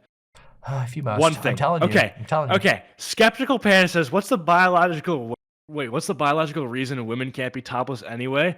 Like 100%, like +1. I'm part of the free the titty movement. Okay. Like, let's just be clear on my take on that. Free that thing. Okay. Like, well, yeah, because like, you know, dudes can have their tits out all the time, and they do. Facts. I've seen it at the beach many times. So like, yeah, like I don't Europe disagree with you on absolutely is right on that. Like, you know, they don't hide them, you know, So let it just for the record, I am part of the free the titty woman. That's not a creepy take, wait, Jessica Johnson. You are a pro nudity person then. Damn, we finally figured it out. That's a joke. That's a joke from earlier. Well, I mean, okay. You like okay, but you're like freaking out like, oh, is he pro nudity? I'm just like, I'm not even saying pro or anti. No, you said you're expected to wear clothes. No, you said that to me. You said, are you pro nudity or something? And I said, what does that mean? That's what you said, not me. I didn't say that. You said that. Now we know you're pro nudity. Why would you be anti-nudity? Like in what sense? Like, good question, my man. Why would you be? Anyway. Well, okay. Well, hold on. I'm just saying, but like, you know, I don't even know, man. Like, it's all good. Listen, okay. let's continue with the actual topic, not the distraction. That was mostly just goofing around. But when you talk about that like the bra thing, like that there, you know, that more women need bras than men do. Yes, that is a genetic aspect, but it's sort of a genetic aspect that is reflective of our it's reflective of the way that we divvy up society. The fact that we call most people who have breasts women, even though many of them aren't. Like I said, there are trans men out there who have breasts and aren't women. They don't identify as women. They don't live their lives as women at all in any way, shape, or form. They live their lives as men. That just kind of shows that we draw these lines in a very weird way. Well, I don't know if the just lines think are that- drawn weirdly. I think they're drawn to support the popular, not the popular, the majority of people, right? So when like the reason why bras are gendered for women is because it's mostly women who are gonna have the biggest breasts, and that's not a thing that's done because of like socialization. That's just because of like the biological fact that yes, women are more likely to have bigger breasts. I think mean, that, like, I think that there's you're some posing of the it that's question of that. like, is that useful, right? And I think like, I do think it's useful. And I said this in my video that like, and then you for some reason tie this to slavery, but I said like for hundreds of years that we've been doing this because it has served utility. And then you said Well, like, but we slavery know served that utility, but I was that like, nah. it to some gendered things have some level of utility, but you can't tell me that all of these are correct. Like, and when I say utility, I mean it's limited. Lots of things have a small amount of utility, but aren't worth upholding on the broad level. Like, for example, Well, that's just where I we think it's disagree. pretty. I think it is. Well, I think it's pretty innocuous to say that, like, people who identify as women are most likely going to have are more likely to have boobs, to have breast material, to have large breasts even, than people who don't. But we know that's not 100% true. And while that particular example isn't like the biggest, like bras is not the biggest example of what I'm talking about, it ties into other things. Like, for example, we have had for the longest time a gender role that basically says that women are the best homemakers and that they should always take care of children.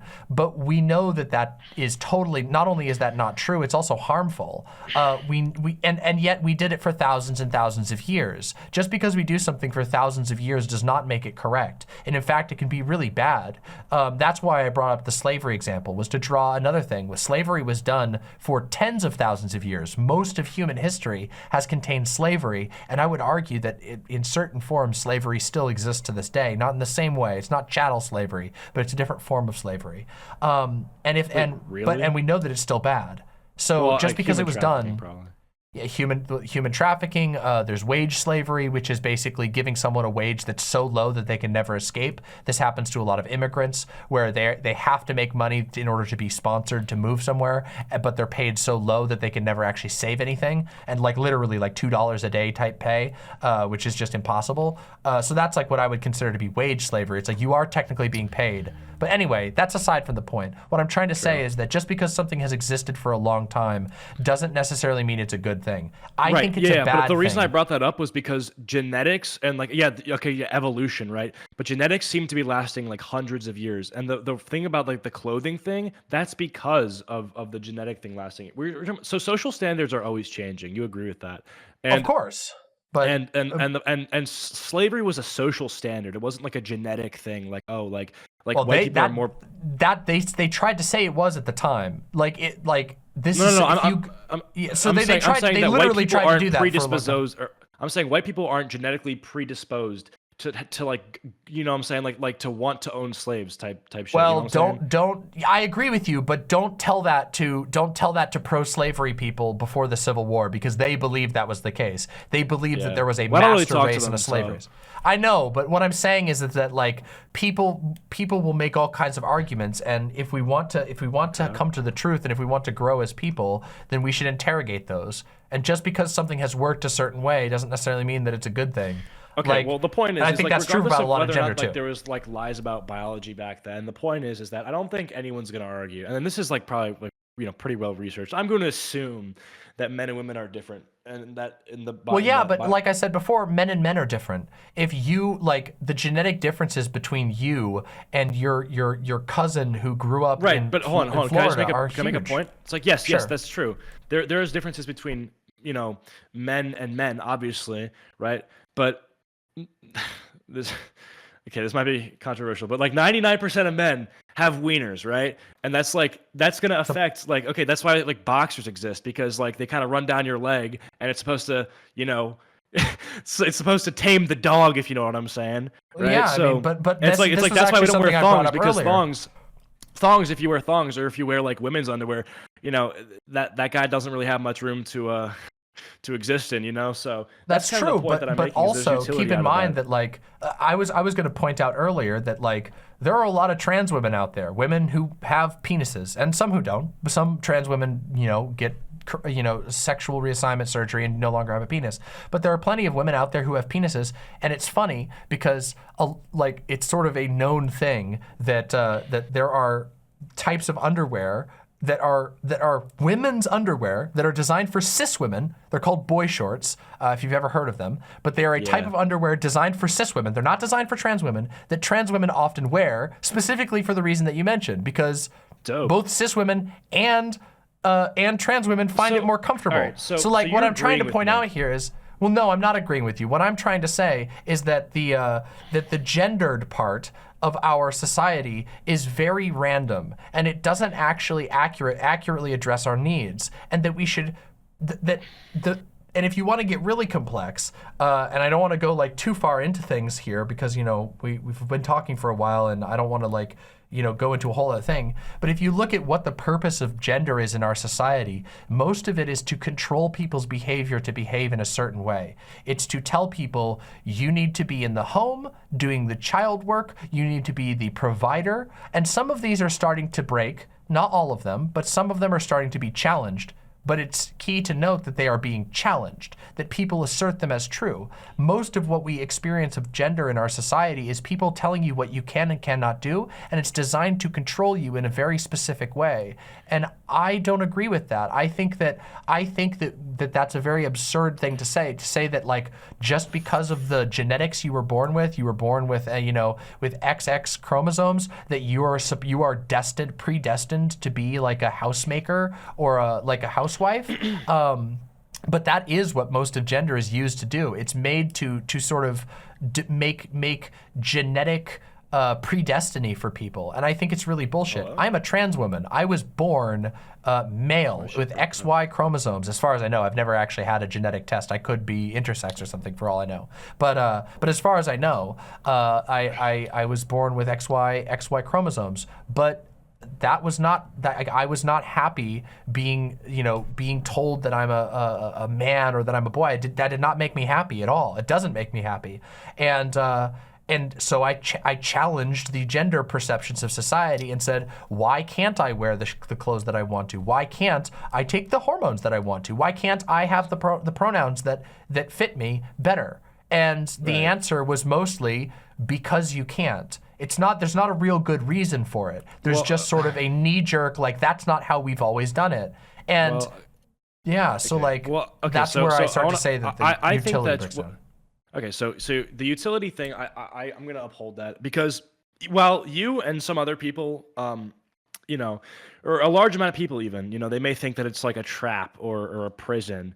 It's like a this binary that we have to abide by at all times. It's like it's limiting us. Okay, sure, like you can go ahead and you can buy,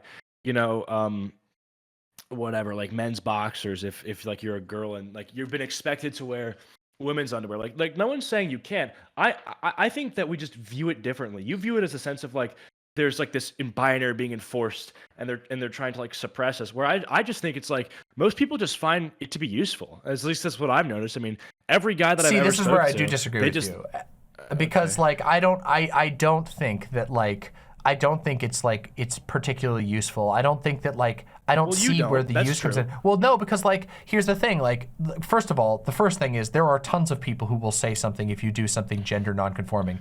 Like right now, there was an entire faction of American politics, a large faction that literally thinks that you're like committing a crime by doing a drag show. Like it's ridiculous. It's out of control, the amount of like transphobia that exists in our day-to-day lives that people just freak out. And also, let me tell you this, if you don't think that you would be punished for that, then try dressing up in women's clothes next time you go to a family dinner and see how people react. Because you've not done anything wrong, but I can tell you'll probably have some family members who don't treat you very well. So this is kind of like, you just kind of prove it in like that sentence where it's like, you're like, well then go ahead and do it. It's like, well, I don't feel any need to do it, because it's like, I'm simply, because I'm not viewing it from the aesthetic lens, I'm viewing it from the utility lens. I'm viewing it as just a sense of like, okay, this fits, this works, and like, yeah. And it does the job. That's very personal though. That's you must be able to recognize that's not going to be true for everyone, right? So now we have to talk about like the bigger picture, exactly. So now I want to talk big picture, because we focus on a lot of specifics. Because when I say like, when I make the claim that like, most men don't have breasts, okay. Yeah, before we go big picture, I want to address one more thing that you said, which is about the positive utility of gender and gender roles. And I don't see a whole lot of those. And the reason why I don't see a whole lot of those is that No, there would not be dresses that fit me. Sorry, I'm reading your chat. Yes, I'm 6'5". yes, there absolutely would be dresses. Trust me, if you want, I can help you find one. Don't worry. You just have to look a little harder. No, It is true. no. It is true for tall. It is true that for tall people, that it's much harder to find dresses in general. For example, my mom who gave birth to me, she's a cis woman, has complained my entire life about having difficulty finding,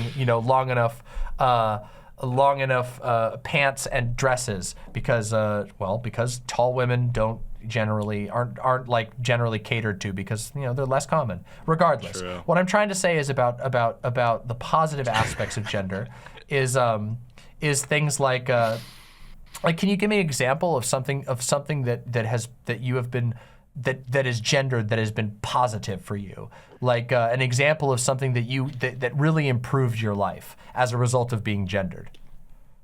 Yeah, for sure. So I'm wearing underwear right now, and they fit perfectly. And I don't want to get too graphic, but I don't think if I was wearing underwear that was designed for the female gender that I'd be comfortable whatsoever. Yeah. Okay, but what if there was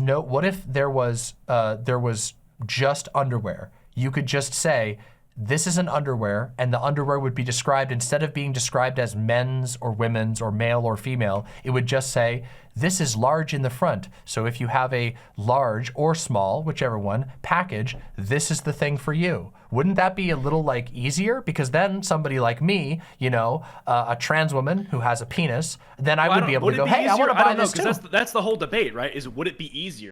And I'm saying, I mean, no, I don't think it would be easier. Isn't that big of a difference for you? I don't know. I mean, that's the whole thing. It's like we don't live in that world. We live in the world that I'm living in, and where I can just go out and get men's boxers and they fit and it works and I don't complain and it just works. Okay. So wait. This is that's perfect. the whole point that I make. This is perfect. So what you're saying is that there is a very minor convenience that comes from the fact that you can walk into a men's section and generally find underwear that fits. Although, let's be real, a lot of times when you buy something, it doesn't always fit perfectly. And you also need to know, interestingly, your size of things. You have to know the size of your underwear. You need to know the different people that make it. There's a lot more. You don't just walk in and find the perfect underwear. You go and you get a size whatever of this particular, Hanes or whatever fucking company you buy from, Calvin Klein. There's a whole bunch of stuff that goes into it. It isn't that simple. But let's put these two against each other. Let's compare the small benefit that you get from saying, oh, it's convenient, I can walk into a men's store, to the downside. But you're saying the small benefit that I get, right? You personally get, yes, because a lot of people don't get this. Bro, I'm literally just like some copy paste cishet white man, right? I'm using the keywords that your chat's gonna fuck with, right? Okay, so I'm literally just that guy. I don't know about that. I mean, there's the words have meanings. That's why it's helpful in this conversation, is because indicating that can be helpful for what we're talking about. But sure. But I'm copy paste normie, whatever. And I'm just speaking on behalf of us, bro. This shit's helpful. Okay, you're gonna say it's a small convenience when you scale that up to like literally tens of millions of boys on the first day of school and they have to find shit that fits and they can be in and out of a department store. But no one's saying that a department store isn't going to exist or that there aren't going to be ways to do that. It's just that you notice, you realize that gender ties into much more. That you are to have as a part of your society, male and female restricted segments of clothes, there are other changes that are required. There are things you have to pay for that. So yeah, while for cis people, for people who have no qualms whatsoever, can just walk into a store and get that, we're not saying that can't happen in another society. There are ways to design this that don't have the downsides, and the downsides I'm talking about are things like maybe you personally don't have any desire to dress any differently than, I don't know, khakis and a MineCraft t-shirt. Maybe that's all you want. Maybe that works for you. And there's no judgment if that's the case. That's totally fine if that's all that you want. But there's a lot of people who aren't like that. What about all of the men out there who really would... What about all the men out there who would... who really want to have painted nails, but if they do it, they're going to be ruthlessly mocked by their peers and their family because of nonsensical gender norms. That's a pretty heavy cost to pay so that you can say it's convenient to be able to go into a Target. But let me point out that if we didn't have such a gendered society, you would still be able to go into a Target and you would still be able to pick out you know, underwear that is for a specific body type. And in fact, there are stores that do that right now. There are stores, I mean, I was just talking with somebody in chat just a little bit ago. They have a thrift store near them that doesn't do gendered sections. They are sorted by body shape and size. So you go in and you're looking for a specific type of underwear, you know right where to go, and it doesn't have anything to do with gender, because it doesn't have anything to do with gender anyway. Gender is such a confusing thing that we've created that it only has helpful applications in very niche sections. You see what I'm saying? Just no, it's not niche at all. I mean, I literally, you're not contesting the fact that I said tens of millions of cis people. Really, it's hundreds of millions of cis people, because I mean, cis people are like the large majority of the population. No one's saying that they can't get their underwear. It's just right, saying that. No, you did. You said it's a niche benefit. That's not true. It is a niche benefit. It is a niche benefit to say. Wait, hold on. We put on clothes every single day. Wait, hold on. You're misunderstanding what I mean by niche. Let me be more clear. When I say niche, I mean it doesn't affect. Yes, let me be clear. I've learned a lot from Obama. That's why I'm so powerful. I saw him get the Chaos Emeralds, and I knew that I needed to get them too, so I did. Fire. You should legalize lean. Come on, What are your there's thoughts better on drugs. lean? There's better drugs than lean, man. Come on. You sipping on that purple drank or what? Purple drank is, look, listen. Are you tapping being the dead muddy serious cup? right now. I'm being dead serious right now. I enjoy my drugs, okay? Lean is like the lowest of the low, okay? Just trust me, you can do better than that. Wait, you're not tapping to perp? No, not today. No, not today. I like my liver, thank you. I would rather be able to do many drugs for the rest of my life than give myself liver cirrhosis in 2 weeks drinking lean. Oh, damn. But it's all good though. No hate to those who have a good Chat time. is all saying like lean is low tier. It's true, Bro, your because it chat- is. It's because Bro, I have. your It's because my is like a chat. My crack chat. house. Yeah, my chat. No, my chat are healthy. See, they know. They don't fucking do that dirty shit. They use the drugs smartly. They use it to become next tier. Faux See, we've show. got enlightened people here. All right. But nah. Like all I'm saying is when I say niche, I mean I'm not saying to like a small group of people. It obviously is there are a lot of cis people in the world. What I'm saying is that it's a pretty esoteric benefit to say when I go to the store, I can walk to the boy section instead of walking to the section of the underwear that fit my body type section. Like, do you see what I mean? Like, I'm not talking about the number I of see people what you're it saying. affects. Like, I'm saying that I'm like, sure this is like pretty personal for you because like specific like thing that you have to worry about, and I can kind of it's feel you not on that just because like personal about me, because like kinda, I don't give a shit. Like I already know. Like I'm already enlightened, bro. Like I've ascended so far beyond gender. Like people can't even comprehend. I can walk in anywhere and I can find clothes designed for anybody to do whatever the fuck I want. All I'm pointing out is that like the example that you're using of gendered underwear is a part. What I'm trying to get to is that it's a part of a bigger structure. It's a part of a bigger structure that is nonsensical. It simultaneously says it's nonsensical because it tries to tell you it's like the pockets thing. This is the same. It's the same basic thing. It's not. It is the same basic thing. It is a structure that tries to tell you that every person using this particular label, the label of man or woman, has a body that acts a certain has a penis, and that's like almost everybody. Like I'm sure, like yes, there's trans people, but like, bro, that's like I'm talking about like what's the percentage? Like 99 something. I'm sorry, yes. like shout out trans people. You're missing the point here. The world, gender is not just made up of a single pair of underwear. And as I've already said, obviously there are going to be like things like bras that are going to be valuable to some body types over others. But so it's not nonsensical. You're not letting me finish here. I'm desperately trying to show you how this doesn't align. It's okay. With other parts of the idea of gender. That gender is this thing that is supposed to, at least in our society, supposed to determine what you wear, that is supposed to determine your body type, that is supposed to determine your role in society, that is supposed to determine what types of jobs you can do, and that these are all intertwined and they're reinforced by one another. That we have men's and women's sections, and that again, underwear is not the only type of clothes that people buy. While yes, I'm sure that you could probably have that it's like, again, the underwear situation is a pretty low grade thing that I'm talking about here. What I'm talking about is more, is there a lot of other examples of huge assumptions, and not just assumptions, but enforcement that is done. Like I said, you are not allowed to dress, or you are not incentivized, and in fact are decentivized, sometimes severely decentivized from dressing or behaving a certain way because we buy into these gender things. And so what I'm saying is that having a little bit easier to sort underwear is not all that big, to me, doesn't seem like that big of a benefit when you're also talking about a structure that simultaneously removes all the pockets from women, also tells women that they have to be homemakers, also tells women that they're not supposed to be successful or CEOs, and also tells men that they're not supposed to have emotions, that they're supposed to always compete with all of their friends, and they can't have a relationship that's not based on competition. Okay, like so these I are think- aspects of gender that are huge in our society, and they attach to all of this. Do you see what I'm trying to point at? That the niche benefit that you immediately named. There's a whole lot on my plate here. All right, so you gotta let me cook just for a quick sec, okay? So Sure, I think you're like, I mean, yeah, like, okay, yes, sir, like men painting their nails, like when I see like Ben Shapiro, I'll be like, "Argh!" Like, okay, like nice one, bro, right? But like, cringe. okay, like, yeah, sure, right? But like, you're doing this thing where you're tying all of that into like this is why women can be more than homemakers. This is why this is why that.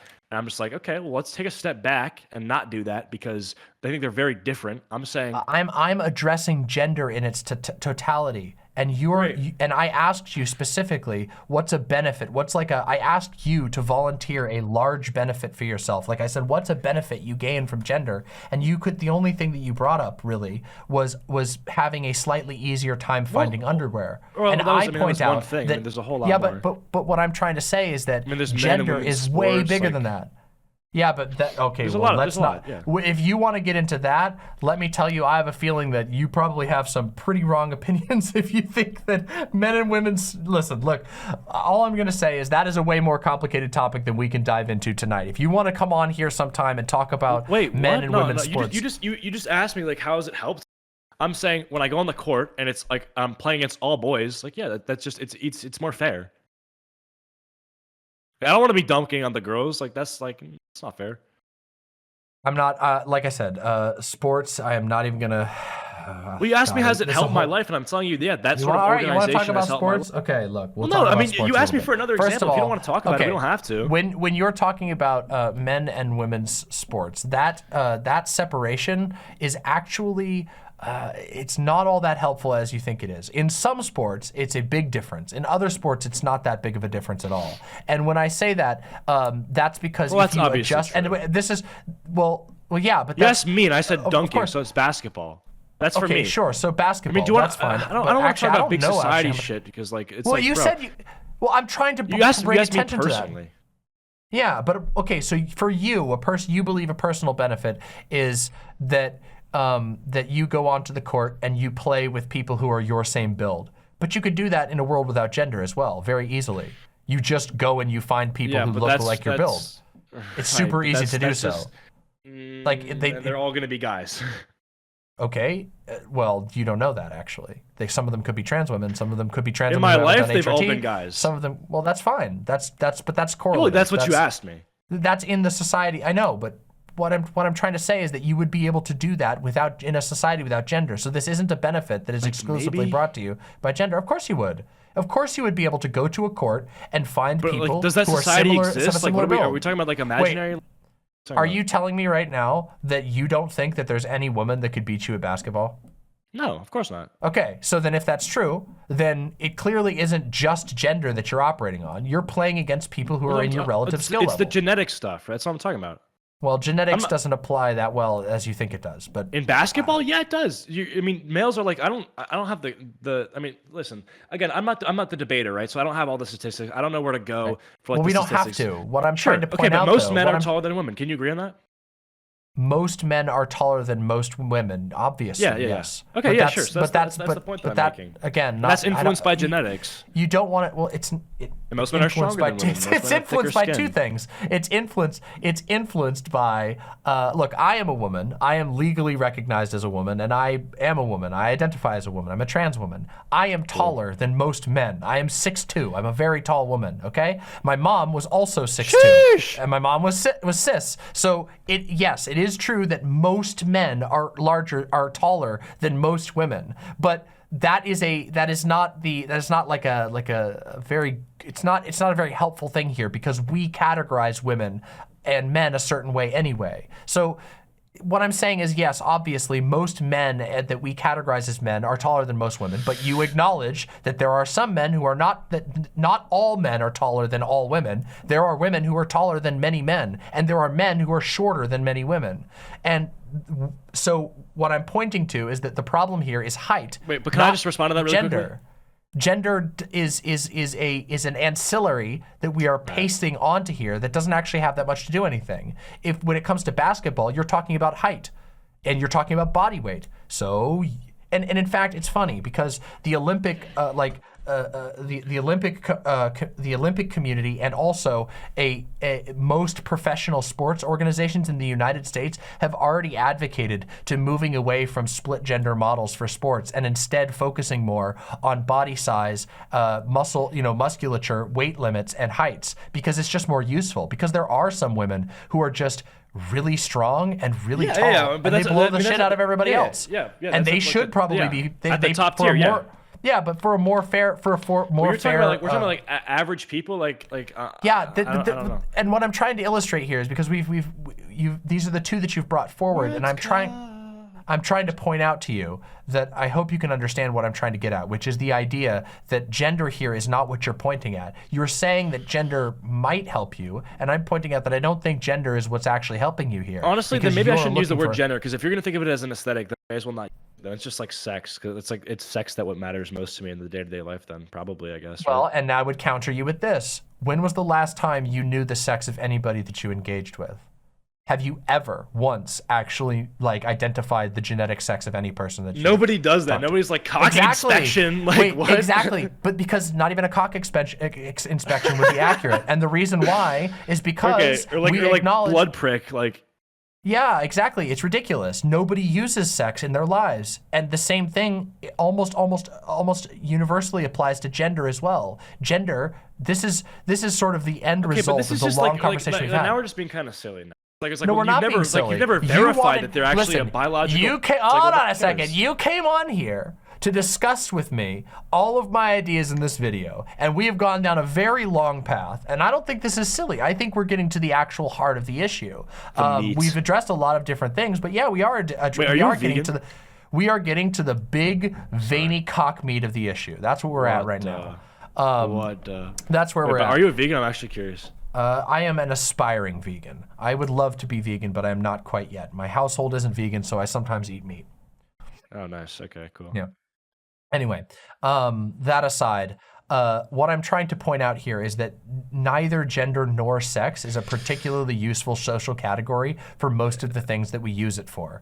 However, it does restrict a lot of people. It restricts cis people and trans people alike. Can I ask you honestly though? Do you really do you fully believe that in our data? I mean, maybe not for you, and I don't want to be that guy, because this is gonna sound like I'm being an asshole, but I shouldn't swear be to God, that guy. I'm not trying to. You can just not be that guy. Yeah, just. Well, ask, hold on. I'm gonna question. say right. Sure. You're a streamer, right? And this is me too, yeah. right? But you probably spend a lot more time indoors than most people. Is that a fair assumption? Oh, absolutely not. No, I am I stream a lot on my stream days, but these motherfuckers will tell you I have the most unreliable streaming schedule ever. I spent the last few months almost exclusively doing social shit outside my house, traveling across the country. I do a lot of stuff outside. I'm a very outside oriented person. Then it does surprise me that you don't think that sex as a thing that organizes things in our society is useful. I think it's an illusion day to day. I think it's an illusion. I think that people think sorcery that sex. Yeah, seriously. I mean, social sorcery, if you want to call it that. We can talk about things in more fantastical terms if you'd prefer. But I think that people think that they're talking about sex. But as we just you know, demonstrated when I talked to you about it just a second ago, you don't actually know the sex of any of the people that you've involved with. I don't know the actual sex. Well, I would say that in my fact, guesses are like 100% right. Like I'm pretty good at guessing.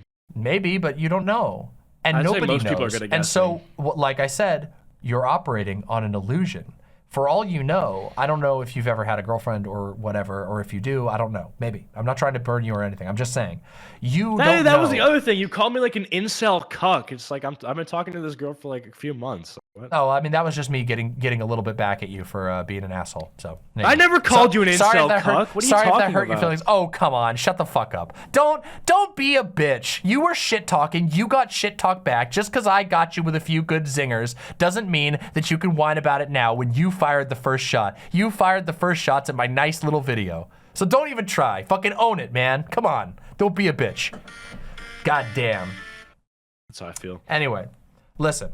What I was trying to say here is that no one actually knows the sex of the people that they're engaging with. We don't do chromosome tests. We operate on an illusion. We make a guess, and we can be wrong. Sometimes we are, and this becomes especially important to trans people, where people make all kinds of assumptions about us and are wrong all the time. Now, we aren't a big, a huge percentage of the population. We're about 1 to 1.5% of the world population, which is still a lot of people, by the way.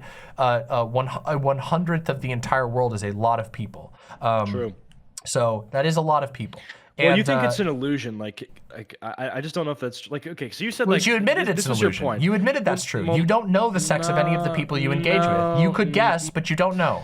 Well, okay, and you're never going to. You're never the... going to be able to carry around a blood tester, and no one is going to let you test their chromosomal sex. The truth is, what matters to you, if you want to be completely honest, what matters to you is your assumptions about their gender, not their sex. You don't ever actually chromosome, you never will. I can call your bluff on this. I know that no one's gonna go around chromosome testing people. No one cares about your sex. What they care about in our society is your gender, what you appear like. Well, it's about, well, yeah, and that's largely due to your genetics, regardless of how much like aesthetic differences you wanna make. Like if you wanna paint your nails, you wanna do this, you wanna do that, that's all fine. But I'm saying like, at the end of the day, it is biology, it is genetics, it is all encompassing. It's what matters the most. No, I so disagree with you on that. Come on, man. Don't be like a Jordan Peterson guy. You really think genetics is what matters most in the world? No. I'm saying compared to the other thing. Compared to aesthetics. Compared to aesthetics? Do you really think aesthetics matter more than genetics? Oh, 100%. 1,000%. What the hell? Oh, no. All right, look, I see that we're getting to the end of your attention span, so we'll probably wrap it here soon. But let me just explain real quick. My piano here, I chose that because of aesthetics. The lights in my background, chosen because of aesthetics. My clothes, aesthetics. My glasses are a mixture, a genetic need that is being filtered through aesthetics. I need glasses, but I chose these glasses because they look cool. My hair, Wait, hold on, that's actually perfect. Hold on, can I please say one thing? Okay, you need glasses. That's because of genetics. That's because of some genetic predisposition to your eyes, needing glasses. That matters more than the type of glasses you need, or the type of glasses you want. Well, what? Yeah, 100%. You needing glasses matters more than if you get Gucci or Prada glasses. You're missing the point. What I'm saying is you were making a claim that genetics matters more in everything. There are obviously some things where genetics matters a lot. Like, for example, if I found out that I was genetically predisposed to have cancer, that would be pretty important. But I think that by and large, I would say that by and large in our lives, most of what we do has a lot more to do with our aesthetics, and more importantly, not just aesthetics, but about what our society says that certain aesthetics say about us. Like I said, every decision in this room, with the exception of my actual prescription frames, which, if we're going to be really funny, if we want to be really accurate about it, I actually need my glasses because of like chronic eye exhaustion. Like it's not actually a genetic thing. I had perfect vision. All right, well, a lot of people on a computer do. A lot of people. Yes, many people do. But what I'm saying is that the majority of the things in our society have nothing to do with our genetics. The cars we choose, the house that we choose, the types of foods that we like. Yeah, but you mentioned cancer. I brought up cancer as an example of one thing that where genetics matters more, but you were making the argument that genetics is like one of the most important things in our existence, and I just don't think it cancer is. matters, yeah. You Sure, agreed, cancer matters. I'm not saying that it doesn't. I think you're missing the overall point. Most of what we do is social. Humans are social animals more than anything else. We don't make decisions about each other based on our genetics. We make decisions about one another because of social things, whether we agree on things, whether we like certain video games the same, whether we have similar political opinions, which are undeniably social. These are all social and aesthetic. In many cases, we hang out with people whose vibe we like, which is an aesthetic check. It's not genetics. We like certain things because they remind us of other things because of our life experiences. So these are all things that are social and aesthetic that are not genetic. So and I agree that everything that you just mentioned is less important than like every genetic thing that could happen to you that would affect your life in a drastic way. Of course, yeah. Okay, I think there's a missed connection happening here.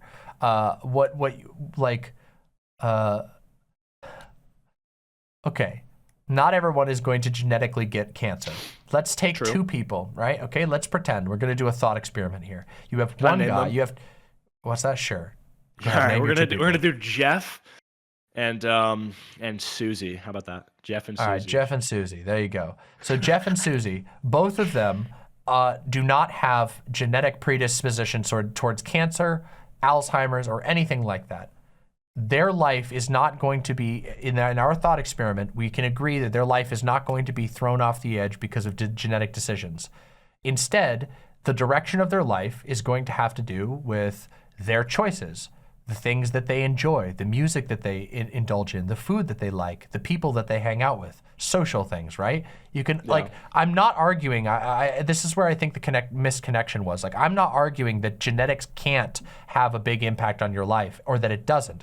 I do think that they do and can, but I think that for the vast majority of us, for most of our lives, we are preoccupied with social concerns and therefore, in many cases, aesthetic concerns, especially in our society, which is very image-focused. We live in a very image-focused society. I think you can agree with that, with the popularity of YouTube and Instagram. This is just a tough one to know. I don't know. I just think the genetics thing matters the most. Like I've been friends with. I remember I had a friend for a while and I moved, but he had diabetes and he had to like constantly check this. I don't even know what it was. I think it was like his blood sugar, and he had like a blood sugar, he carried around like this thing. It kind of looked like a Tamagotchi. It just had like a constant thing going on. Yeah, and sure. It was just constantly and that was a huge imperative on his life. And I agree. Like, yes, he had a great personality, and yes, yes, see, that's the thing. You don't. Right, I'm sure you remember that as a part of him and something that he had to deal with. But I imagine that probably you remember that friend more for the times that you spent together, the jokes that you made, the things that you did, maybe even the video games that you played.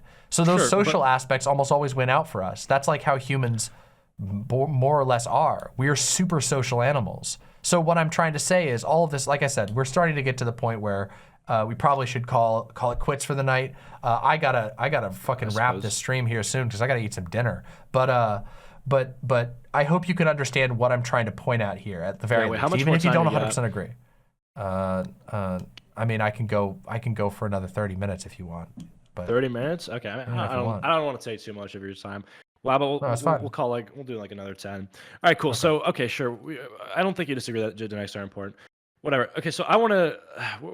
We talked about so many things. I don't think this talk about a lot of things. Bad. I thought it was useful, but no, I thought it was really good. I was actually really impressed. I hope that you will at least like, as a gesture of good faith, I hope that you will think on some of the things that I said here longer, and maybe. I don't care if I literally don't care. You don't have to retract your video or anything like that. I roasted you for the video. We're even on that front. But I hope you'll at least, think about these things and maybe, consider how they might affect your life. Because at least in my experience, I have a lot of conversations about stuff like this with people, and sometimes it really changes their perspective on the world. And sometimes you might even find things that are like, wow, this actually does kind of suck. Well, okay, so I can conceptualize your perspective. I just think that at the end of the day, I view things a lot from like the grand scheme, the bigger picture, in the sense of like how like we're all gears in a system to some extent, right? Always, right?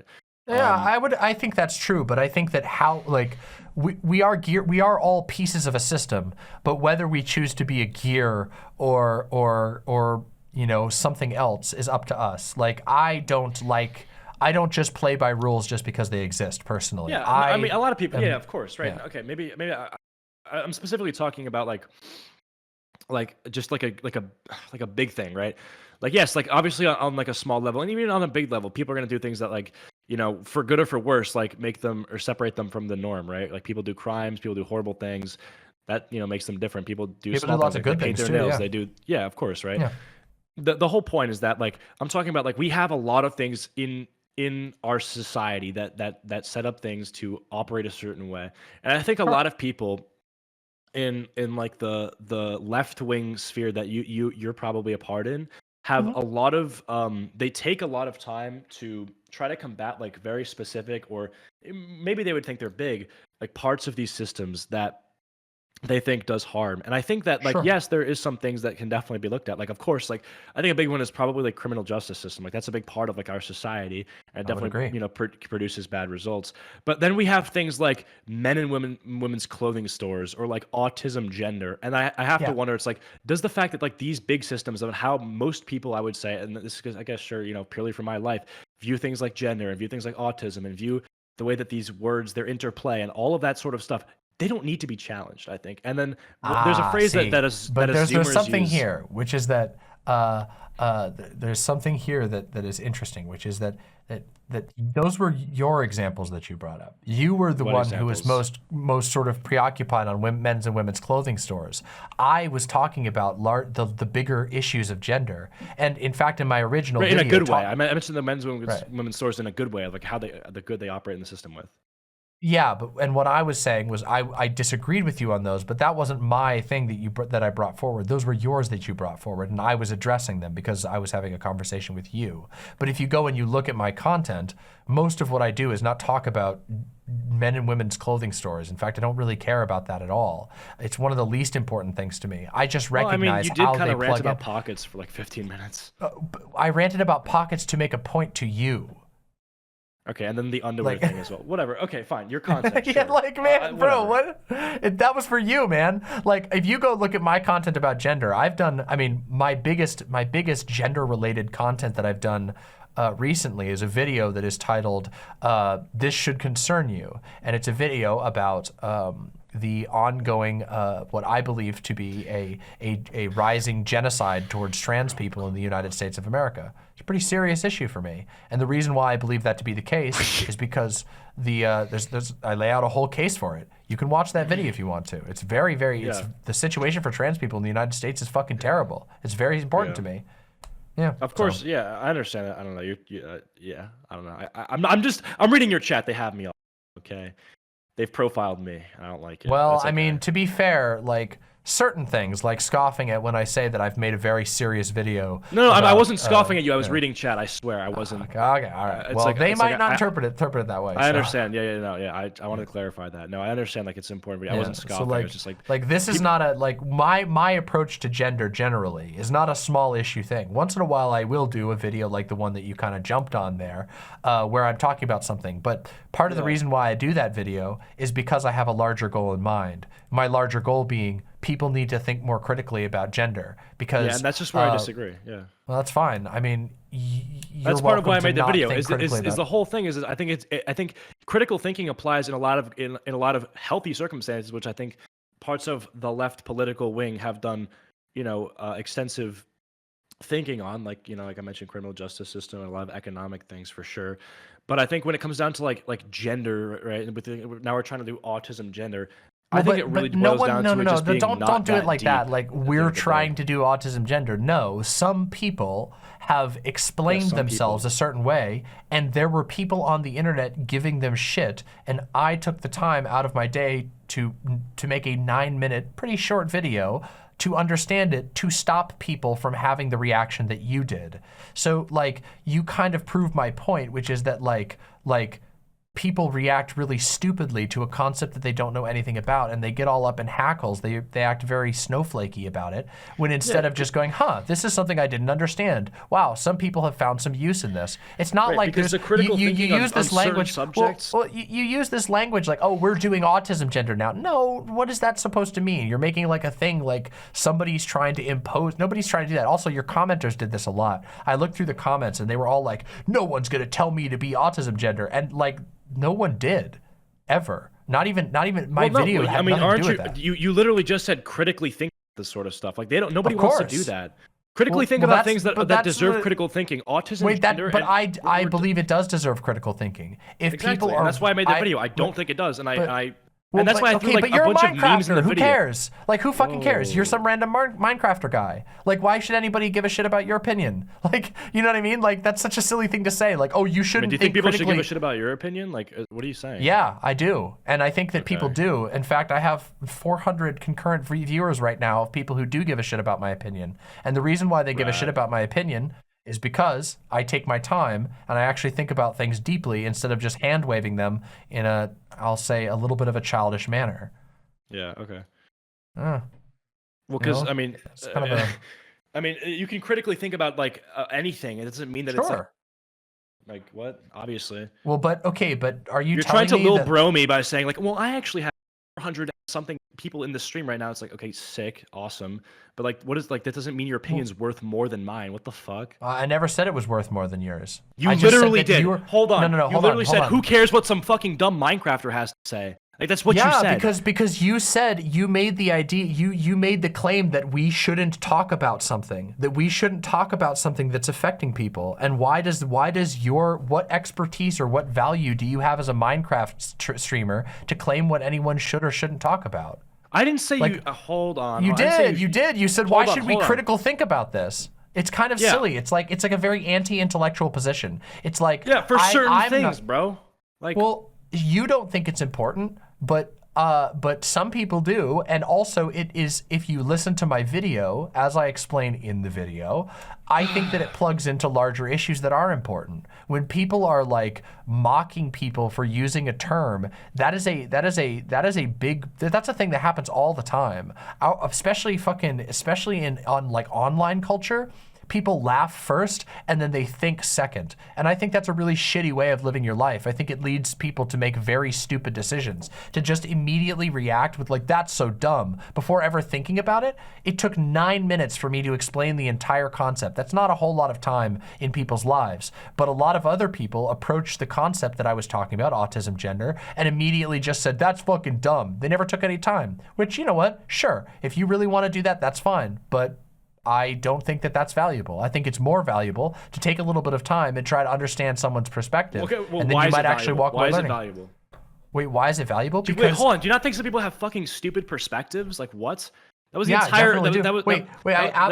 entire premise of my video. Is it's like, yeah, it's like, okay, someone brought up something that is like, it's silly, right? And the wording specifically used is completely silly. Okay, but let's be real, bro. Showing how silly it is. I'm putting in memes in my video. Fake. You gave in this entire conversation. We've had a very long conversation. You never gave a good reason for why you thought that word didn't make any sense. In fact, your argument was I've said it 5 times, dude. You've said it 5 times, and it still doesn't, and it didn't make any sense. When people go back and watch this, they're going to hear you say that it doesn't make any sense because you think that gender is aesthetic, and then also 2 seconds later you say that I don't think gender means anything, and then I point out. Yes, because and now we're going back to that. Like yeah, because you never answered it. I always said aesthetic. I don't think it means shit.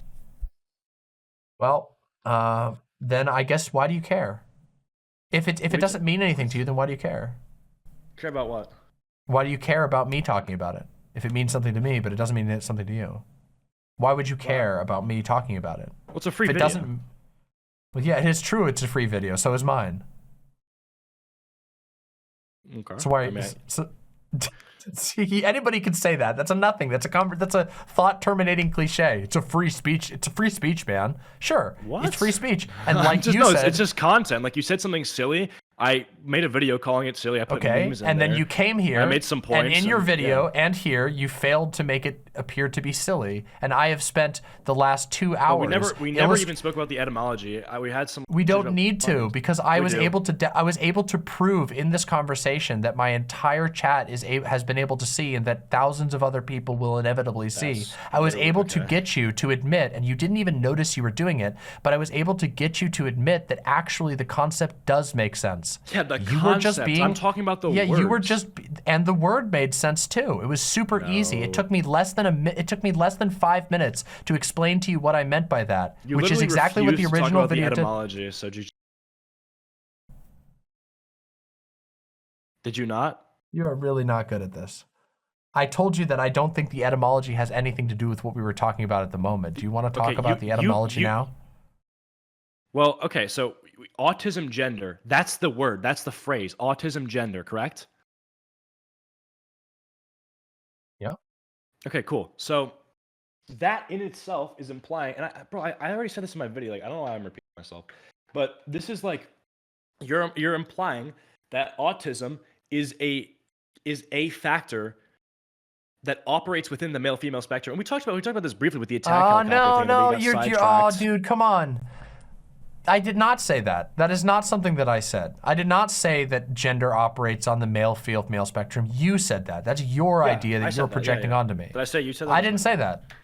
Yeah. Just say like, you said that. So this isn't etymology either. You've gone to a different argument. We aren't talking about etymology. No, I just told you just said you wanted to talk about etymology. Then I said talk about the etymology, and you immediately just didn't talk about the etymology, dude.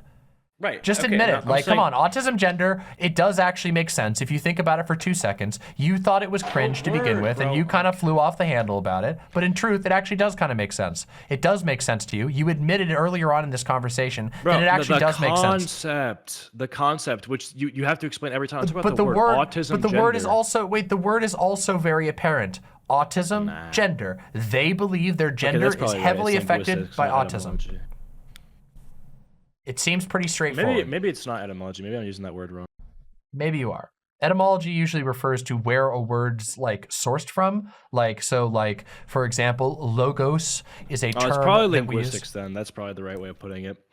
Sure. But regardless, like, I don't think that you managed to pull together an argument. I mean, all your chat agrees with me because you and them are using these specific definitions of gender that most people that are in my audience, which is much larger, don't use. So, I don't think that's true. I don't think we're using any sort of specific definition of gender. I just think that you said it's aesthetics, which is not. No, I said specifically that gender is mostly aesthetics.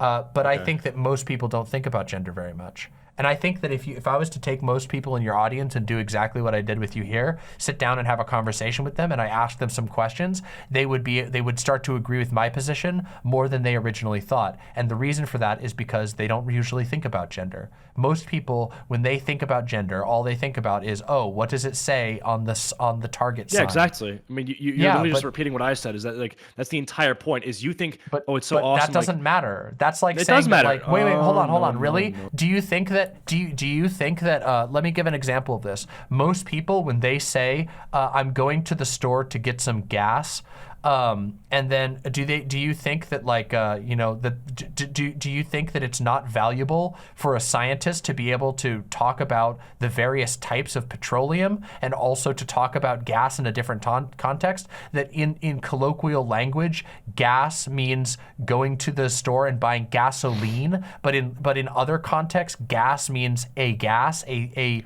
aerosol, or not aerosolized, but a type of matter. Like, all you're talking about, all you're saying here is that some people in your audience only think that gender means men and women's room and men and women's clothing store. And what I'm pointing out is that my video is specifically going into a much deeper interpretation, not a different interpretation, but a deeper interpretation in a different context. Yeah. You're just unwilling to engage with it. And so is most of your audience, unfortunately. Because it's lame. It's like a waste of time, I think. Like, no one's going to adopt this sort of stuff. I mean, you're literally blatantly wrong about that. And the reason why, the reason why you're blatantly wrong show about me the that autism is gender restroom. is because we're talking right now about this topic. So if it is true that no one cares about this and no one is ever going to adopt it, then I have a shocking thing for you. You're in a dream, my friend. This whole conversation has never really happened. Am I adopting it? I guess I am adopting it. I'm literally not. Like, what are you talking about? It's kind of weird. It is kind of funny. By making a video on something like that, you do kind of spread it further. But I will say that actually, yes, people do adopt. I mean, it. if that's how you want to view it, as all publicity is good publicity, go for it. I mean, you got pretty mad at it, so I can't can't assume that you were pretty happy. You were like, hey, no, you cock. I don't think I was mad at it. I think it was funny. No, you were. You called me like a fucking incel cuck. Like, that seemed pretty hated. You kind of behaved a little bit like a fucking incel cuck. I'm sorry about that, but you kind of do a little bit. And it's kind of lame. Like, you could be, I don't know, this conversation's been mostly fun and fine. Like you kind of have like a shadow, you kind of have like a Shadow the Hedgehog type like kind of thing going on at most times, which, you know, what? I feel like you'd be, I feel like, oh, sorry, I said you have kind of like a Shadow the Hedgehog kind of like kind of thing going on, you know? You got that kind of thing going on just a little bit. Just a little bit. It's a little bit of like, I'm too edgy to think about things, which, you know, if you want to be a dumb what are you it's talking? fine. I'm talking about this one specific No, that's just not true. I literally engage with people all the time on like you know, thinking critically on all sorts of things. I just think this is fucking silly. Well, that's fine, but I think you're wrong about that, and I think this conversation itself kind of shows that you may have jumped the gun a little bit, because we actually had a very productive conversation the moment you were willing to like not. Yeah, when we not talked have a about knee-jerk other reaction. things, when we talked. No, we didn't. We actually specifically talked You about understand? exactly Most of that. this conversation was not autism gender. What's that? Hello? Okay, most of this conversation wasn't autism gender. You know that, right? Well, yeah, because you wanted to go into other things. You wanted to understand what I meant by gender and what I was talking about, and I feel like that was quite productive. Super immature, bro. I'm 19. What the fuck? Well, I mean, not listen, you. Sorry. Hey, don't be ageist to yourself. Don't be ageist to yourself. There are lots of 19-year-olds who are super mature.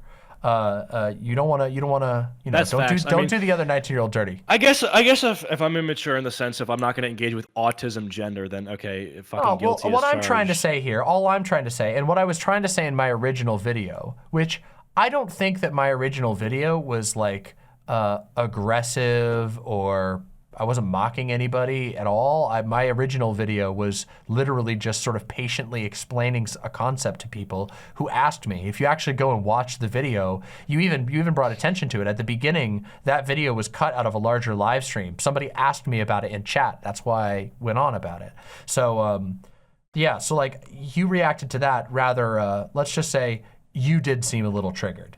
I was just having fun, to be honest. Well, all right. I mean, then what I would recommend to you is, you know, maybe think a little first. There are probably things that are worth your time, worth making fun of more than that. And also, I don't know. I mean, note there's the a fact, lot of things that I think critically can think note the fact like, that you came into this conversation and learned a lot. Yeah, I mean, it was a good discussion, yeah, for sure. I mean, So there you go. Really so it seems that my way of sort of going through things with just a tiny drop of patience is a little more effective than your way of mocking something you don't understand. That's all I'm trying to point out here. I'm trying to point out that knee-jerk reactions of mocking something you don't understand is not always the best approach. I actually totally understand what you're trying to do with the autism gender thing and what other people that or I shouldn't say you're trying to do, but the people that you're promoting, what they're trying to do with it. I fully understand what it is. Just, again, like for like the 50th time, I think it's silly. I've explained why I think it's silly.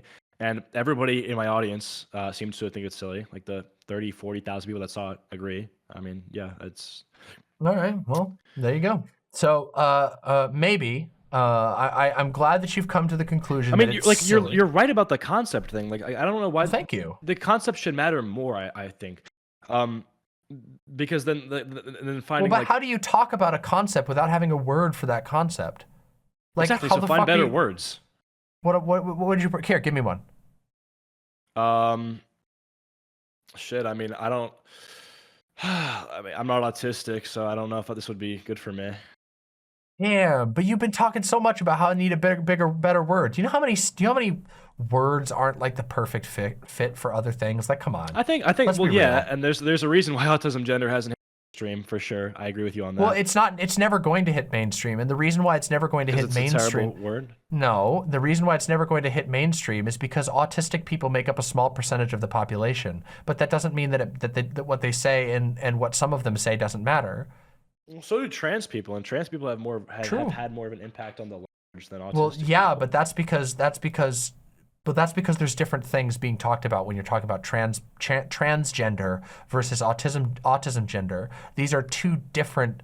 They are connected concepts, but they are different. Autistic people who are talking about autism gender aren't talking about the same things that trans people are. When trans people are talking about being transgender, there's a lot of other things involved. There's things like hormones, there's things like bathrooms, there's all these different things. Autism gender, it doesn't have anything to do with any of those things. It's a smaller concept and therefore a little bit easier to understand. Okay, well then honestly, just say the concept instead of the word, like, because it's so niche, like you said, it's like, okay, well, I just don't agree with you. I just think we should be less. I think we should be less fragile about words. I think we should listen to a word and go, I don't know what that means. Let me find out what it means, and then we should just move on with our lives. And go, oh, okay, now I learned something new, and I can talk about something else. Apple is a silly. That's the way that I look at it. All right. Well, let's wrap it here. This is as good of a spot. Yeah, this is a good spot to wrap up. Hey, Cheeto, thanks for coming on and engaging me in the arena of ideas. I was pleasantly surprised by the conversation we were able to have, even though I'm sure we still have some disagreements. Yeah, for sure. I Yeah. mean, Well, you know, I don't, and I should probably do this more. I don't know if like people from my audience went and like spam disliked your video. Like I don't want that to happen. I mean, yeah, sure it does. But, like, let me tell you, I did get a surge of some people who were basically going. I described them as the Reddit lol face. I did get some of those, but I don't really care. Trust me, I have dealt. So I always I don't know have if this you with know. people. You mentioned Destiny earlier, but Destiny and I have a bit of a bloody history. So I have dealt with a lot more people, a lot more negative attention than your community. So don't worry about it at all. Your people are fine. Yeah. No, I just wanted to say, just like, you know, sorry for that because that always happens. And yeah, whatever. yeah. Anyway. You know, I guess that's that. So. All right. Well, hey, you have a good night. Thanks for coming on and talking to us. All right. All right. Peace Bye. out. Bye for now. Well, everyone, that was that not a pleasant surprise? Was that not a surprisingly interesting conversation? There was a lot of things we didn't agree on, but actually, I thought that was fun. Okay, I had a good time with that. I had a very good time with that. I like debate. I told you this. I like debate. Okay. All right. Now, listen, I have to go. I told my partners that I would not stream for a really long time, and this short stream has turned into a 5-hour long stream. Yes, but everyone says I'm so annoyed. I'm so annoyed. However, I must remind you that while you are annoyed, you are also here having a good time. Being annoyed is part of what makes you love political content, because political content is fucking annoying, okay? Now, my lovely, lovely imps, I desperately need to go eat some food. And I want to say, I will be back later this week at some point. I've got some errands to go run. I've got some work to do, but you will see me again very soon. So until then, much, much, much, much impy love to all of you. And don't fucking die. Don't you fucking die. Don't do it, all right? Mwah. Bye for now, everybody. See you later.